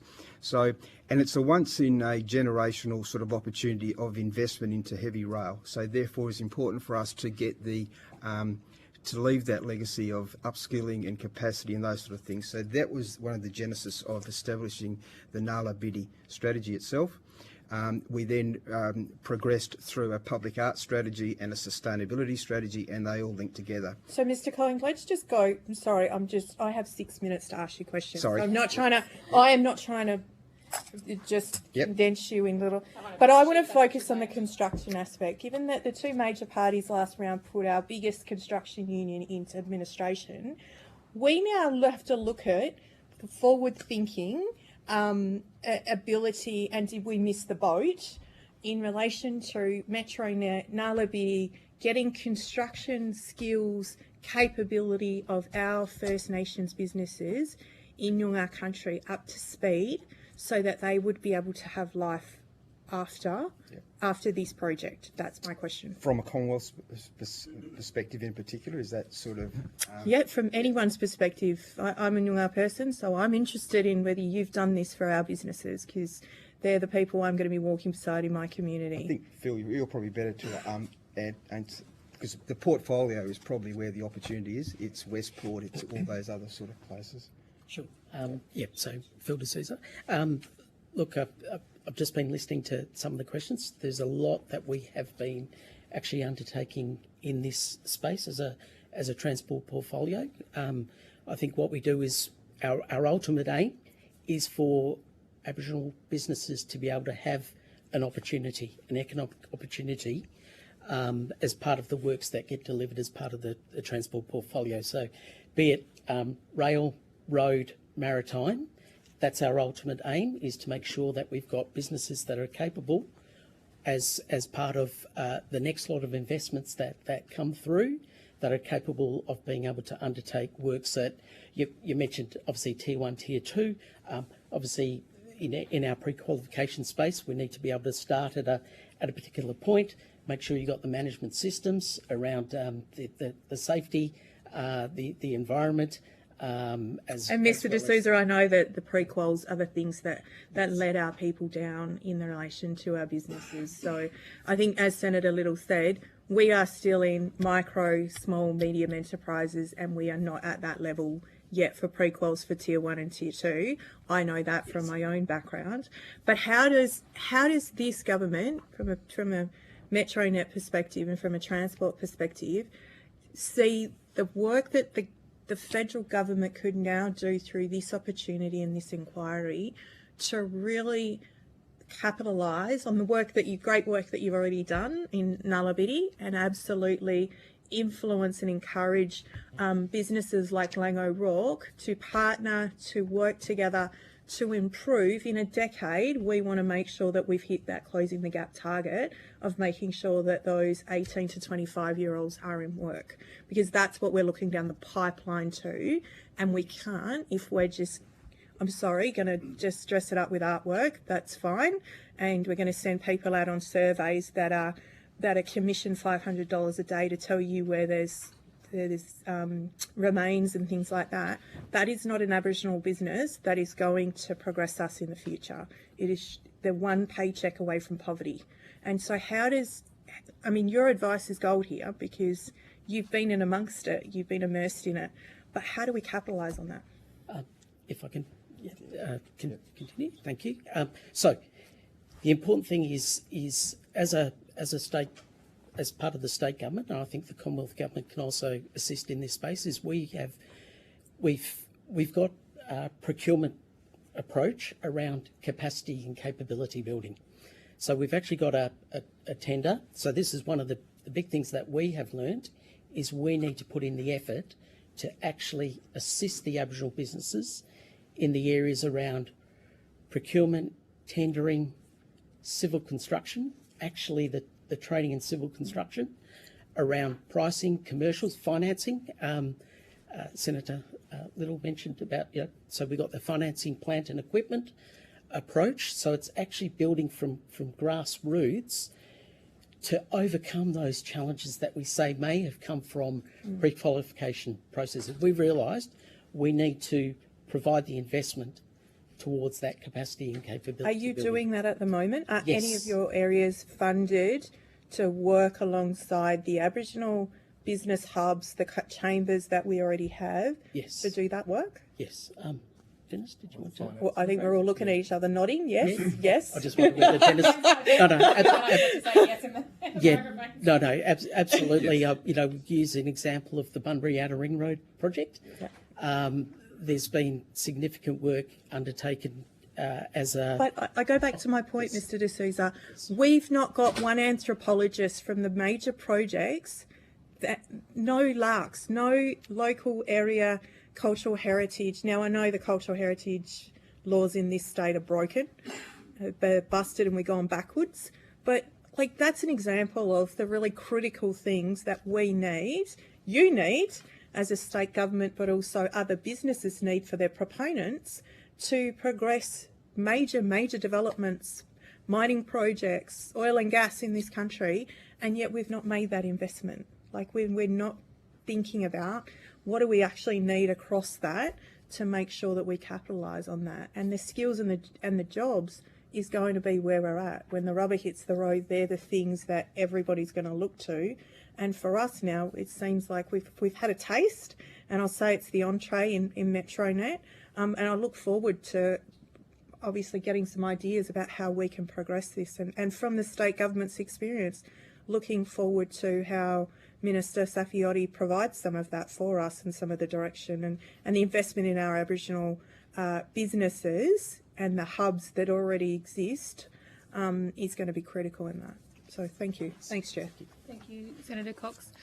Just one question from me before we've run out of, we've already run out of time, but I'm indulging myself as the chair. We operate in a high trust economy, not just here in Australia, but across the world.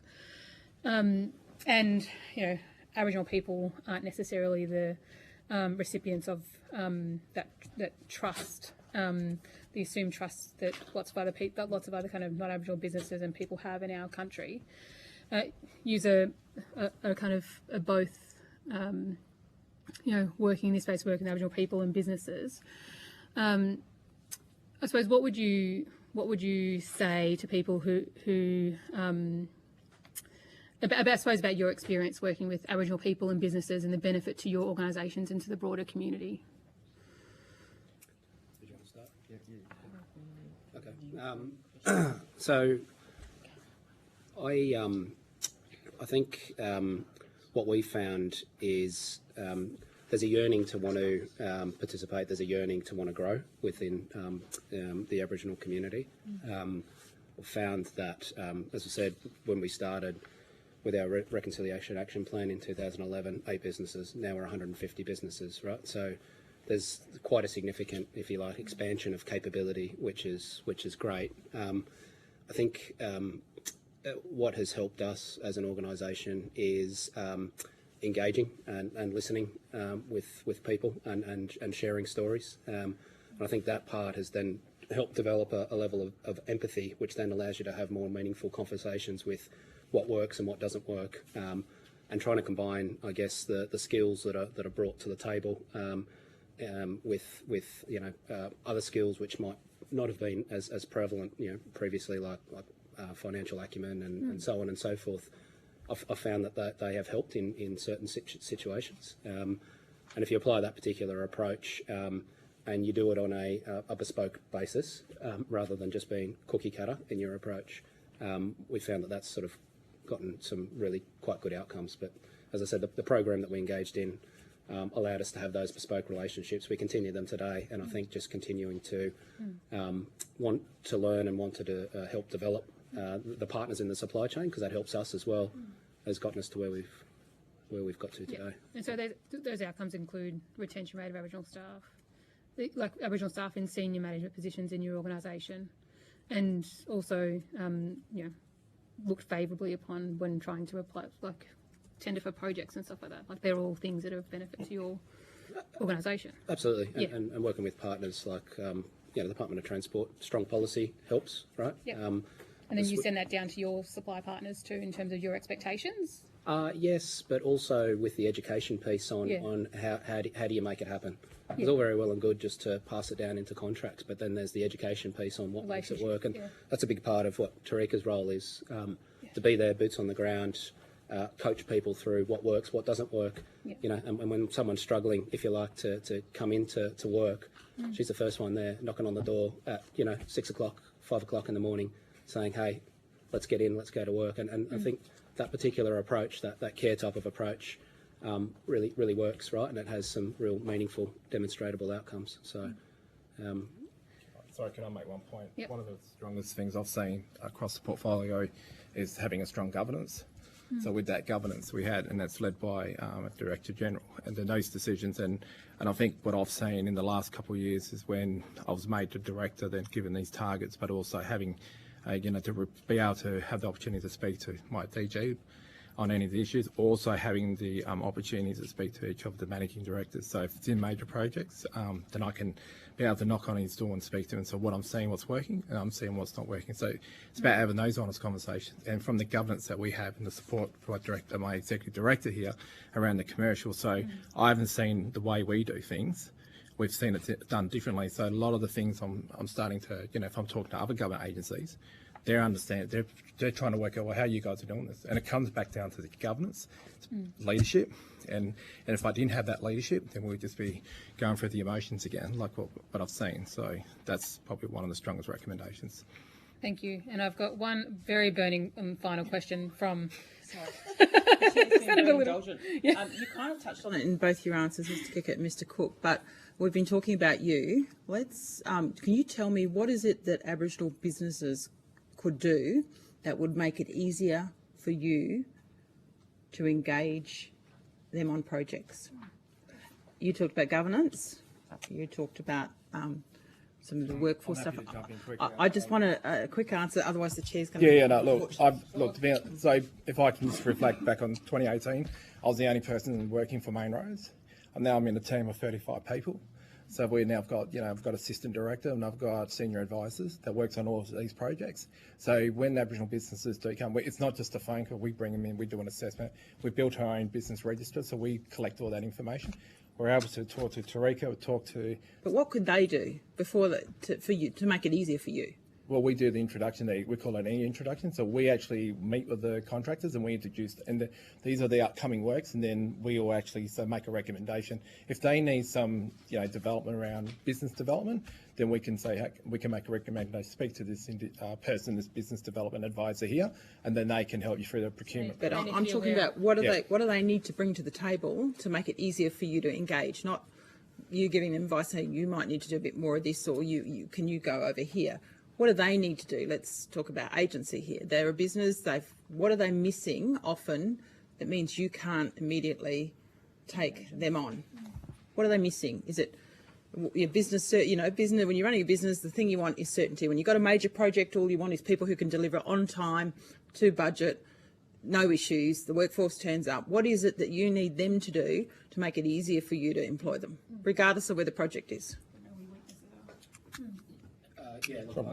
From our perspective, I think there's a number of pre-qualification criteria to play. So making sure that you've ticked the boxes in that particular space, right? That's that sort of first protocol. I think second protocol then comes down to be clear with where you want help. Because it's different depending on the different organisations. And I think if you're clear with where you want help, then there are businesses and people within those businesses that are more than willing to want to lean in to help. Yeah, and that's going to be different depending on the business that you're talking about. Some are quite advanced and mature in capability, and some of those businesses are at the space of wanting bigger opportunities. Others are sort of starting at the very start and need to navigate how to do tax returns and other bits and pieces like that. That's the reality of the industry that we're in. But you've got able and willing contractors like ourselves that are willing to lean in and help in and around that. Just be clear with what you're after. Okay, thank you. Yeah. Thank you. All right, that is all the time we have questions for now, and I'm not giving the call to anybody else. So thank you. Thank you for your attendance here today. If you've been asked to provide any additional information, would you please forward it to the Secretariat by the 19th of September? You also might receive some questions on notice from the committee as well. You will be sent a copy of the transcript of your evidence and will have an opportunity to request corrections to any transcription errors. Thank you so much. We'll take a short suspension while we welcome our next witnesses. Thanks so much.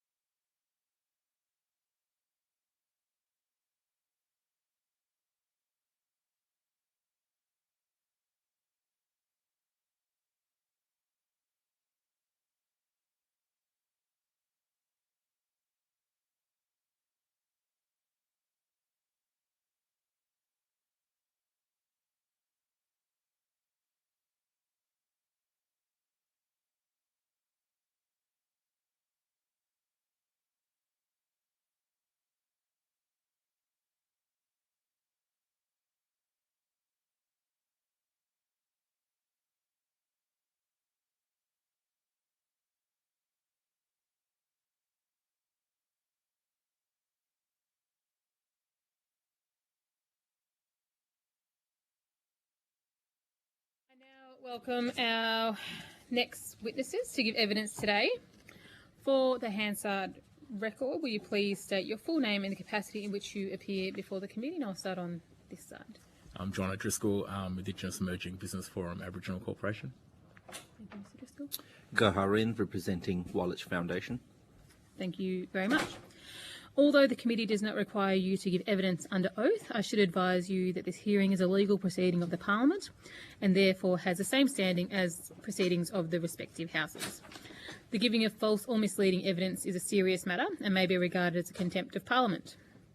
The evidence given today will be recorded by Hansard and attracts parliamentary privilege. To assist with the transcription of the public hearing, it would be appreciated if you could please state your name before responding to each question.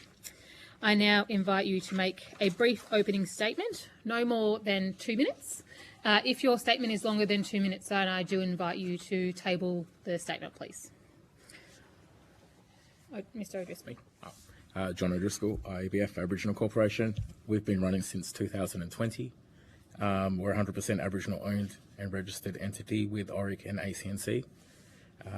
We are unfunded by the government, so we're self-funded. We've delivered 8 business forums throughout our tenure and 8 actual trade shows. We have 2,500 members. We support the Aboriginal Business Directory of Western Australia, which has over 800 Aboriginal businesses. It is the prescribed business directory for Western Australia by the Department of Finance. We currently have assisted over 2,500 people in our course of being started. We now are focusing on housing and getting people into work through a housing project that we are operating. And currently we have done about $1.8 million of donations from self-funding back to our mob to get to make sure that no Aboriginal person pays to attend our forums, pays to actually exhibit, and pays to have a feed at our forum. Thank you. Thank you. Gaharin from the Wallich Hub, part of the Wallich Foundation.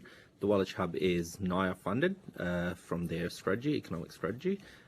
We've been up and running since 2020 as well, and we've over the course have supported 714 businesses. Currently we've got 546 businesses registered with us seeking our support.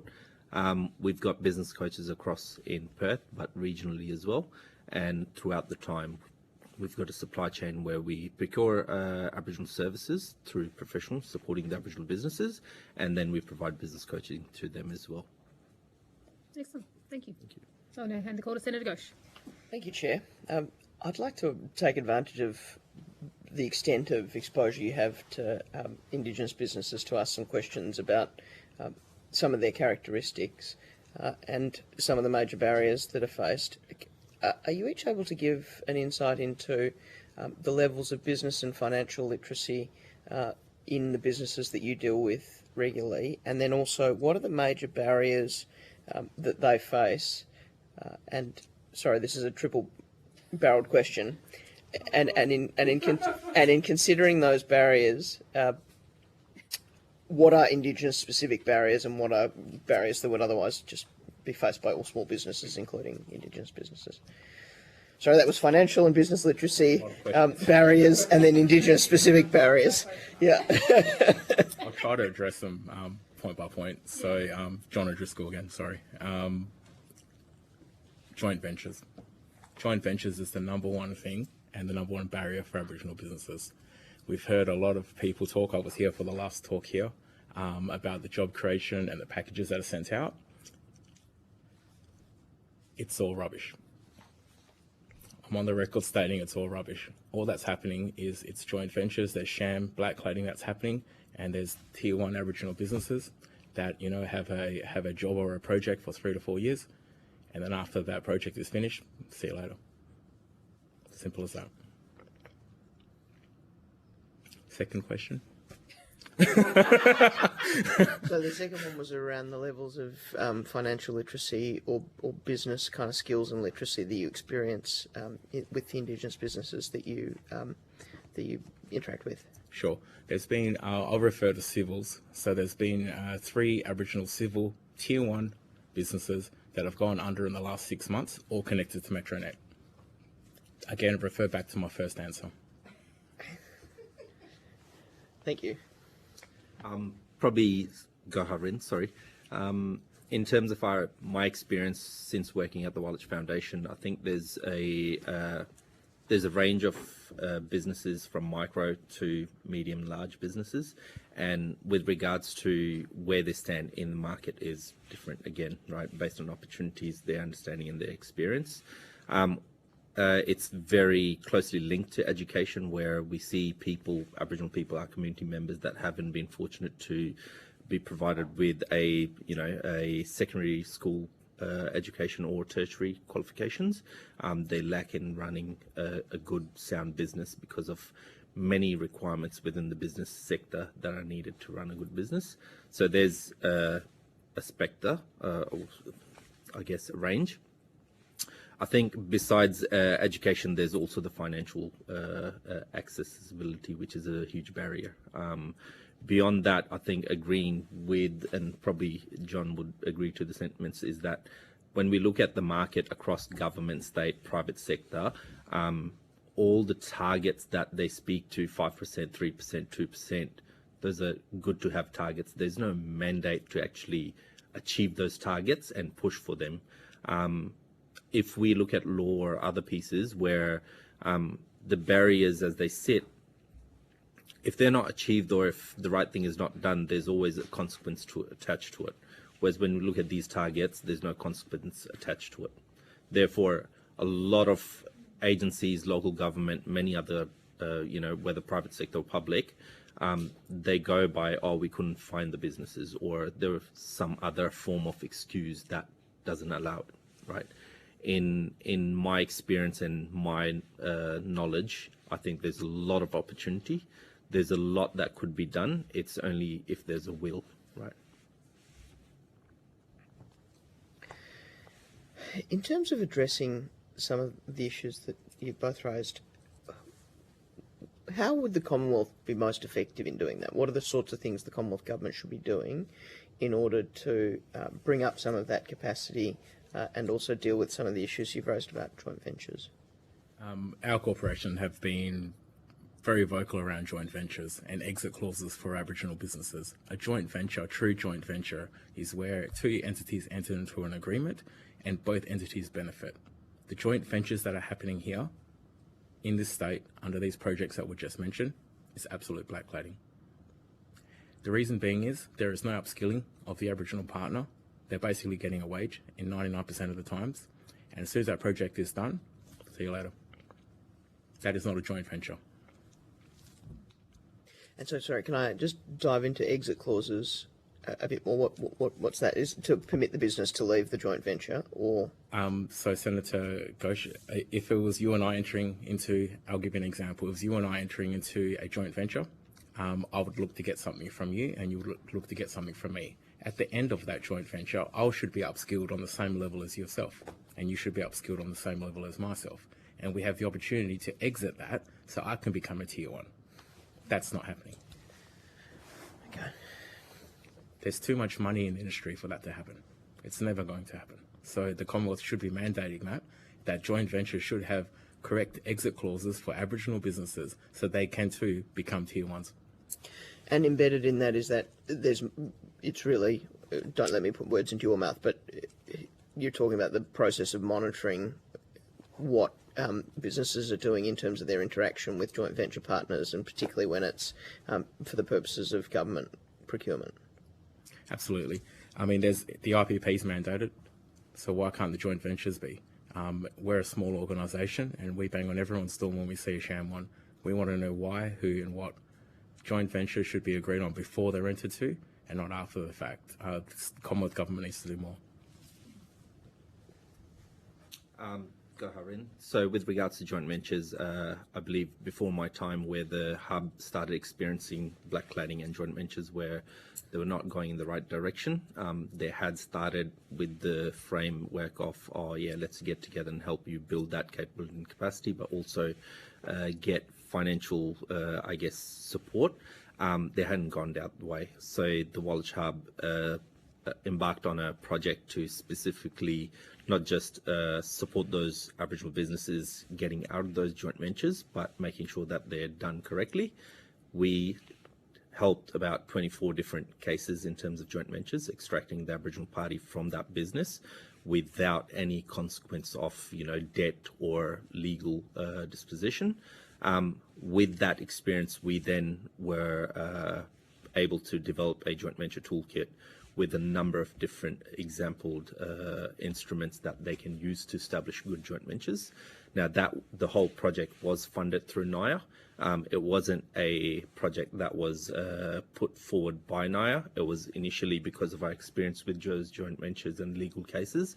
We had put the proposal together and we were funded to run that project. All those documents and the whole course, having been set up, is free to access through the Wallich Foundation website. And can I ask about that toolkit a little bit more? How did you identify the need for the resources that have gone into it? And are you able to give us some examples of where it's been used specifically and what it's been used for? Yep. So the toolkit was announced in June this year. Since then, actually, before coming over here, I was speaking to two businesses that want to go into a joint venture to help the Aboriginal party seek support in terms of building their supply, but in terms of why they want to get into the joint venture and how they want to support each other, we extract that information out. Now, taking examples from the ones that we have previously supported, usually a way of us to navigate that space is that we take any agreements that they have in place, such as constitutions, shareholder agreements, joint venture agreements, and we sort of start dissecting it and really understand who's in control of the business, who manages the business, what's the ownership structure. Beyond that, what are the benefits going to the Aboriginal party in that business? How are they upskilling themselves, right? So we look at that, and from that, very quickly, we assess that the Aboriginal party either is getting a fair share of the business in terms of experience, capability, and financial, or no, this is essentially a black-cladded business and they're only being used to get opportunities, right?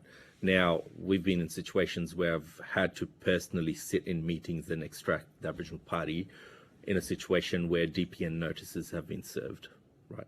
So you sort of work out that an individual that was in a space where they were, you know, good with the job, a family, a house, and suddenly everything that they have built over time would be taken away because of a joint venture not being put together. And from those experiences, we put this toolkit together. In terms of putting the toolkit, we extensively had a committee with Aboriginal business people on it, government. We had lawyers working with us and Aboriginal parties giving us direction and cultural advice with regards to the training and the wording of that joint venture toolkit.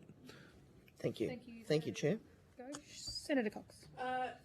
Thank you, Chair. Can I firstly state on the record that I have a conflict with Mr. O'Driscoll and EBF in relation to our personal arrangements. I just want to go to the establishment and the history of the Wallich Foundation. My understanding is that Wallich was established with the name the Wirrapunda Foundation and was funded by the previous coalition government. Is that correct, Mr. Ryan? Goharind, to best of my knowledge, yes, you're correct. Right. So the main person in that, David Wirrapunda, left the foundation, and the foundation continued on as a non-Indigenous entity. Is that correct? Yes, I would agree to best of my knowledge. But it received NIA funding for several years following that, parading themselves as being people that would help Aboriginal businesses. Is that correct? Goharind, in terms of parading, I can't answer that, but I can say that with regards to all the stats that we have. Well, your board scrambled to get together a group of Aboriginal people to black-clad itself and to absolutely then retain its NIAAA funding and continue to pull together an organisation and rebranded itself as the Wallich Foundation, who now receive a substantial amount of money from the Commonwealth in order to operate in the Aboriginal business space. not a black-cladded business? Senator Cox, to my best knowledge, I haven't claimed that the business is Aboriginal. Firstly. Secondly, it's not a business, it's a not-for-profit and charity. All the money that we do receive from NIA is provided back in terms of acquittal where it's spent. With regards to my knowledge of the time that I've been here, I can provide all those details in terms of where the money has been spent. Okay. Mr. Rind, on your website, you've got at the bottom, the Walich Foundation is committed to maintaining the highest standard of ethics integrity as per our Code of Conduct and Guiding Principles. The Foundation has an independently managed platforms to report any alleged policy breaches and non-compliance anonymously. Should you have any integrity issues, you may confidentially contact our integrity hotline by calling the 1-800 number and via an email, which is labelled whistleblower@deloitte.com.au with their fax number. Now, why is Walich then considered framing its integrity concerns? Has there been a history in relation to the concerns that you've had around integrity, and you've now set up an independent monitor to whistleblow? Gaharin, I'll have to take that on notice and put it to the team over there. I'm not. Could you also provide on notice how much the Walich Foundation is providing? If you're receiving Commonwealth money, how much of that are you providing to Deloitte's to manage a whistleblowing process to manage your ethics? Yes, absolutely. We can provide that information. Great. Mr. O'Driscoll, you provide the Aboriginal Business Directory in your opening statement. You said that you support the Aboriginal Business Directory. How do you fund that? Up until last month, we were getting $6,000 a quarter from Department of Finance to do that. Through the state government, sorry? State government, yes. Right. Until when, sorry? We stopped getting funded last month. We were funded for a period of 7 months. Before that and after, we've been doing it free of charge. So the state government under the Department of Finance providing you maintenance of, sorry, I missed the number you said, of Aboriginal businesses that are registered on the directory? It's approximately 900 plus, but we're just going through some audits right now, so we'll safely say around 850. Right, 850 Aboriginal businesses for the state, and you're no longer funded to basically maintain that list. So where does the state government go in order to find Aboriginal businesses? The Aboriginal Business Directory of Western Australia. So you're expected to run that out of your own pocket? Absolutely. So if the Commonwealth were to look at, in comparison of the way in which your business models work and how they're funded, how would you describe yours compared to Walich? We're a very small organisation. We've been trying to get funded by the government, both local and federally. Every time we've talked to NIA, we've been told that there's other organisations like Walich that have been funded for the next couple of years, so we should try again in the next 2 or 3 years' time. So you're a 100% owned and operated Aboriginal business that is not funded, but we're funding a non-Indigenous business to do the same work, or a not-for-profit, sorry, to do the same work. Is that correct? We're an ORIC registered charity also. Yep, that would be correct. And I think in your opening statement you said that you provide or have provided many forums for mob or for other entities to come to the forum to engage with businesses. Is that the outcome that you're wanting to achieve? Or John O'Driscoll, the outcome was to break down barriers and show the procurement professionals out there that their targets are achievable. Every year we put emerging businesses on board, which are just newly created or have only been around for a short period of time. We were the pioneers in Western Australia around this. Now there's a forum popping up every week. There's a Meet the Buyer forum popping up every week, and there's a directory popping up every week. So just put a statement on the back of that question, Senator.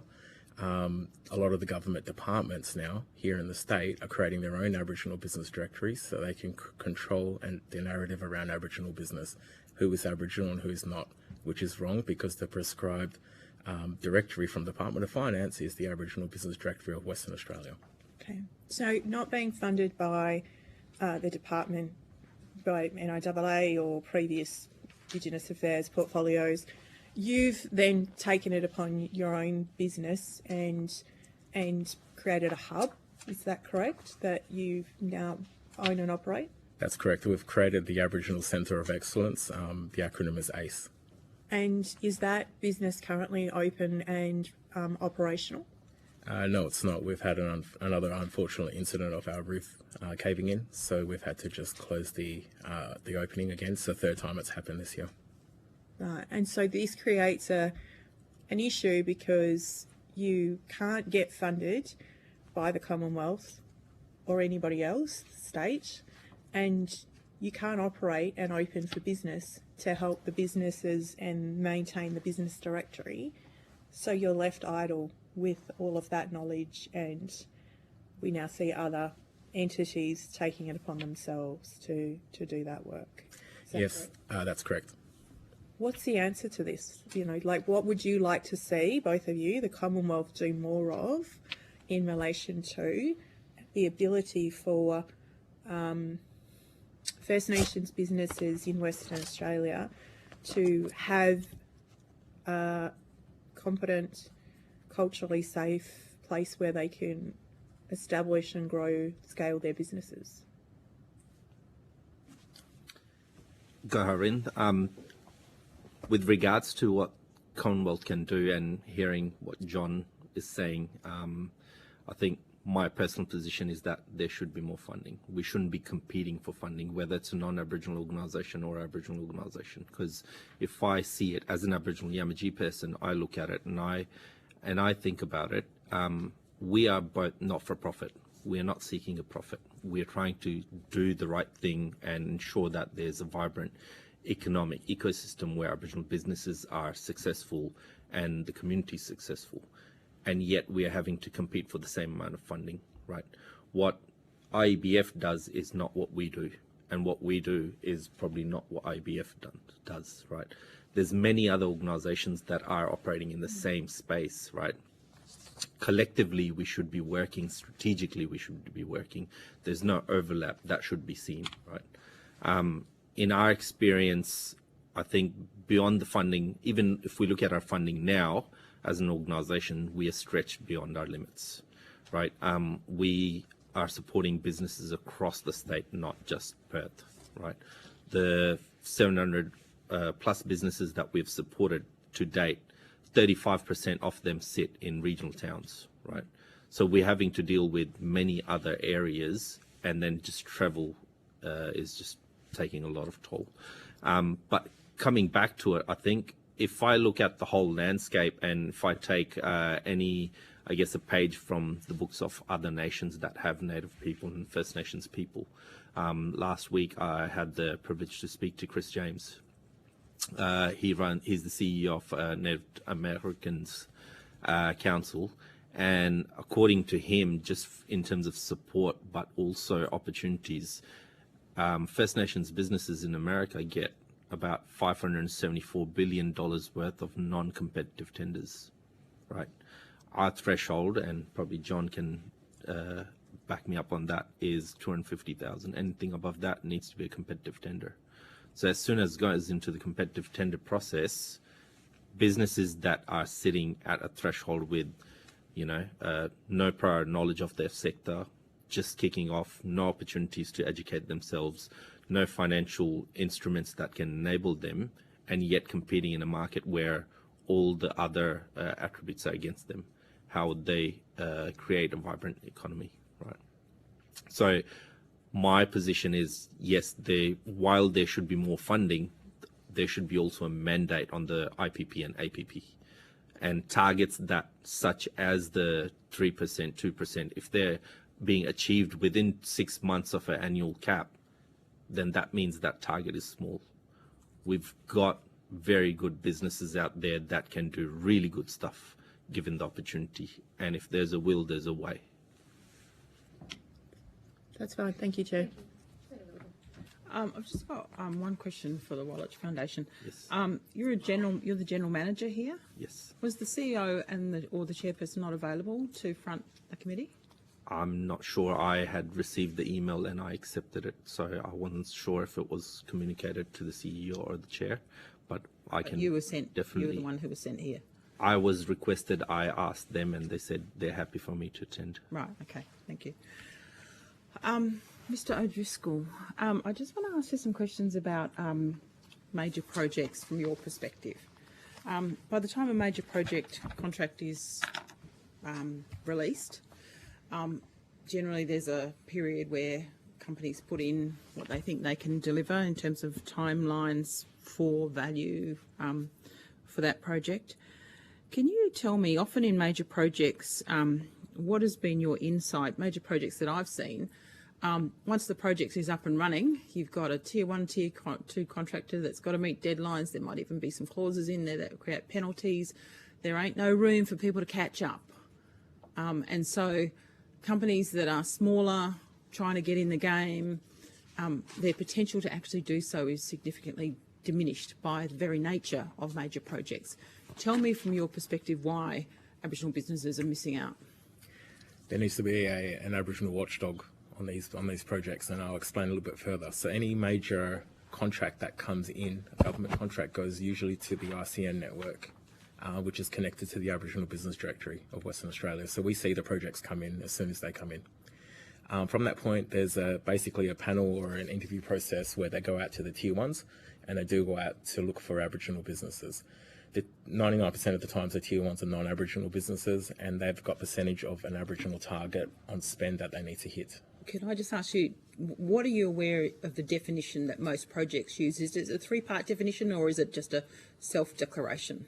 Self-declaration usually. They should be going the 3-part, but it's self-declaration usually. Okay. Sorry, continue. Sorry. Yep. So they go out, they do the panel, they have a look at all the businesses. Then you see a mad scrambling. We're probably very busy as soon as a package comes out. We probably take 200-300 calls a week.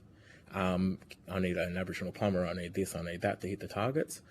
Everyone gets locked in, quotes get submitted, then the project gets actually released and awarded to the tier 1s. Then you get crickets from your Aboriginal businesses, because what happens now is, oh, we've reviewed it and your price is too expensive, so please can you review the price again, to the point where we're getting our members ringing us up saying we can't even deliver it for what they're asking for. Then what happens is they go back to state government or whoever's running the project to say, look, unfortunately the Aboriginal party can't do this, so what are we supposed to do? We'll go to another party to do this. So that's what's basically happening. Or they'll go into a joint venture, which is, again, controlling the Aboriginal business and then driving them down to the point where the Aboriginal business is basically taking a wage. Mm-hmm. I gave an example in the last of a company in South Australia that was a big construction company that created a company, and depending on the project, they would use their infrastructure when they moved between projects until they built up steam. They could take from the big company or take from the small company into the big company, whichever way the ebb and flow was. That company is now a company in its own right, an Indigenous company. Can you tell me what examples have you seen that have been quite successful in building the capacity of a company to stand on its own and apply for contracts wherever it might be? We have a very large civils company that's on the Metronet project that's been talked about here. I think that company has about 250 staff, and I'd say 92% Aboriginal staff. That was a joint venture that was started probably 3 or 4 years ago, and that particular company was in a black clad joint venture before they came and saw us.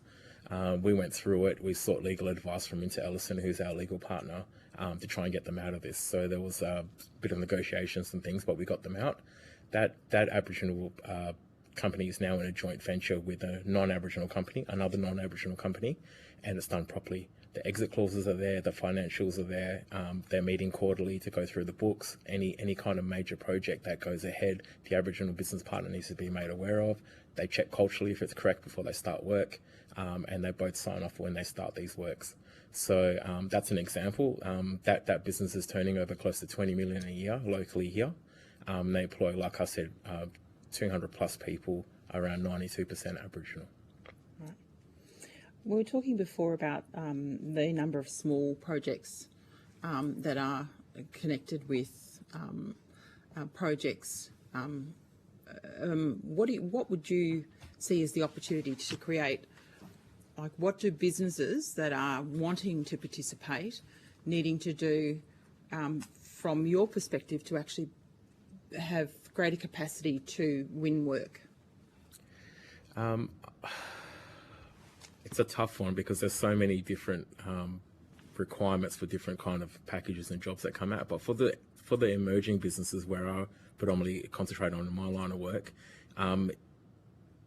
it's about giving them an opportunity. So if we go to the national standards through Supply Nation, to be fully registered, you have to have done a certain amount of money a year. No startup business has done that. I've got emerging businesses that are 2 or 3 years old that haven't even done the amounts that are needed. So what that means is they're not getting a little tick, and that little tick can make or break them actually getting work.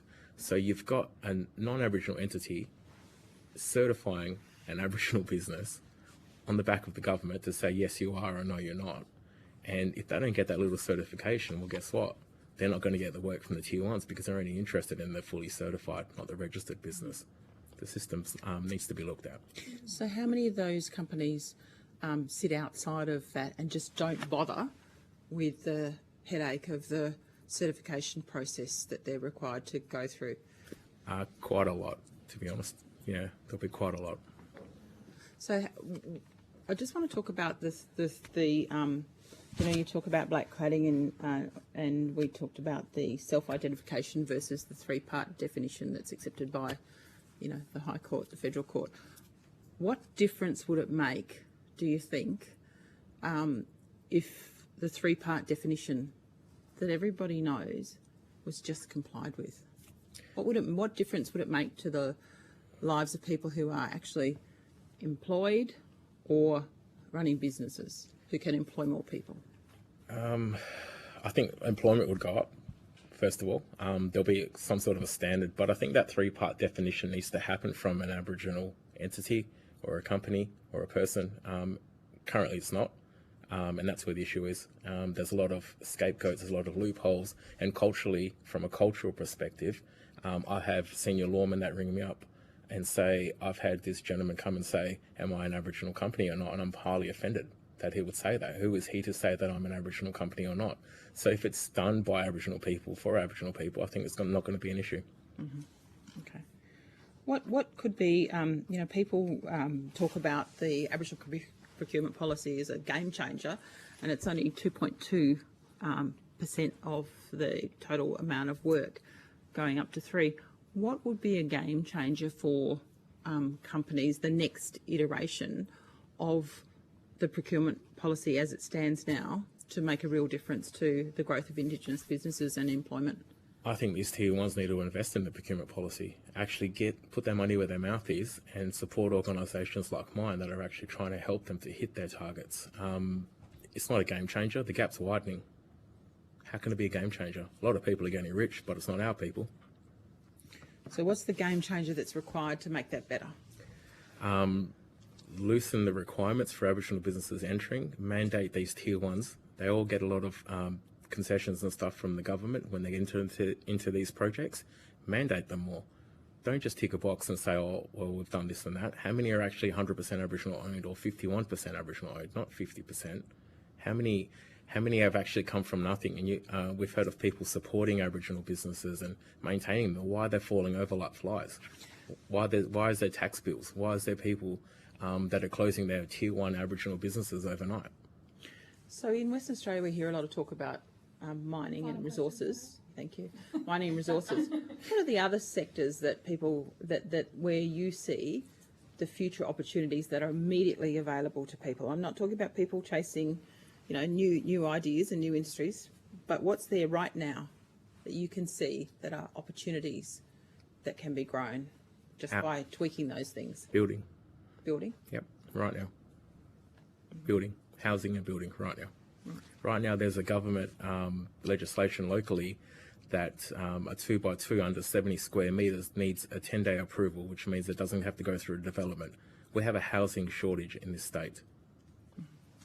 We're behind the target of 10,000 homes that we need, and mob in the regions, they're suffering.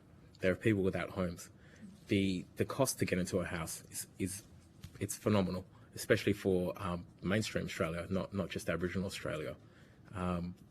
We've come up with a solution where we're a third of the price, and we've come up as a building company. So IABF Construct is a building company as well. So we've taken this on our own initiative. We're actually training mob to build their own houses and to maintain these houses, and this is what we've done. So we've just come back from a recent trip in China, and we can do about 1,000 houses a year now, and 8 weeks to build a full house. Okay, thank you.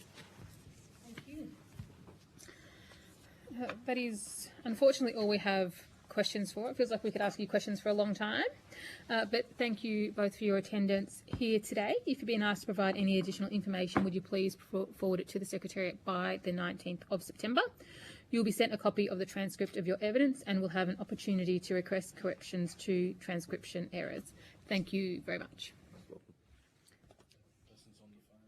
We've got our next witnesses online.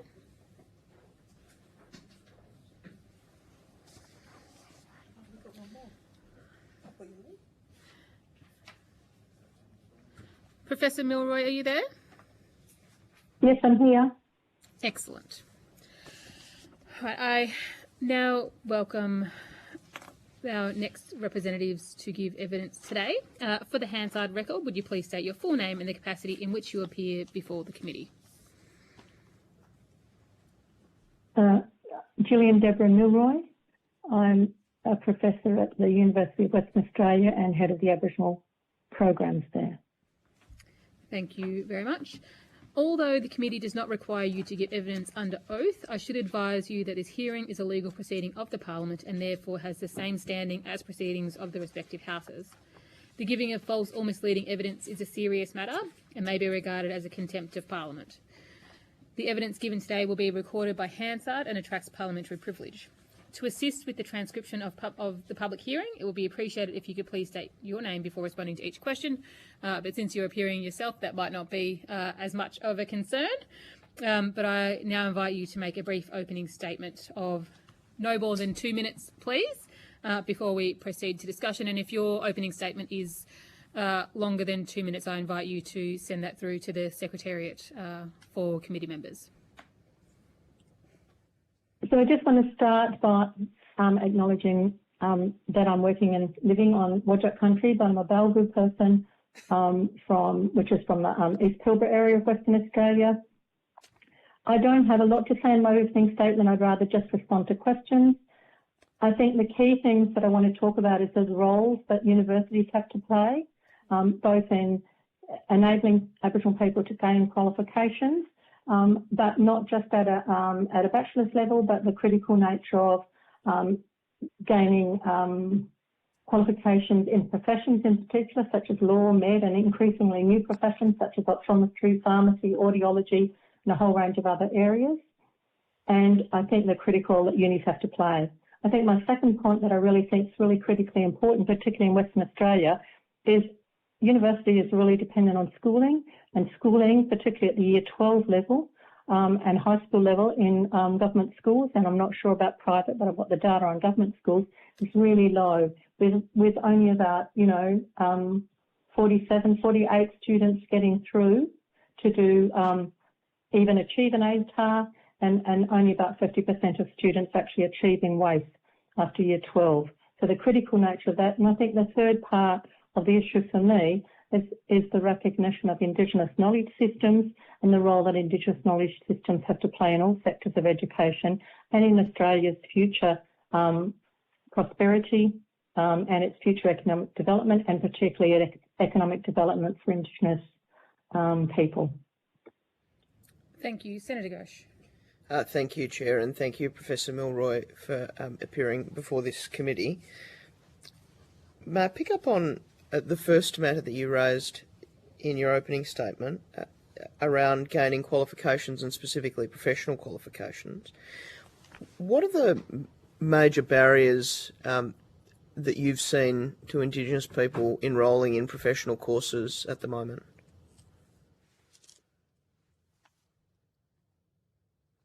So, one, I think it's the schooling where they're coming in, so they often have to take longer. But I think that we've worked out, we've got scholarships, we've got things like ab studies income, but we haven't got a total package or anything that looks like a living wage for people to actually pursue university studies and be able to support themselves, particularly for older people to support their families. And we make changes in the system, like requiring universities to have Aboriginal programs, which is fantastic, and there's some funding for that, but we don't fundamentally address the needs of the student that are beyond the universities. We have lots and lots of scholarships, but scholarships aren't the same as having a regular income. They're often competitive, or they're paid differently, or there's just a lot of issues around that. So I don't think we've looked comprehensively at what does it cost for us to get a student through university, and how is that student supported financially as well as within programs that we offer. And I think that sort of accelerates as we go through, particularly if we want students to do honours, if we want students to go on to postgraduate study after the bachelor's degree. While there is some higher income at that through ab study and that, heavily means tested, that's still not sufficient to maintain, I think, a reasonable lifestyle on, particularly given that you're often supporting, if not an immediate family, a lot of the students at UWA are quite young students, but they're still often supporting their wider family in terms of income, in terms of advice, and in terms of looking after them or the other siblings or other families nearby. In your experience, what supports have been most effective in supporting students who commence university studies to then complete? I think it's recognising that each student's unique, and Aboriginal people all have different, even young people have different academic journeys and family journeys and stories before they get to university. So it's tailoring support to the individual, and it's being able to be responsive, being able to be flexible, and making sure that the whole university is on side. So it's taken a long time, I think, to get universities to put a lot of the measures in place that support Indigenous students, and it's still a work in progress in many places. But however much we tinker within universities, we've still got this issue of how does the student survive university on a reasonable income. In relation to the third matter that you raised in your opening, may I ask, how can educational institutions and indeed the Commonwealth Government, in terms of the way it interacts or develops policies for educational institutions, better integrate Indigenous knowledge systems and cultural practices into their operations? And if you're able to speak a little bit about what UWA has done in this space as well, please. Okay. So I think there's two issues here. One, how do we integrate Indigenous knowledge into universities' operations? But my bigger concern is how do we support Indigenous knowledge holders to maintain Indigenous knowledge in the community and on country where it actually exists. So in Western systems of knowledge, which Western universities are operating in Australia, professors and other knowledge holders are paid and within the institution, but our professors, if you like, from an Indigenous point of view, are in community. They're living in community, often in remote areas, and how do we support the system there? So you have to support both for it to thrive. In terms of universities, I think there's greater recognition of Indigenous knowledge, both in research, so there's major research projects that work directly with Aboriginal people on country, whether that's fire practices, whether it's environmental learning, but also working with Indigenous organisations. At UWA, we work a lot. We work a lot in the space of social and emotional health and wellbeing. We work directly with Aboriginal agencies. We work with Aboriginal communities. We work with Aboriginal people on the ground to have a say both in developing programs, also delivering programs, and then what they want to take away from those programs. And we have some Indigenous knowledge. We teach a major in Indigenous history, heritage, and knowledge. And we have a lot of embedded Indigenous curriculum, both in courses where it's mandatory, obviously, like like medicine, etc., but increasingly in psychology, in law, and law has a whole Indigenisation curriculum. That's a mix of knowledge about Indigenous people as well as Indigenous knowledge. So knowledge about Indigenous people is not the same as Indigenous knowledge, and we get both types of those things in universities. Not sure if that answers your question. No, it does. Thank you. May I ask about the point you made in terms of people holding Indigenous knowledge in communities? What's the model to ensure that that gets maintained and they're effectively supported to continue that knowledge? Is it by effectively making appointments in communities in the university sector, or is it something else in your kind of, or in the way you think about it? I think it's both. It might be both, but it's really up to communities just to think how do they may not want to be allied to a university, and the university looks different. So I think it's always having both. I think the issue for me is Aboriginal people currently are maintaining knowledge systems in the community, like essentially part-time. So they have to teach their kids after normal schooling or on weekends or whatever. And I think if we looked at the Western knowledge system in the same way, people wouldn't be doing it and we wouldn't be getting our kids educated at all. We want access to both systems, and having that choice for Aboriginal people is really critical. For young people to have a choice of Indigenous knowledge as well as universities.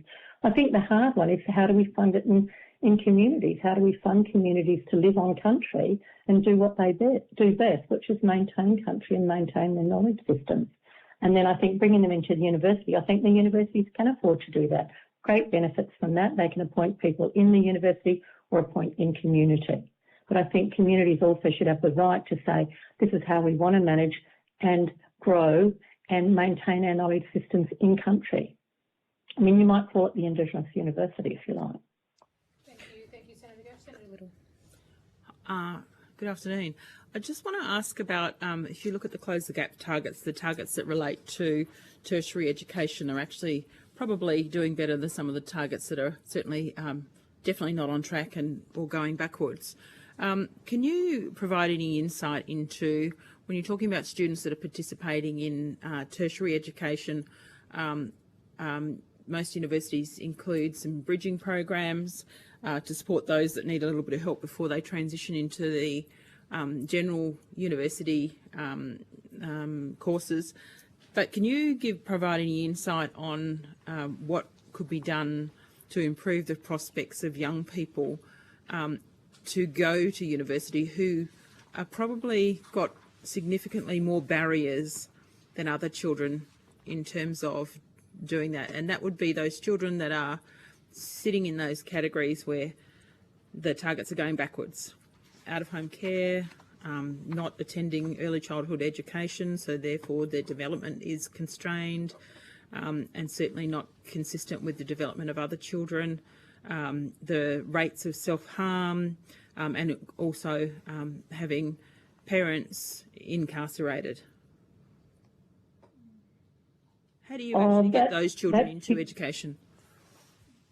I think that's really huge, often beyond universities, in terms of it often relates to the, secondary schooling sector. I think we work a lot. So we have particularly West Australia is huge. So we have a really big outreach program where we really do go to regional areas, talk directly to school students. So we have an Aspire program at UWA, which has partner schools. That's for all equity type-based students. But we have the Aboriginal program. We have sometimes we're with Aspire and sometimes we do our own outreach. One of the big things that works for Aboriginal kids when we go to remote communities, if we can take one of our students who's from that community or from that area. Because I think what Aboriginal kids see and respond to is, if they could do it, I could do it. And a lot of our students have come a long journey through to enabling courses, not necessarily done well at school. The majority of our students are young Indigenous students rather than a broader range, so we've focused on that. And those students, I think, when we take a student out there, or we take an Aboriginal staff member who says, you can do it, or you give it a go, and we're here. So it's a personal connection in some ways to talk to us. And if we can't meet your needs, or there's not something here we want, then there's lots of other unis to go to. I think it's important to get kids to go where they want to go, not just us promoting or Curtin just grabbing theirs and that. And I think in Western Australia we try and do that quite a lot. which is to just give kids choice. But I think getting the message out to them, I think the gap in some of this is getting to parents too, so parents understand what it would be to send a kid to uni and parents understand what it's about. So I think what we're trying to do is work a bit more with parents, but that's harder, and I don't think we're doing that very well. I don't think many unis do because it's very generalised. We often see kids in schools. So I think trying to connect with parents as well as is really important. But I think it's about the individual kid. If people aren't getting through even WAIS, so 50% of kids in government schools in Western Australia are not achieving a WAIS certificate to leave Year 12. So they've only about 50% have got a literacy and numeracy rating to achieve WAIS. So that's kind of a lot. That's a big gap to catch up. And we have to really look at it. And I think it lacks resourcing and it lacks catering to what the student wants and to individual student need. And again, we can't just support an Aboriginal student. You actually have to support a family. That's the key. Because essentially the whole family comes to uni when the first person there comes to uni. But you've got to support a whole family, not just see the student as an isolated individual. Thank you. Thank you, Chair. Thank you, Professor Milroy, for making some time for us this afternoon. My question was, what we've seen particularly in WA in the last few years has been a real movement away from social sciences in particular, and some of the critical areas that I know some Aboriginal students do want to embark on are things like anthropology and some of those disciplines, but it's quite difficult when the push from the university sector is actually away from that. And I know that UWA in particular had some issues with this a few years ago. Is there anything that the Commonwealth Government can do to reignite that in a way of more of the encouragement? I know that a lot of what we face in Western Australia is fraught with issues around scholarships in mining companies, for instance, and that mob tends to not want to be involved in those for some of those ethical reasons, and some of them are personal. So, what is it that the Commonwealth can lead on in relation to particular academia being much more, as you said, supporting not just a student but a whole family, but also a community as such? Yeah, I'm not so sure about social sciences. About 40% or more of our students are actually in STEM courses, including biomedical sciences. Some of those want to actually go on to medicine, but a lot just want to do biomedical science, physical and sport, exercise science, psychology. So not as many as we'd like in engineering, but we've got more students increasingly in those areas, and I think there's a strong demand from Aboriginal students in those areas. I think they respond to it well. In terms of social sciences, we've got students in arts and social sciences. I think the arts area is an area that needs actually more support. It's seen as not useful, but a lot of students actually want to do that. I'm not sure about what we need to do to get them into social science. I think we just need students to get better incomes. I also think with Aboriginal students respond to what they hear about. So it's important that they get an idea and practical idea of what courses are available and what they can do and how they can use it and where it ends up. That's why talking to students who've finished or talking to graduates from those areas makes a difference to them going. I think in the end, the Commonwealth has to just stump up more to make it livable for students to come to university and choose what they do. I think uni should stump up more too and just make it fee-free. I think that would be really helpful. I am concerned about the debt, the HECS debt that Aboriginal people have racked up, particularly because students often fail one or more units and have to repeat it, so they actually have a higher HECS burden than a lot of other students. And I think that's an area that could be addressed in terms of long-term prosperity as well. Yeah, thank you, and I definitely would support the wiping student debt. Obviously, that's the policy of my party, and obviously we see that would make that easier. And so, thank you for your evidence today. I'll hand it back to the chair. Thank you, and thank you very much, Professor Milroy, and thank you for your attendance here today. If you have been asked to provide any additional information, would you please forward it to the Secretariat by the 19th of September? You will be sent a copy of the transcript of your evidence and will have an opportunity to request corrections to any transcription errors. Thank you again very much for your attendance here today. Thank you. I declare this public hearing closed.